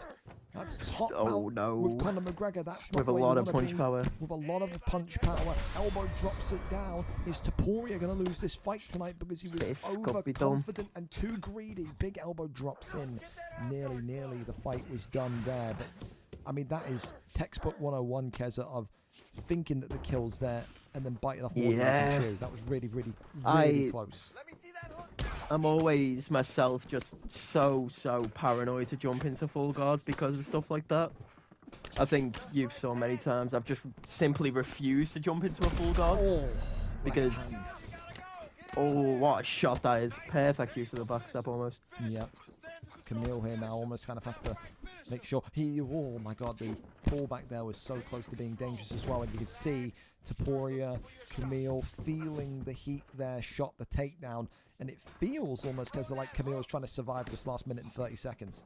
I think that's probably his best idea. Just weather the storm here, let him gas himself out a bit, punching you, and then it's 1-1 going into the third anyone's game. Well, I don't think you want to put. Daraja was getting a little bit overconfident there as well. Big elbow right back though. And Camille now, I tell you, this is back and forth. This is back and forth in this PlayStation division. These two are giving as good as what they are taking. Slight damage, I think, boost or benefit on Daraja, who is knocked out again. And Camille has gone from looking to survive the round and looking to might actually win this round, yeah. Oh, clips him right back though. Camille now in trouble. These two, that's unfortunate. Not resting up. 10 seconds to go. Surely they got to just say, "We'll see you in round number 3." There's no way. Big. It wouldn't shock me if they didn't say that. Yep. It's great. It's this 4 knockdowns to 1. Camille, absolutely. I think he's absolutely stole around. Yeah, absolutely. Within the dying embers, and I think he's 2 up now. And I wouldn't be surprised if he goes back to the same game plan as round 1 of let's get this one to the mat, let's burn the clock out a bit. We're 2-0 up. So again, for me, from what I would have predicted leading into this fight, it could be another big upset victory. I had Daraja winning this fight tonight. I did, for all the confidence about wanting to move into the big boy division again. You'd think he would sleep Camille inside the first round, but Camille is having a fantastic matchup here as he drops McGregor again. Avoids the up kick, but can't get into stat guard. Daraja, though, is running out of stamina. I think now is the point where if you're Camille, you sort of just... Oh, never mind. It's got to be... He doesn't want... and that might be it. Doesn't oh no, and this is where you stay on the mat and just see the victory out. 1000%. Yeah, there is no need to rush anything here. Take your time. Don't let him up. Every second that passes is a second closer towards victory by the decision for Camille. And again, win here tonight, 2-fight win streak. You're on pretty much a collision course for the championship opportunity in this division. So a huge performance by Camille, and such balls in the second round, even when he was low on health, to kind of walk towards Daraja's McGregor and say, "I'm here to swing at you." Win the round, tries to go into stack guard. guard. He's got stack. This is dangerous. But good slip. Right back up to the feet. Now, is he going to regret this decision? If he gets knocked out here, Keza, he'll be scratching his head stam advantage and thinking, "Why have I done that?" But it only takes one shot of McGregor here, stam advantage or not. Daraja's got to be very careful and time this to perfection. Camille there blocking up and gets the spear takedown, easy as you like, and I think now he will look to sail this one towards the finish line. Keza. Power transition is sprawl. I think. Oh, Darce choke. Oh, that's a great deny. Darce choke. And he's going to deny the Darce choke. I think he looks to go back flat here. And he's. Oh, never mind. After the deny, maybe he's got the Darce in. 80% of that's a lot of sub as well. Gone. Probably makes this one a 10-8, as if he needed it. I think it does. Yeah, I think it does. And I think now you got to be looking at this and saying, why is Taporia still looking to try and... He wants to finish. He is not satisfied with this being a decision. And this is going to be it, I think. And it's over. Daraja taps and that is round number 3. What a performance. Upset victories in a row. 3 performance of the night level victories in a row. And for tonight, MaxyUFC has put himself very much in the firing line for the next title shot in that PlayStation division. A wonderful game plan of how he handled that McGregor. No, Kez? I mean, to come back in that second round where me and you were speaking about maybe a sort of weather the storm here and going to round 3, 1-1. To come back and on paper dominate the round, ridiculously impressive. 4 knockdowns in what was it, like a minute and a half left? Yeah, minute 30. Left? Yeah, ridiculous. It's just, that is stupid. And absolutely. I think you're seeing the level of the players just skyrocket in the last few months even. Like that is the, correct me if I'm wrong, that is the second division of the PlayStation. Yeah, middle division. Yeah, Quote unquote second division, middle division. Them two wouldn't look out of place in the top division. Neither of them, I don't think. I think you're right. I think that's just showing you how the lines are getting blurred more and more in each division, which is great. So now I'm being told, away from UFC quickly, I'm gonna have to check this. That City have dropped points. City drew to Sunderland. They did 0-0, yeah. Oh my God, my erection is hidden by this desk. Unbelievable. And Brentford drew a top. What a shit day of Premier League football, by the way. 1-1, 0-0, 0-0, 3 0-0s? Yep. Yeah. Fucking. That is. Oh my God, we are 4 points cut. It's happening. We just need to not suck against Bournemouth. Hey, that'd be great. Fantastic. God bless Sunderland. What a football club. Up next, then, we're going to switch out Oni J. It is Sir DJD coming in tonight. Oni J, clearly, talking of New Year's Day, passed out comatose somewhere in a city in America. DJD comes in, and it's pretty much as you would in terms of the game plan from Dexter. We know that Oni J is a striker first. We know DJD is a striker first. 21-19 from the man that, of course, secured a end-of-year victory with that kind of upset of the year, won the title off the couch back in 2025. Today, though, can he defeat probably the toughest fighter that he's faced to date? Dexter, Hall of Famer, the New Zealand Kiwi, is a submission mastermind. He's a gambling genius outside the octagon. But today, can he make it a successful start in this PlayStation division and go 1-0?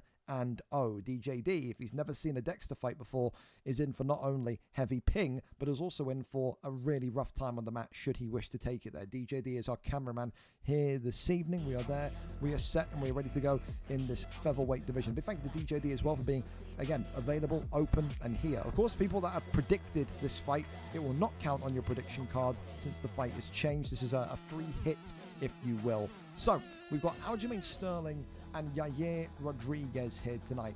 Dexter taking Aljamain Sterling, DJD taking Yair Rodriguez. With what you know, what you've seen of Dexter, Keza, do you like that answer to Aljo in Yair, or do you hate him? Aljo is, I don't think he's ever a bad pick in featherweight. I just don't think he's ever a great pick. If you can use him, which we know Dexter's plan. Like, everyone knows Dexter's plan before they go into the fight, and I think it's a good pick for him. But against Yair with such a range disadvantage, and if the Yair plays it right, should be in for an easy night, I would assume. I think the one thing as well for me, will definitely be the case of, we know Dexter has been a little bit more, I don't know, inactive. I don't know how many kind of New Zealand... Well, yeah, I assume the gambling money is... Oh my God! There's no way! This quickly already DJD knocks down the Kiwi. And we could be on... I assume the gambling money's ran up if he's back in the octagon, like... Dude, we could be talking about 4 upset victories, 4 underdog victories in a row. Look at this already from DJD. He is putting on a beatdown. This is a huge chunk of damage. And he's denying every single takedown. What a on start. the 300 ping. On the 300 ping. Maybe he's been practicing this week on some horseshit ping himself. I don't know, man. Again, we always said that the big thing that another deny. The thing you have to always give Dexter credit for is that, you know, he would practice against Europeans and he would get himself ready for those fights where, you know, the Europeans would struggle and he would succeed. Right now, DJD is Dextering Dexter. Every single takedown has been defended. He is looking sharp tonight, is DJD. The axe kick as well. How has that got through? Saruki.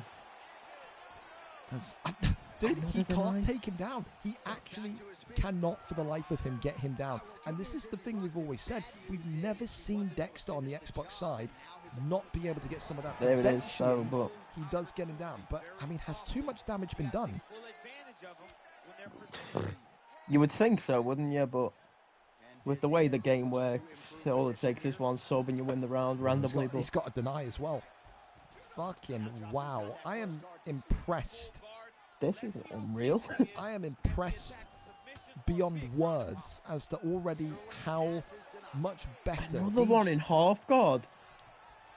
Well, now Dexter's getting his own back. But this is a better performance that we've seen most of the Xbox side have against this kid.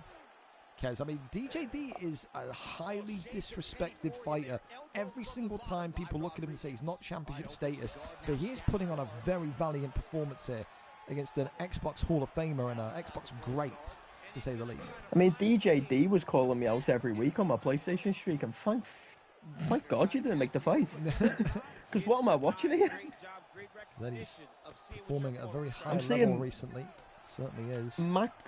Max GA denies on 300 ping. And he's flipped him. Okay.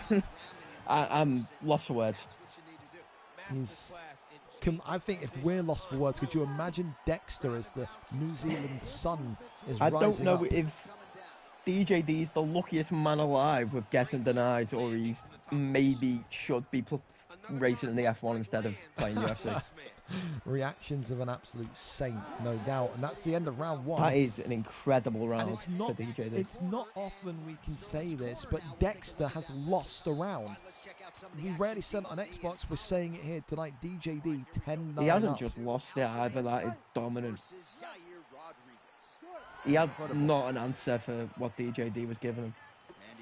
And again, goes back to that kind of question mark, doesn't it? You know, how much has Dexter actually been practicing, training, preparing for this fight? You know, you don't do a competitive fight maybe in 6, 7, 8 months. You come back and, you know, you've got to find your mojo again. Puts him into a guillotine choke here, though. But then gets out and into side control. So DJD continuing to weather the storm, and he's not afraid of the Not where you want to be against Aljo at all. But he's out. He's out, breaks through. Full guard, still not a nice position to be in. I would get up. Yep, perfect. I'll tell you what, you know, because there's still that kind of that faction in the UFC Discord of, you know, the Xbox guys against the PlayStation guys. Weber, of course, always waves the Xbox flag, as you know. Keza, he's often come out with such controversial statements saying that the PlayStation top division is like the lightweight division of Xbox. The Xbox guys tonight are going to have to hold corn if DJD wins this fight in this nature, because this has been nothing short of dominant. I think in the past Webbo might have had the point, but I think these days with guys like Ian, guys like DJD, I don't think there's too much difference between the two anymore. I think it's very... Because, I mean, back in the day, you would have guys like... Big shots here! Look at this, it could be over. Oh, nearly. Was his name Wavy back in the day? Wavy Pappy, yeah. The Canadian, yeah. Like, yeah, I think back then there was quite a significant difference, but nowadays I think, if not on top, PlayStation's at a very even level. And DJD here looking to try and get the kill shot here, can't get the strikes confirmed. And I think you're right, I think you're so right. That the PlayStation division in the last 12 months has grown brilliantly in terms of the quality. It just makes you itch for UFC 6 and crossplay even more, because some of those fights you can make would be so good. And for now, this fight is the main focus, and with 2 minutes to go, DJD is looking like he is imminently approaching the finish line here. As he's also having a spasm attack on his LB and RB, but yes, if it works for him. So right now, Dexter, Psychotic Genius with Aljamain Sterling, the black gentleman in the green trunks, who was the, again, clear and away favourite, whether it be Oni J, whether it be DJD. Good deny. He is not having a good time right now. I think he'd get up in this roll. Tries to shimmy out, tries to, but fails, and then right back onto the feet we go. Flying knee comes out there from Dexter. I mean, if that's not a sign of what's going on, a flying knee landing clean, doing barely any damage, it's almost poetic that that's happening after what we've watched the last 10 minutes. Yeah.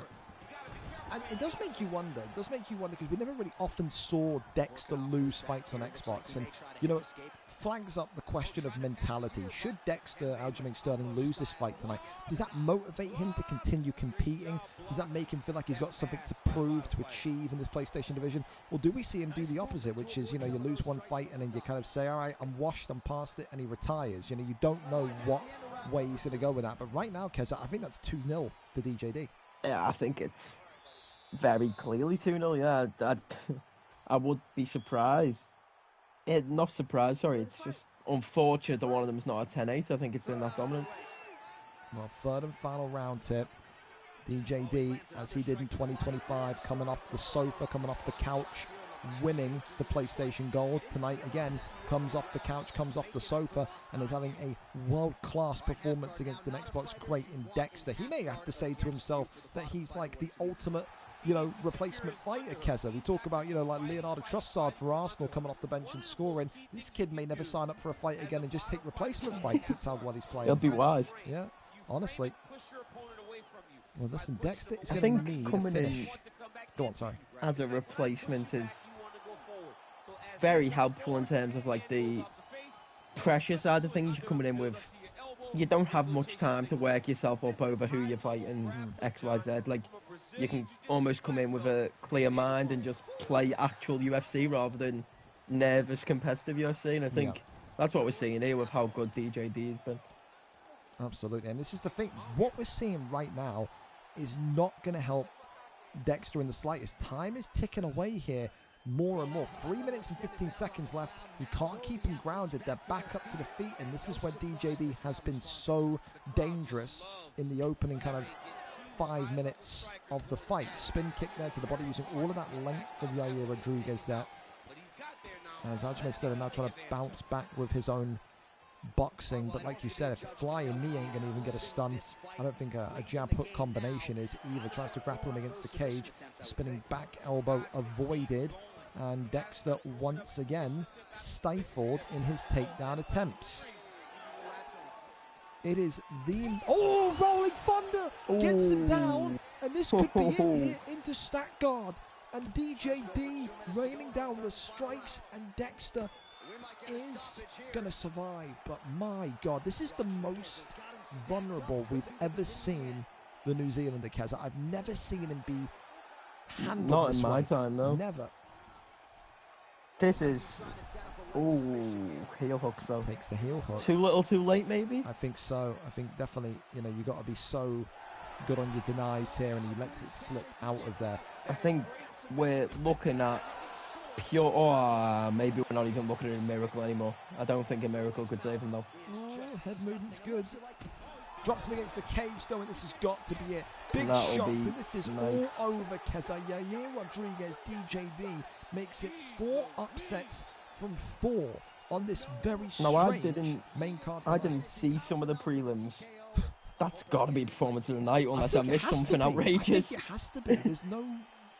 Yeah. Unless I missed something completely outrageous, it'll be hard to beat. That is crazy. Off the sidelines against one of the most dominant fighters ever on Xbox, and you've just pulled out one of the greatest performances of the last 4 years. You feel for some of these guys. That was on the ridiculous. Cards, man, because the prelims were so good, but the main cards have just gone up a level. That's huge. Unbelievable result.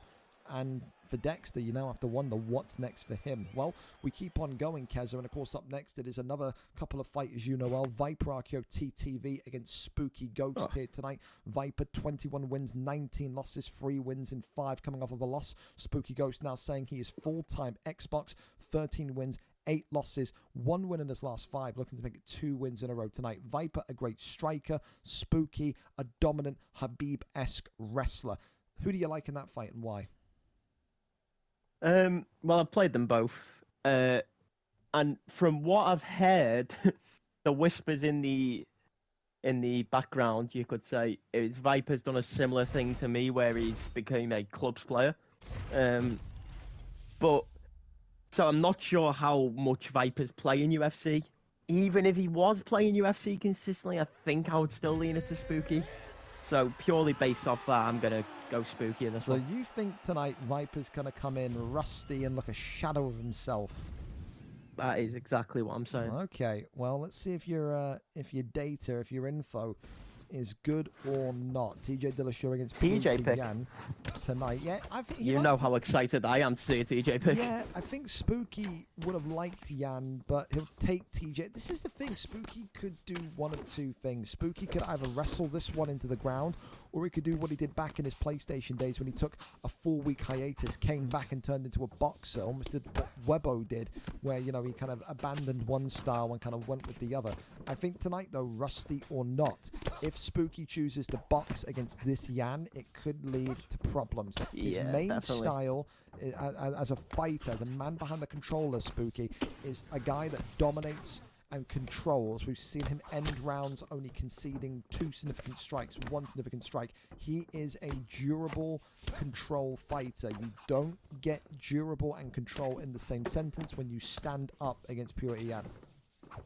And I think it's already looking in the way of he needs to start to think about getting it down, because the first minute or so has been one-way traffic. He doesn't really have an answer for what Viper's throwing. Oh, he's heard you there from cage there side. We go. Yep. And that is commentator's curse back at it. It's a great takedown, though. It is, yeah. Carries him around, shows him off to the crowd, and now has him here for 2 minutes and 47 seconds, looking to kind of work the shots where they can. Underrated position, Sprawl. You can do a lot of damage from it. It's a power get up from Viper as well, so he loses that bit of stamina. And when you're going straight back down like that, that bit of stamina lost is not nice. Well, demoralizing almost. Has the back here, and for Spooky, I think he's going to be very happy just to kind of grind this one out and get into round 2 with this fight staying on the ground. I think he saw immediately from the off what Viper is like on the feet. I don't think he wants to test it up there against him too often. Now, though, it's about can you keep him down, though. 1 minute and 40 remaining. Trips him, takes the inside leg, and gets him back into back sitting. So not really a submission guy is Spooky. Again, very much, like I said, Habib Nurmagomedov-esque. He wants control, he wants top mount, he wants to smash your face into the canvas. And right now, not only is he doing that, but like you made a great point of, he's chipping away at that stamina of Viper. And then that makes round 3 even more daunting, because on current trajectory, Keza, he's going to have Viper and Yann, this is, maybe less than a third of his stamina remaining if this goes the distance. Yeah, I would assume so. Well, he's took about a third in the first round alone, and it's only going to get more from here, so. Well, 23 seconds and counting. Spooky Ghost in the blue trunks tonight, fighting out of North America. He's happy to kind of let this one end the way it does. Round 1, and you would say that despite... It's a hard one to score. Huh? I think it's a hard one to score. I think there was a lot of damage early, but it would have been if Viper had a bit more time on the feet. More time. I feel like if you're bracketing up in minutes, you give the first 2 minutes to Viper, and then the last 3 minutes to Spooky. So I've got Spooky. Probably lean the round overall. Yeah. Yeah. I think it is a hard round to score, but I think I agree that Spooky probably takes it, and I think it's more so due to a fault of Viper that he's took it than a goodness of Spooky almost. I think Viper was definitely in the driver's seat and sort of let his foot off the gas when he could have just kept on applying the pressure that he is now for the rest of the round. The thing I'll say, and I want to get your opinion on as well, is that do all what you've just done in the first round, and then as Spooky, as TJ Dillashaw, you are walking into the pocket trying to go for body hooks and body knees. Surely that's a little bit of craziness from Spooky. You don't need to get that tight to Yann, do you? I mean, I'm not sure how he's forgot that he couldn't really compete in the pocket within 3 minutes. But CTE. That's CTE for you. Yeah, there we go. But yeah, I mean, I think it needs to be a similar plan to the last round. I'll tell you this much, Viper, if he needed a different and type of strategy, a start in this round, he's got it. But look at Spooky, not giving up here in terms of the stand-up fight. Wants to go right back towards Yann, and also we definitely need to get back to the takedown here, though. Busts Yann open, but when is the takedown going to come? It may not come. Big right hand drops Yann here. Big knees to the body. Oh, good shot. As these two continuing once again to just sit inside the pocket and strike for dear life. And I think the issue with Spooky... Oh, I'll let this play out. I thought that was the issue with Spooky is boxing offensively. There's not many flaws. Offensively, he's just as good as Viper. It's just he isn't really stopping what's coming back ever. he's sort of letting it land and then going again, almost like a turn-based sort of fight. And you're just not going to win a turn-based fight against Jan. Not unless you've set yourself up to win it. Well, the one thing we will say, though, is that look at that stamina has been worked tremendously well. That from Spooky right now is looking really, really good in terms of what Viper is going to be able to do and what he won't be able to do going into round number 3. But you're talking more than, I'd probably say about 60% of the stamina of Jan gone.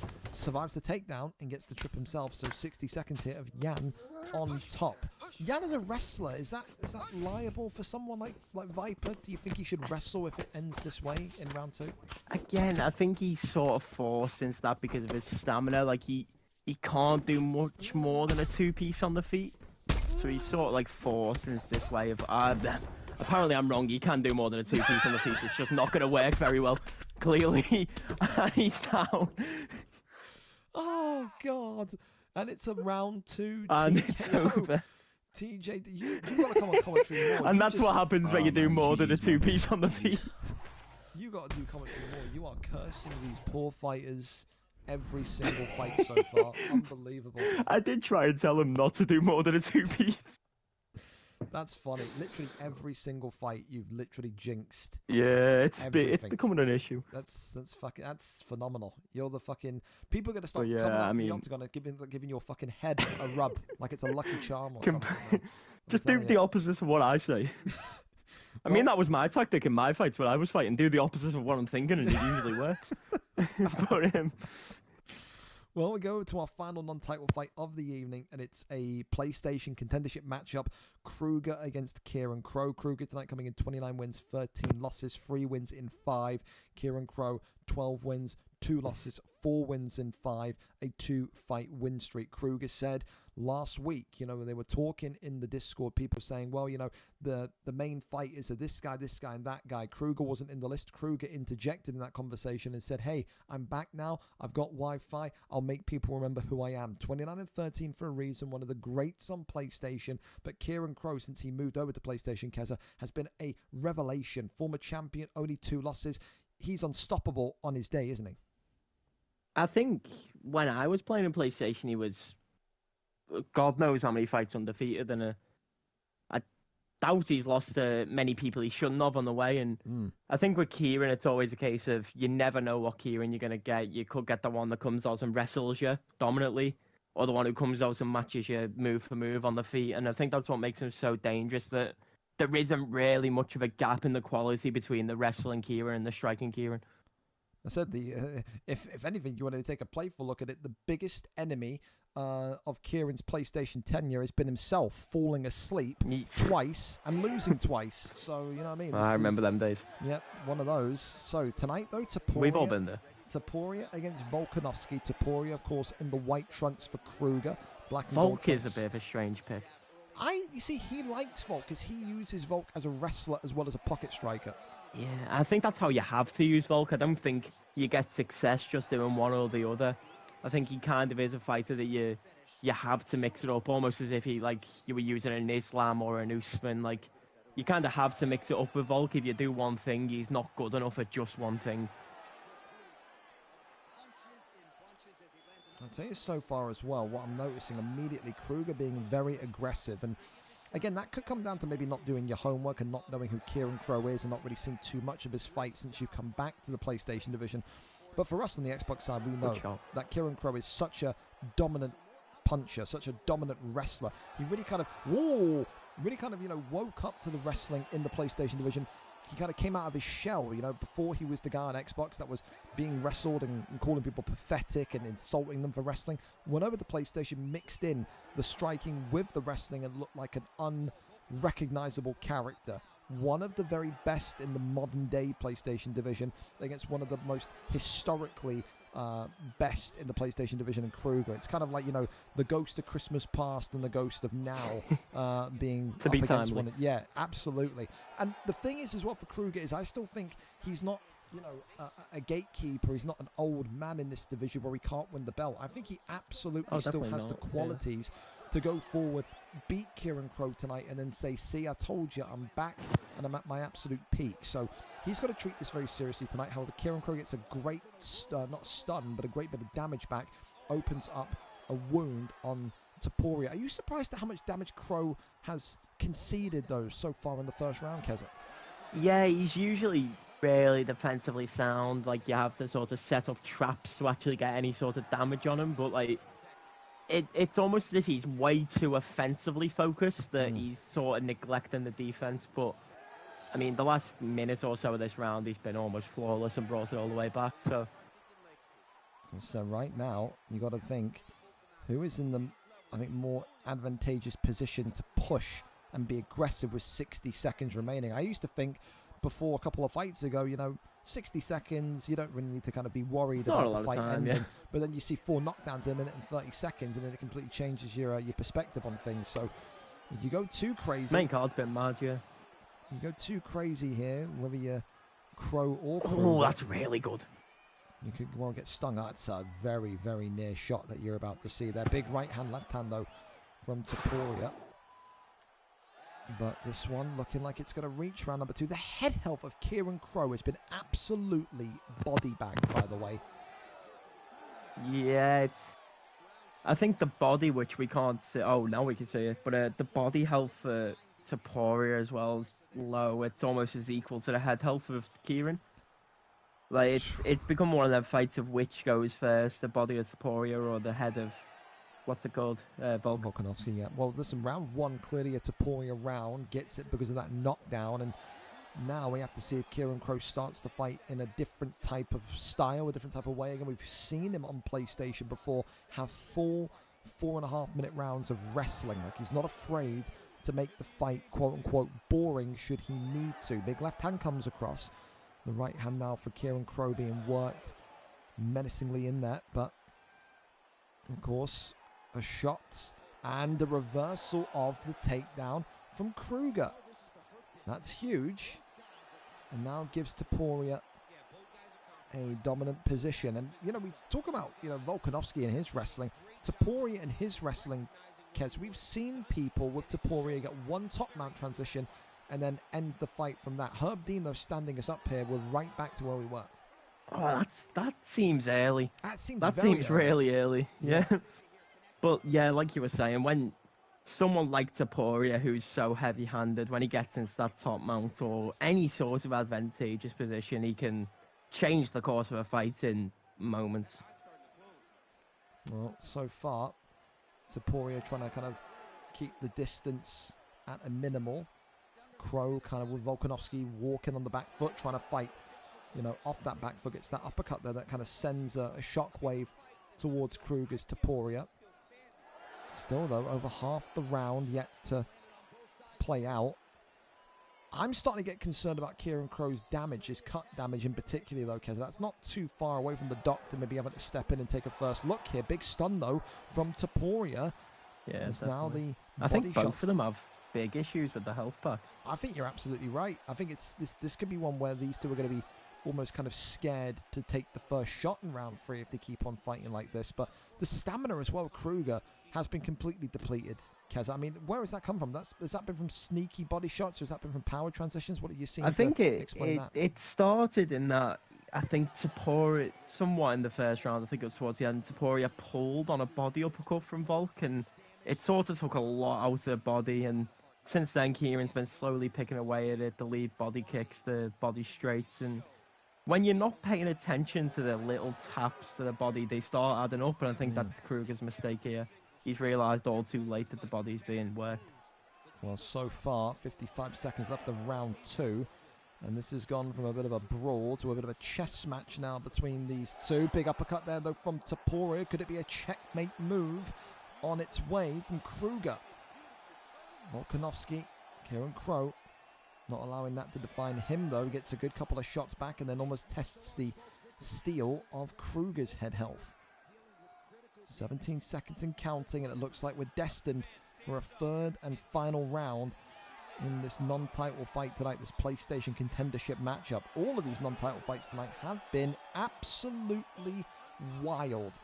You could The take card's been unreal, man. You could take your pick of the bunch for what you personally watching this give us fight of the night, but there's about 6 contenders if you're including the prelim fights as well tonight. Ridiculous.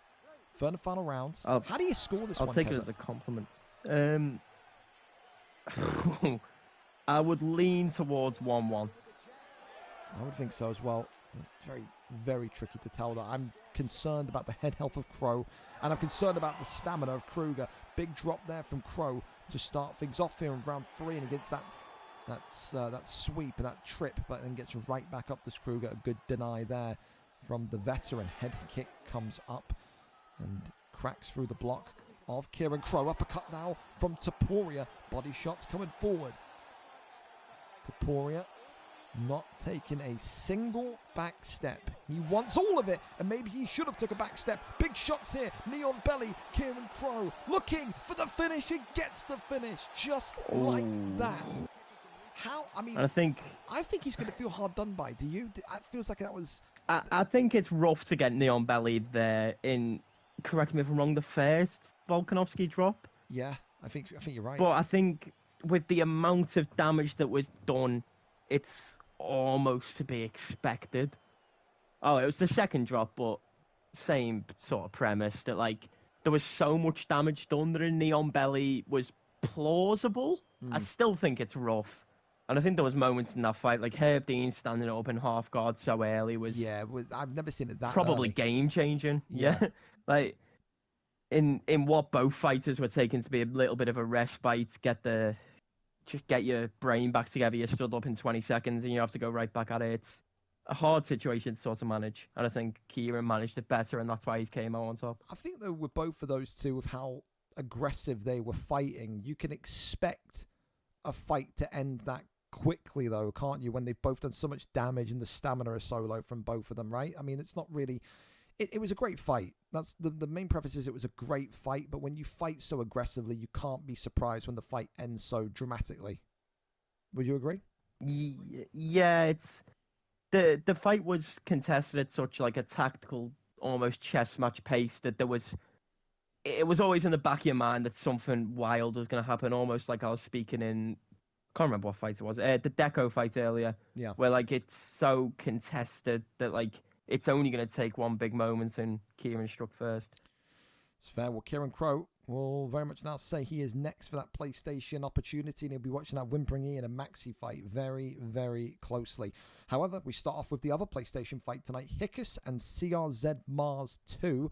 Tonight, of course, Hickus, the champion, comes in 14 wins, 5 losses on a 4-fight win streak, defending his belt for the first time here tonight, where, of course, CRZ Mars comes in 6 wins, 4 losses, 3-fight win streak, 4 wins in his last 5. These two, of course, have history, and it was actually Hickus that you could almost argue made Mars into this kind of killing machine that he now is, because the last time we saw Mars and Hickus compete against each other was here at VFL 210, a decision victory on the night. That spurred Mars on to go on this kind of streak. The last 3 fights in particular have been impressive. Gillum completely annihilated him, former champion of the previous division. Vito, another demolition job, and Top Gun 2 Skywalker, who was impressive on his debut, dispatched. Tonight, he comes in with confidence. He comes in believing he can win.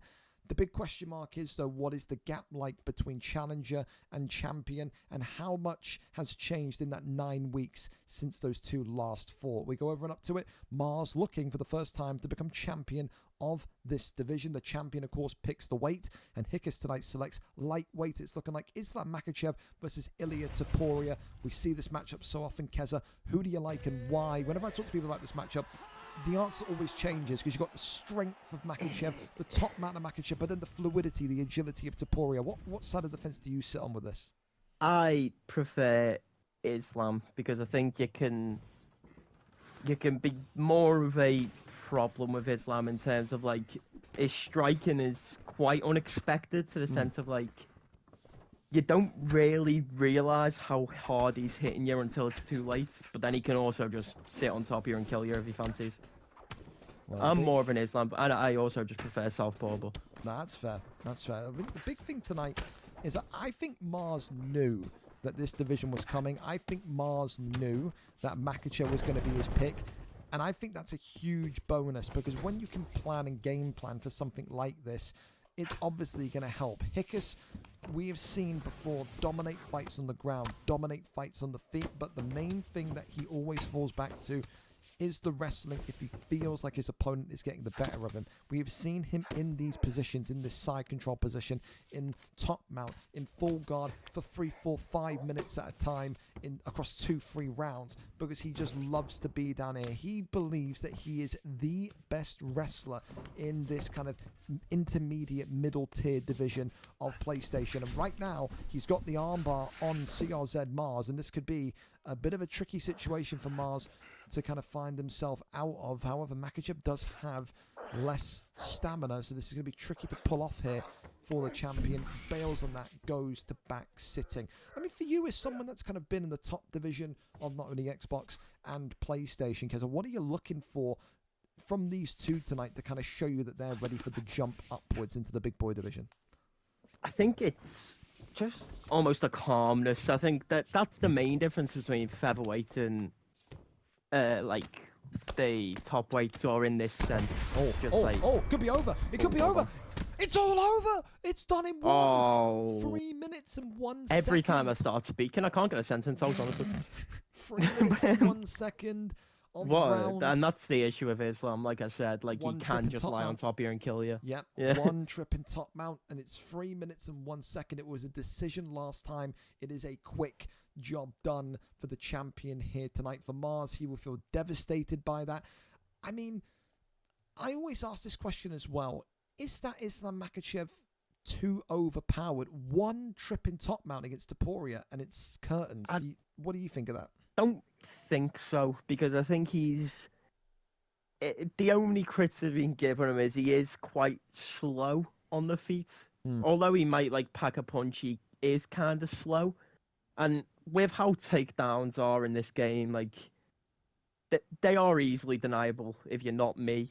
So like you can counter in Islam, but you have to be sharp.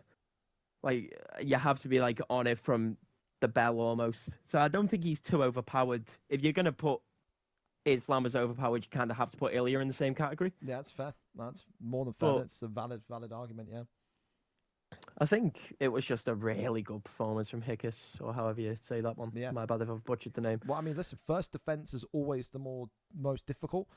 Now he gets to sit back and kind of watch what happens in this division and see exactly who's next for him. Some great challenges in there indeed. However, we go over then to the Xbox welterweight division. Rossi had a break for Christmas, a break for New Year, and he's back to defend the strap that he won some 3 weeks ago. Rossi, 16 wins, 13 losses. The wrestler tonight comes in against the old-timer of the welterweight division, Tormenta, 24 wins, 2 draws, 20 losses. A 3-fight win streak for Ross. No win streak for Tormenta, but 3 wins and 1 draw in his last 5 fights. Tormenta has been itching for this fight back. He said after the first time that these two met that he had a game plan. He knew how to win this fight if him and Ross fought again. The last time these two fought, you'd have to go all the way back to Ross's early days in this division. It was here, unstreamed, at VFL 187. Ross on that fateful night won by a round 2 TKO. However, VFL 187, the 15th of May of 2025. We're talking 7+ months ago. Tonight, it's an opportunity for Tormenta to not only avenge that loss, but to get the belt back that he has won so many times before. We are with Tormenta. Let's go and see what the picks are going to be. He's often frequented the Stephen Wonderboy Thompson. Tonight, though, it looks like it's Islam Makachev for Ross. Or Tormenta. I don't know who's taking it. I did corner Tormenta once actually for a welterweight title fight. I think he was on Leon at that point. What is he like? I can't remember who it was again. Does he listen? He listens. He really does listen. It was actually nice because a lot of the time when you corner someone, they sort of forget you're there and play their own game. Yeah. But he did listen, and I remember him winning, and it was a really good performance. I can't remember who it was against. He used Leon. Well, he's using Leon again here tonight, so there you go. Yeah, he's a really nice kid, actually. He said it was Shermer. He's hearing you in the background saying it was Shermer. Yeah, it must have been then. But it was a really good performance. I'll get your I think if he sticks that again today, he can probably win again. Get your opinion on this, though. What do you make of the matchup? Because we just talked about Makhachev Topuria. Makhachev and Leon Edwards feels even more unbalanced. You've got that length and sharpness of Leon, but if he gets grounded with Leon Edwards here, this is curtains. It could be curtains already, because we know Tormentor is not a ground game maestro. He's someone that prefers to be on the feet. This is dangerous, already gains top mount. And if Ross can get a deny here, which he has, this is really bad, really quickly. Big shots riding in here already. Ross C already going for an armbar because he's got the stun on Tormentor. This is probably the right thing to do this early in the fight. This is the worst start to a fight that Tormentor could have ever imagined, right? Yeah, he's got it. You can't... You can't predict this sort of start, and when it happens to you, which it's happened to me countless times, it comes down to how quickly can you regain yourself, how quickly can you get back into that mentality of, I can actually still win this fight.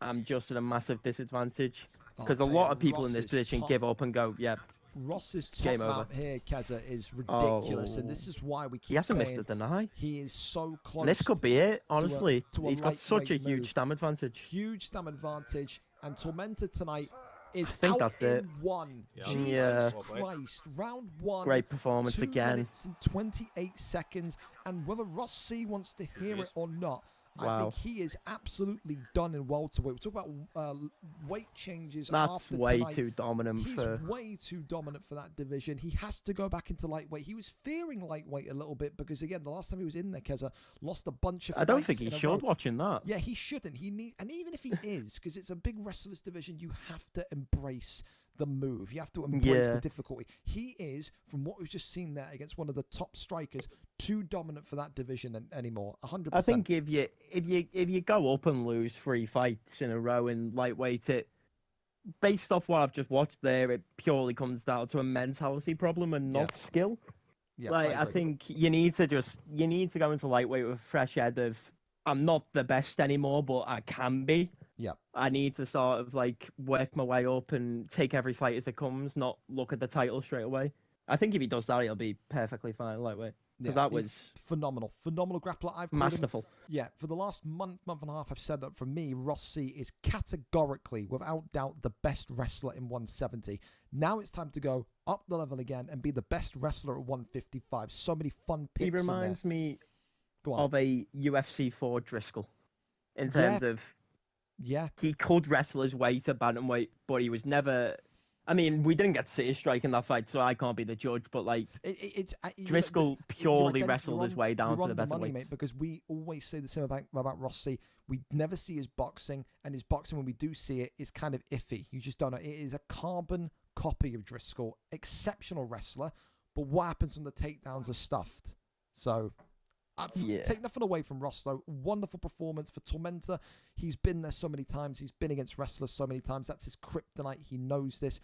I think he'll be happy to see the back of Ross now going to lightweight, and he'll go again and try and, again, get another opportunity in this division, which he has become part of the furniture of. Commiserations to him tonight, but what a dominant victory for Ross C once again. Up next, though, we go for a striker's delight in the middleweight division. Harold and Delito, 2 of the very best handymen in the middleweight division. 16-4 for Harold, a 3-fight win streak with gold. So tonight, his 3rd potential title defense. Delito, 7 wins, 3 losses, 4 wins in 5, and a 3-fight win streak. The first time that these two have ever competed against each other. Harold continues to make this Imavov pick incredible. But it's all about You're speaking my language. It's all about the boxing. We'll see what the boxing shows us here tonight as we wait for the arrival, of course, of Delito. Again, we are early, so we can't throw too much of a bitch fit. Of course, Harold, if you're there, let us know that Delito definitely is there. I don't know if you're talking to him or not talking to him, but yeah. I beat Ross C. I'm coming for the belts as Mayhem. Who knows? Maybe. Go on, Kez, what are you going to say? For completely I suppose it's related. Imavov, probably my favourite fighter in the world in real life at the moment. Maybe second behind Jan, so I think I'll have a massive bias in this one. I thought you were more of a... I definitely thought you were a Jan I love first Imavov, guy. man. No, Jan probably is first, but Imavov is really close. I love that guy. That's fair. Well, we'll see if Delito's here, because Delito is showing us away on Discord. And if Delito is They're in the lobby. Okay, fantastic. Oh. I saw him as away on Discord. I get panicked. I get spooked. All right. I've done this for 4 years. There's never a calm moment, Kevin. All right. Yeah, no. Don't trust me. I know. I've been the issue a few times. Yeah, you fucking have. You piece of shit. Right, well, classic Alex Pereira. Now, I don't like that, because although Harold is a boxer, he can wrestle should he choose to. This is interesting. I mean, Origins Pereira just comes in with so many pitfalls, though. He's not normal Pereira. It feels like it's you're going to box or nothing. You know what I mean? I think the issue with middleweight is there isn't really that well-rounded pick. I think Dricus Duplessis is the best you're going to get. What about... Okay, well, let me throw a name your way. You tell me if I'm talking shit or not, because, again, you're the UFC guy. Prime Robert Whittaker? Nah, I've barely used them, to be honest. But I think... I know of people who've used them. I think... a name that will probably ring a few alarm bells in your head. Suave Jamie used him a bit when he first came out. Okay. But I haven't seen anyone else pick him up in like a competitive scene. Yeah. Gotcha. Well, first of all, let's get the picks out of the way, fellas. If you are watching this wondering who's who, Harold, the champion tonight in black and gold, and he's just been rocked by the challenger, Delito, in the black and green.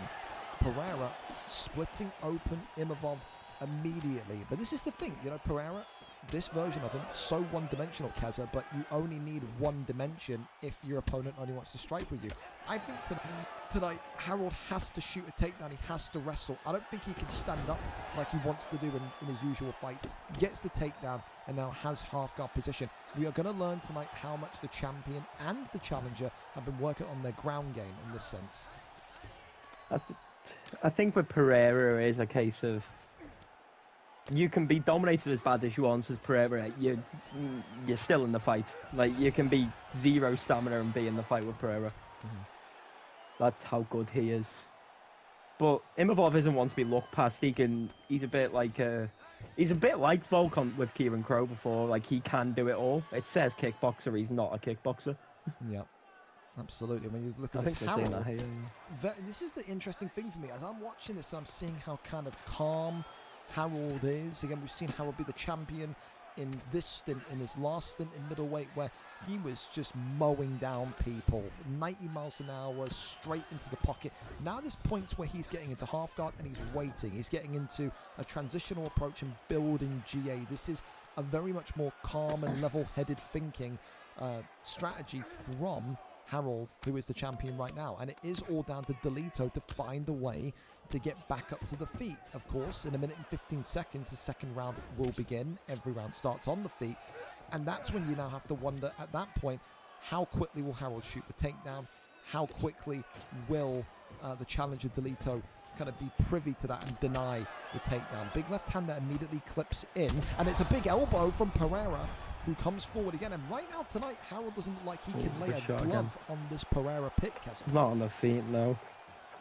I think he definitely needs to start taking it back down to the ground. If he's not going to do that, he needs to start using the side kicks and the jabs a bit more of him involved. Talking of kicks, I want to get your opinion, by the way, because we don't see it in light heavyweight or middleweight, and I want to get your opinion as to whether that's kind of boxing and turned into a wrestler. If you get rocked again, this could be over.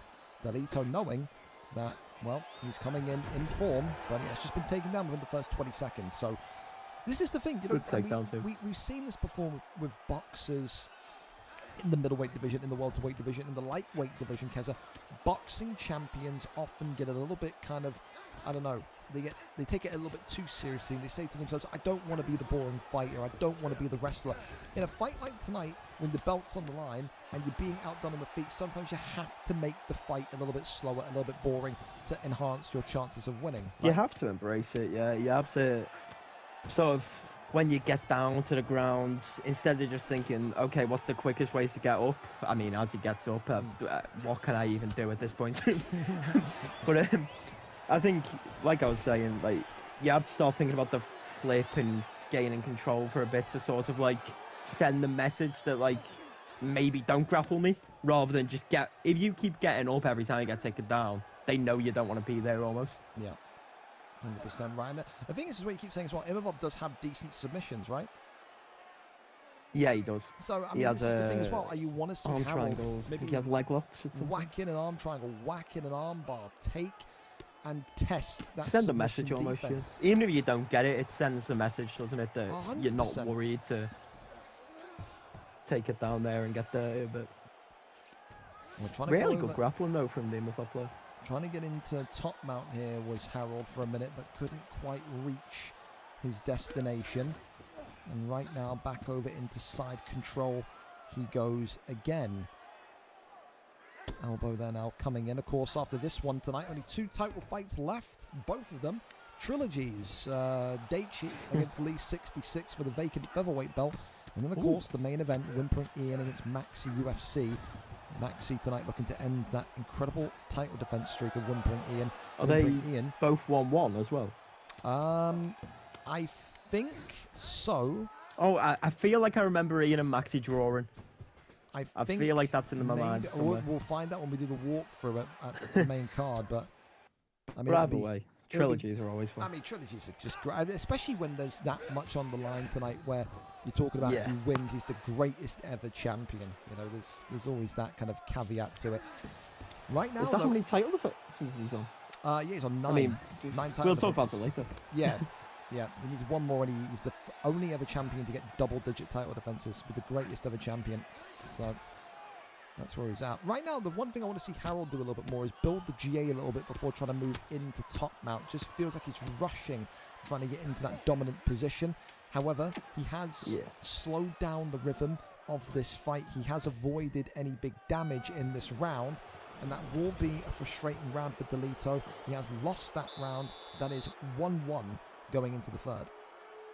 I think what Harold is doing so well, which you rarely do see in these divisions, is he's taken into account it's a 5-rounder. Yeah.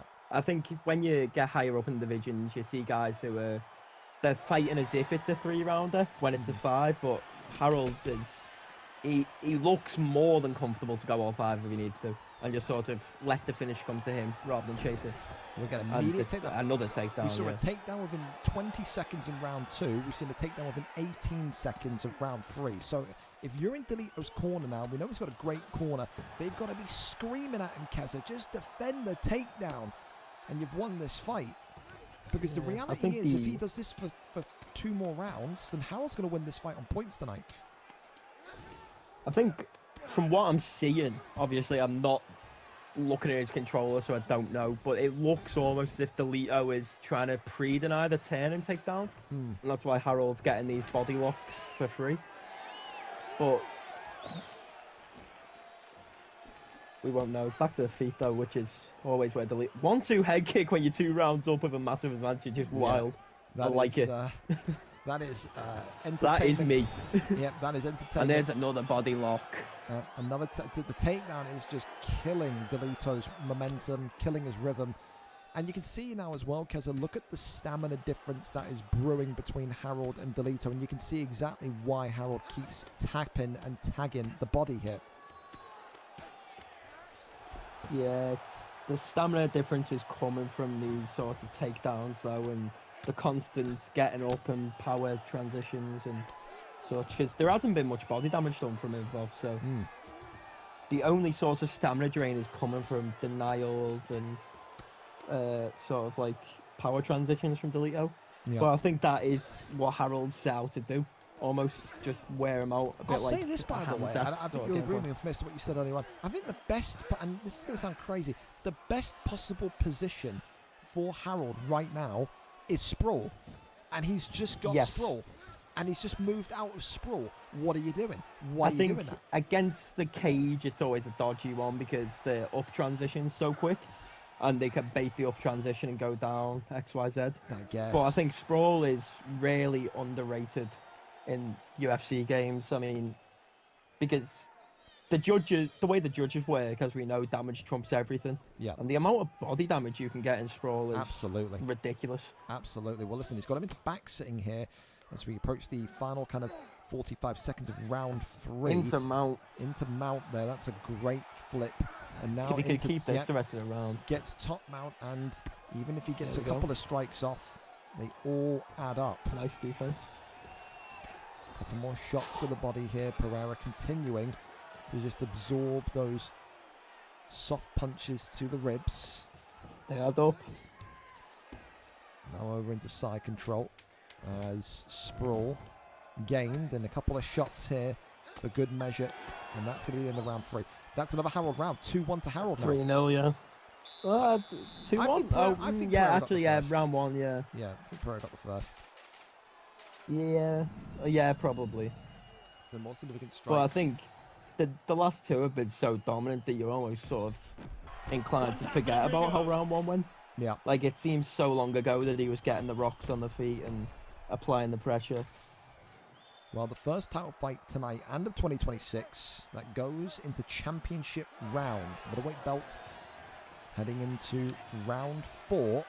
Pereira started off brilliantly. The question mark is again now, how quickly does Harold shoot the takedown? And is Delito going to be able to guard against it should it come? Big, and again, this is the thing, it just takes one shot to remind Harold exactly how dangerous Pereira is on the feet. He eats that one hook, Keza, and then immediately goes for the takedown. He does not want to test himself up there whatsoever. Not at all, and I don't blame him. Like, you don't want to deviate from what's working, do you? Like, it would be almost stupid to not be shooting after what's look at happened in the this last two. though. Look at this Ooh. though.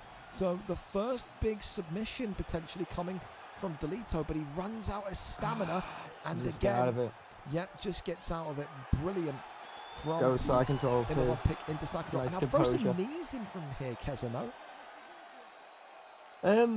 Yeah, I think you look to knee until you get that first deny, because when you knee, the upwards option becomes blanked out for the defender, so they can only go left and right.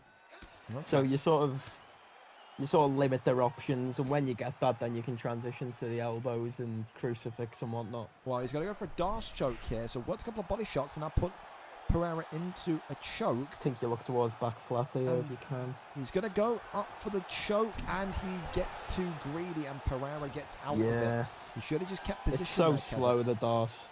The Darce is so slow that you almost need a denial before you go for the sub, so it's always And that dude, probably the a better takedowns idea. are kicking his He's- ass.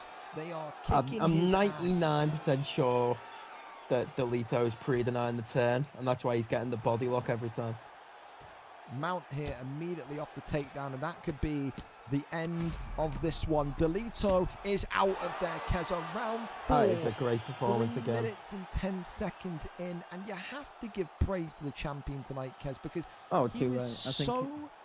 I think out of it in round The 1. adaptability to get That's beat a on the great feet word. and then Yeah, to realise, okay, this, especially in the higher weights, you don't often see it, but like to be getting beat on the feet and realise, okay, let's try something else.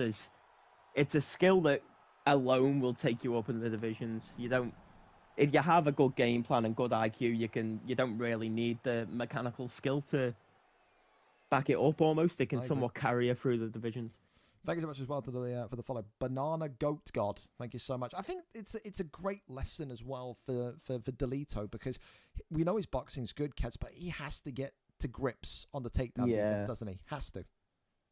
Even if you don't want to get to grips on the takedown defense, you need to start working on what you do when you're down on the mat, because it was almost as if he was happy to just deny and sit there rather than deny and transition or flip or get out. Like, he was happy to be on the bottom, and there's a time and place to be happy to be on the bottom, and I don't think it was 3 rounds.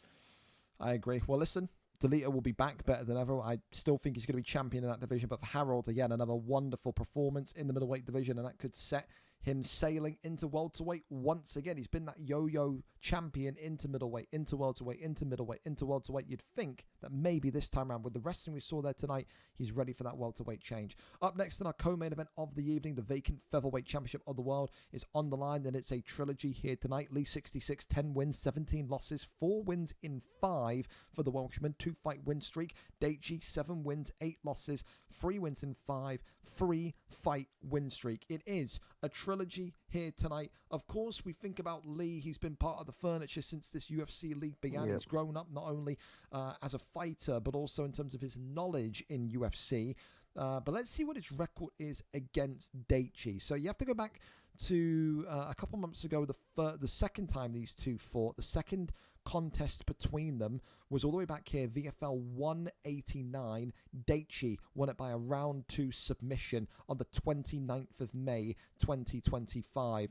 And then, of course, the first time these two ever fought, we have to go even further back. Daichi and Lee won there, VFL 176, Daichi again winning by round 3 TKO, the 27th of February 2025. So 2 wins in 2025 for Daichi. He'll be saying to himself and to Lee, it's business as per usual. Tonight I make it 3 in a row, and tonight I become featherweight champion of the world. For Lee 66, an opportunity not only to cap off a fantastic bit of form in this division, but also to recapture the featherweight gold, a championship belt he's not held for north of 6 to 7 months. Who wins it tonight? Does Lee 66 finally get a big win against Daichi, or does Daichi make it 3 wins against Lee 66 in a row and become the new featherweight champion of the world? We are there, we are set, and we're ready to go for our co-main event of this evening. Lee 66 is our cameraman.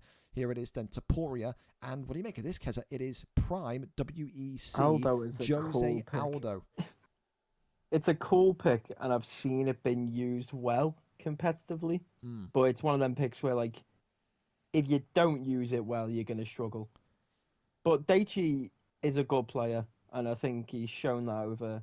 He's been in the league for a while now himself, hasn't he, Daichi? He has, yeah. He So has. I think he's shown he is definitely capable of using a character like Aldo, but tonight it comes down to if he can do it tonight. Again, if it sounds a little bit kind of ghostly in this fight, fellas, you don't hear any game audio. That is not you, not us. That is Lee 66 fighting in complete silence. He loves the sound of the thoughts in his own head, all 15 voices in there. Of course, Lee 66 tonight in the red trunks with Ilia Topuria. Daichi, of course, coming in with Jose Aldo in the black and white. You would think, as Keza said, if Jose Aldo is used and executed brilliantly, this could be not only a very niche victory, but a very kind of fulfilling victory. If he can't use Aldo to close down space, if he can't use Aldo's leg kicks, he can't use all of the greatness that Aldo has, then you would expect Ilia Topuria, with how meta he is in featherweight, to run right through him. The question mark tonight from Lee 66 is, what type of fighter are we going to see? We've seen spells of him, Keza Lee, where we see him wrestle non-stop. We've seen spells where we see him box non-stop. With Topuria, he's got the dual threat, but what would you like to see him do tonight? I think he's doing the right thing at the moment of pushing the Aldo up against the cage, because Aldo's main strength is his kicks, whether it be to the leg, body, head. And when you're against the cage, you just don't really have the space to pull off them kicks. So I think right now he's with the right idea, but with it being Lee 66, we can expect him to shoot at some point. Well, right now, Jose Aldo has opened up this fight, Kez, with, I mean, listen, I don't want to say it's hefty, but for a 5-round fight, that feels like hefty damage, the orange health pack already. But Lee 66 getting it right back there. So look at that. These two unloading on each other early days. This is not a fight that you would think is going to go 5 rounds. Lee with the big overhand drops him against the cage, and this one nearly over. That's a great timing. One could have been it there. Lee 66 jolted a little bit forward. He felt like the championship gold was coming back to Cardiff in imminent fashion. However, Jose Aldo still stays up, but look at him. He is just getting absolutely blown away by the kind of pressure that Topuria is putting on him right now. I think it's an underutilized tool to clinch and then throw after, because when you come out of a clinch, you're sort of under the mentality of, it's my turn now, it's my turn to throw. Jesus Christ, this could be it here. Lee in top mount. Topuria, has he got it done? Yes, he has. Keza, 4 minutes and 17 seconds. I'm never speaking again. Into round 1. You continue to be a curse, and Lee 66 tonight finally has a win. Emotionless, by the way. He hasn't moved in the bottom left. Lee 66 doesn't feel emotion. He just feels wins, cool coursing through his fucking veins. And you know like what? I a used to play. postman of deliverance. Go on, Keza, go on. I used to play clubs with Lee as well in a VFL, and he was the exact same. He would score a goal, and you wouldn't actually hear him say anything. Everyone else would score. It's almost like, Lee would score, and everyone else would be like, "Oh yes, get in, we've scored, we're winning." And then you're sort of in the back of your mind, you're like, "Hold on, Lee's just scored. Where even is he?" And that's just how he operates. He's as cold as anything. Especially since it's a guy that's beaten him twice. You know what I mean? This isn't a guy that. Yeah, it's like you would think you'd go into that fight with like almost fueled by hatred, wouldn't you? But apparently not. Nah, well, I mean, listen, I know I used to.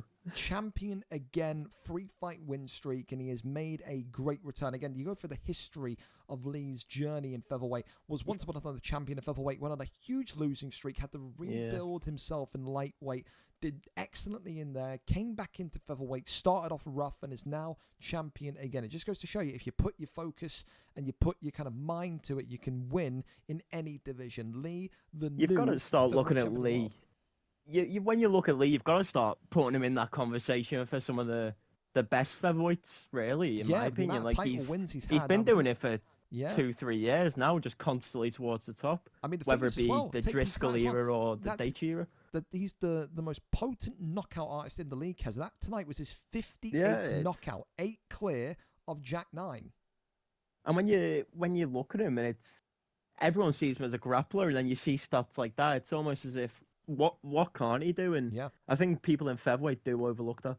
Absolutely. And absolutely. Out of interest, have you seen WhimperingIann's YouTube title? I haven't, but we're going to do the build-up for this and then head over to it. We're going to ping the Discord one more time, fellas. It is tonight's main event of the evening, and this is a legacy fight. Main event is now live. A big thank you, of course, to not only the people watching this, but our 2 fighters in the main event. Again, for the guys in North America, here in the UK, 11:44 p.m. for me and Keza. For you guys still recovering from your hangovers of yesterday night. That's time already? Yeah, only 6:44 in the evening over in the US. So the sun has gone down, and now this is where the big dogs come to fight. It's a big matchup tonight between 2 of PlayStation's greatest. It is, of course, a trilogy fight. WhimperingIann, who says tonight, Keza, he wants to be referred to as the Parasite. He says he has not had the respect from his peers on PlayStation. People have said to him that he is a parasite to the community, to the console, to the division, and tonight he says he will be parasitical, not only in the sense that he is a winner, but he will be a parasite that you cannot forget, as he will go down in the history books as the greatest champion in VFL history. A trilogy, of course. The tail of the tape looks like this. The champion WhimperingIann comes in tonight, 21 wins, 1 draw, 3 losses, whereas Maxi comes in tonight, 11 wins, 1 draw, 2 losses, 3-fight win streak, 3 wins and a draw in his last 5 fights. The big thing tonight is about legacy. You can see here the title defense record. WhimperingIann stands to be the man tonight that makes it 9 title defenses, tied with Samuel so far on 8. He will become outright the greatest champion of this league's 4-year history should he win today. However, Maxi is saying to everyone, this will be a routine victory. This will not be close. I will show people why WhimperingIann is a fraud. WhimperingIann, of course, won the VFL 2025 Fighter of the Year award because of his incredible entertaining fights. In the last 5 or 6 fights, Ian has almost taken the first round off. He gets beaten to within a pulp to where you think he's lost his belt, and then rounds 2, 3, 4, he comes out like a tornado, like a hurricane, ready to kind of secure the victory. Let's go back through the history books, though, and talk to you about how this trilogy has come about, and we'll start in reverse order, because again, Maxi has done a shitload of fights here, one of the most active Canadians we've ever had in the league. Maxi, of course, is currently the Xbox Flyweight champion, so looking tonight, if Maxi wins, to be a double champ. Joins a very few elite list who has achieved that. So we go back to the last time these two fought, Maxi and WhimperingIann. It was all the way back here, VFL 203, the 4th of September. WhimperingIann won that contest by a round 5 TKO. And before that, VFL 201, Maxi and WhimperingIann drew. So here tonight is a task for Maxi. Get the first ever win over Whimpering Ian, become double champion, and then you've got the potential of a fourth fight between these two. Maxi wins tonight, 1 win, 1 draw, 1 loss for each of them. That's something. Let's see who gets it done, though. Can Whimpering Ian, the parasite, retire? He says regardless, win or lose tonight, he will retire for a brief period, whether that be 1, 2, 3 months, only he knows, but he wants to retire on top and as one of the greatest of all time. We're over and up to it. Whimpering Ian is our cameraman tonight. Let's see what division he takes us into. The horrifying striking methodology is here ready for us. WhimperingIann tonight against Peyton Talbot. Keza, what do you make of that pick? Wow. You don't ever see that as a counter to Jan. That is very strange. It's Maxi. Does it surprise me? Yeah, that's fair. Two classy operators, you could say. Well, let's Both see. Really good. I just Peyton fear, though, Talbot's, Kez, I respect Ian as a champion. You don't get 8 title defenses by being terrible, but if he does what he's done in those last 4 or 5 fights, and he gets beaten to within an inch of his life in round 1, I don't know if he can take 5 Maxi isn't rounds. the kind of person to let him off. Yeah, Maxi, 100,000%. I've had fights in VFL with Maxi. You can't afford to make a mistake. He's really a guy who will, once he gets that first sort of like opening or break, he'll run away with it. He'll go to the hills. Of course, tonight, for people that are just tuning in, watching this, Peyton Talbot in the white trunks, our contender, our challenger, MaxyUFC. Champion, of course, in the red and black trunks, Whimpering Ian with WhimperingIann. Now, when you think about Maxi, since you have competed against him so often, Keza, what is his stronger, option here? Is it to box or is it to wrestle? I think, in general, probably wrestling, but against someone like Ian, I think he does have a pretty big advantage in the striking department. I think Ian is, as great as he is on the ground and as great as he is at making things grimy like he is now with the clinches, I really think he does lack on the feet. So I think that is where Maxi will be looking to keep it. I'll tell you, so far, I think you're right, because the one thing maybe that he's picked this Peyton Talbot option for, and again, you'd think maybe Sugar Sean O'Malley, is the range, exactly. So much range, so you can go gadget, extendo arm, stupidly quick too, from what we're seeing. Yeah, very rapid, very agile. Maybe this is, we saw people bring new metas to the league before. We saw people kind of bring the Cody Garbrandt meta to VFL. Maybe flyweight TJ Dillashaw, exactly. Maybe this is the start of the Peyton Talbot meta. Big shot drops him, and the parasite's down. Whimpering Ian has got the answer, but maybe Whimpering Ian doesn't know what the question is yet, because right now he is in some devastating position here. Peyton Talbot, Maxi with a huge knockdown to start the round, and it's business as usual. Oh, wow. It's first round check hook to the side. First round nightmare. Big knee to the body. Hang on a minute. He's still alive here. Oh my God, the fight's exploded. Unbelievable. I mean, I have to apologise to Peyton Talbot. I was not familiar with his game. This is something. Tell you though, man. The body shot. How is that body shot not even rocked him? Uppercut though clips him. Whimpering Ian now looking for a finish here himself. This fight has turned in from a chess match of tactical methods into almost a slugfest between these two. Body shots, headshots, everything. Slowing it down a bit. Ian flying forward. I have to flag it up, and of course I risk it with 14 seconds and how these two are throwing. Keza going into round and how the cards went. Going into round 2, you have to, again, as we just said, you have to feel a little bit concerned about that head health and also that damage on Jan. It is the same old Ian every single round 1 he struggles in. Ian needs to get way more grimy than he is. He really excels in making the game of UFC look horrid. In the nicest way possible, he excels at making the game look terrible. And that's what he needs to do. Like, he needs to go out there, make it horrible, get right in the face, throw the clinch out. Because that is where he's best, and whether or not people like it, I don't. But as a commentator, I have to be a bit unbiased. he has to go and do it. I can see the Canadian shirt underneath your suit jacket here, Kaz. I can definitely see your support in here tonight. Big shots coming in again already. Ian, of course, had that one fight in particular. Go back through the history books when he fought Kieran Crow. Kieran Crow annihilated him on the feet in the first round.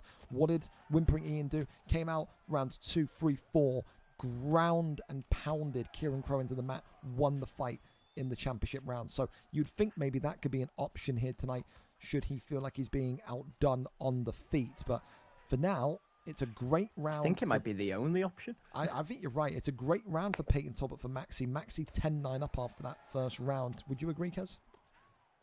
Oh, absolutely. I don't think it was... Oh, my God. Hang on a not, minute. there is... Oh, I need to stop speaking. The head health that Purity Yan is kind of continuously being leaked. That good elbow there. That's the grime I want to see yes. from Ian. Now I'm feeling a bit of Nightfall here. Exactly. This is a bit of Webbo, a bit of Nightfall, a bit of George. Like, we're throwing it back. He's fucking in the audience, clapping his hands. He's rolling in his grave somewhere. Oh, head kick there, comes forward. We've had all of the ultimate cheesy brigade here in the league. We've seen every style you can possibly imagine. We have. And, oh, big uppercut there comes forward from Whimpering The most Ian. dominant offspring. Oh! Oh, big clip again, right back from Peyton Talbot. Can he find a follow-up strike, though? The answer is no, not quite, not just yet. Another uppercut there, pokes underneath. It's hard to say because the defense from Ian was so good, but it feels like it's one of them fights where, oh, never mind again. Oh, big shot. Jesus. Right hand, oh. body shots now, ripping forward. Down he goes. And Purity Yan is down, and Peyton Talbot, MaxyUFC, could be on the brink of ending this win streak of Whimpering Ian. This one's going to hurt if he does. 8 title defenses, 1 away from being the undisputed GOAT. Right now, he shares that title as a champion with Samuel, who's your teammate at Real Madrid, who we've not seen in the UFC octagon for great years. Friend, yeah. So he's just a... Yeah, I doubt he's interested these days. He's barely interested in FIFA. Arsenal and alcohol for him. Big right hand from Yan. This is the thing, you don't want to switch off though, your Maxi. You can't be complacent. Not against Yan, and especially not against Ian. Yeah, absolutely correct. 25 seconds left here of round 2, but you are starting to scratch your head and think, in Whimpering Ian's case, of what is he going to actually be able to do? Not what can he do, but what is he able to do? I'm surprised that isn't a rock. Going into round 3, big shot again. The body shots continuing to be dynamite for Peyton Talbot. I think it's probably 2-0 Maxi, but... Yeah, 2-0 Maxi. The Canadian is up on the scorecards for me. It's completely one-way traffic. Looking at the stamina and the health, I don't think it's going the distance. Nah, if this goes to round 5, I'll eat this fucking box of paper clips, mate. There's no way this is going to round 5. Right. There's not a chance. £10 PayPal each. You fucking take it all away. I tell you, right now the Canadian though has got to be feeling good, and Lord knows what Whimpering Ian's corner, if he's got one tonight, is saying to him, because this is not going the way that he anticipated his opening fight of 2026 to go. Oh, big shot there to the side of the head there. Peyton Talbot continuing forward. We're in the range now for Yan, where a jab hook is going to do that more times than it isn't. The thing as well that Ian keeps getting caught by, Kez, is he's falling for the fake left into the right hook. Yeah, it's to the bottom, yeah.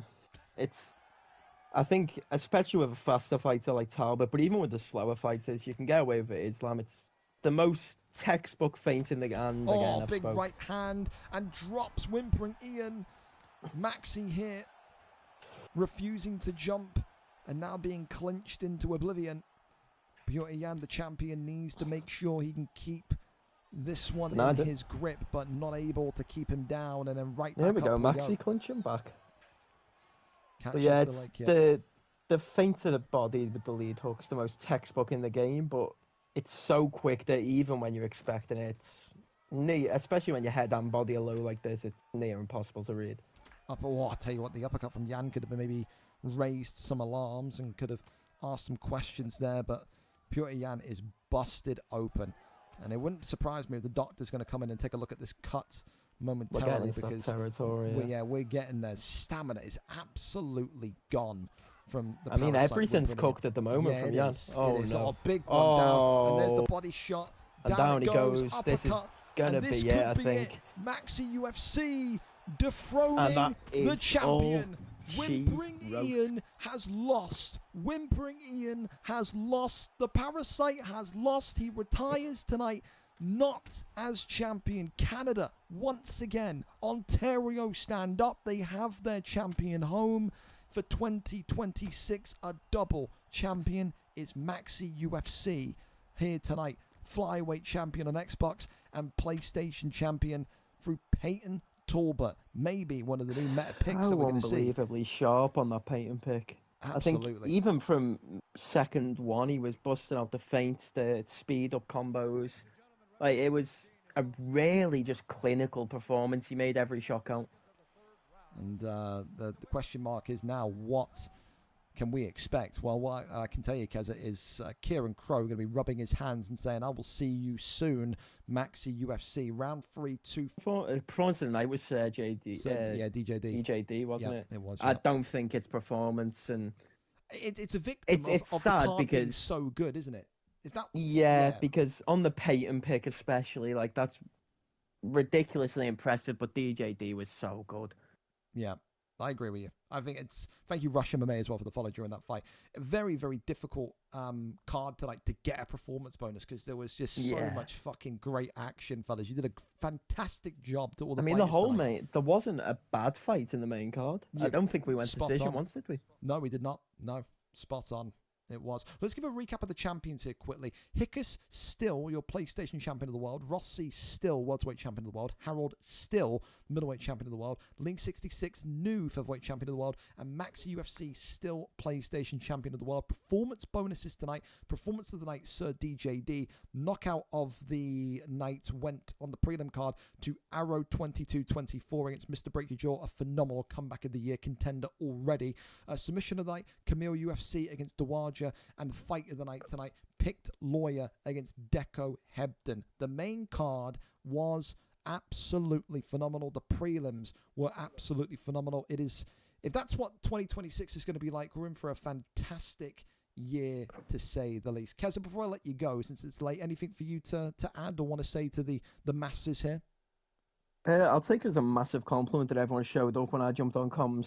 But there you go. No, it was unreal from start to finish in the main card. There wasn't, like I said, there wasn't a bad fight. There wasn't a bad performance. I don't think there was a fight where, maybe apart from Tormentor versus Ross, that was one-sided. I think they all could have went either way. Yeah. So, pretty much what you want to see when you make fights, isn't it? It shows you've done a good job with the booking. Fuck yeah, I'm the greatest. Well, listen, Keza, a pleasure to have you. Hopefully we get to see you more often. People loved you on the commentary tonight. They did. I'll make the bi-weekly appearance, I suppose. I've had the DMs saying, get this guy on more often. So there you go. You just refer to him as this guy now. That's how fucking much of a... Oh, God, that fell off. You are, mate. Yeah, this guy, eh?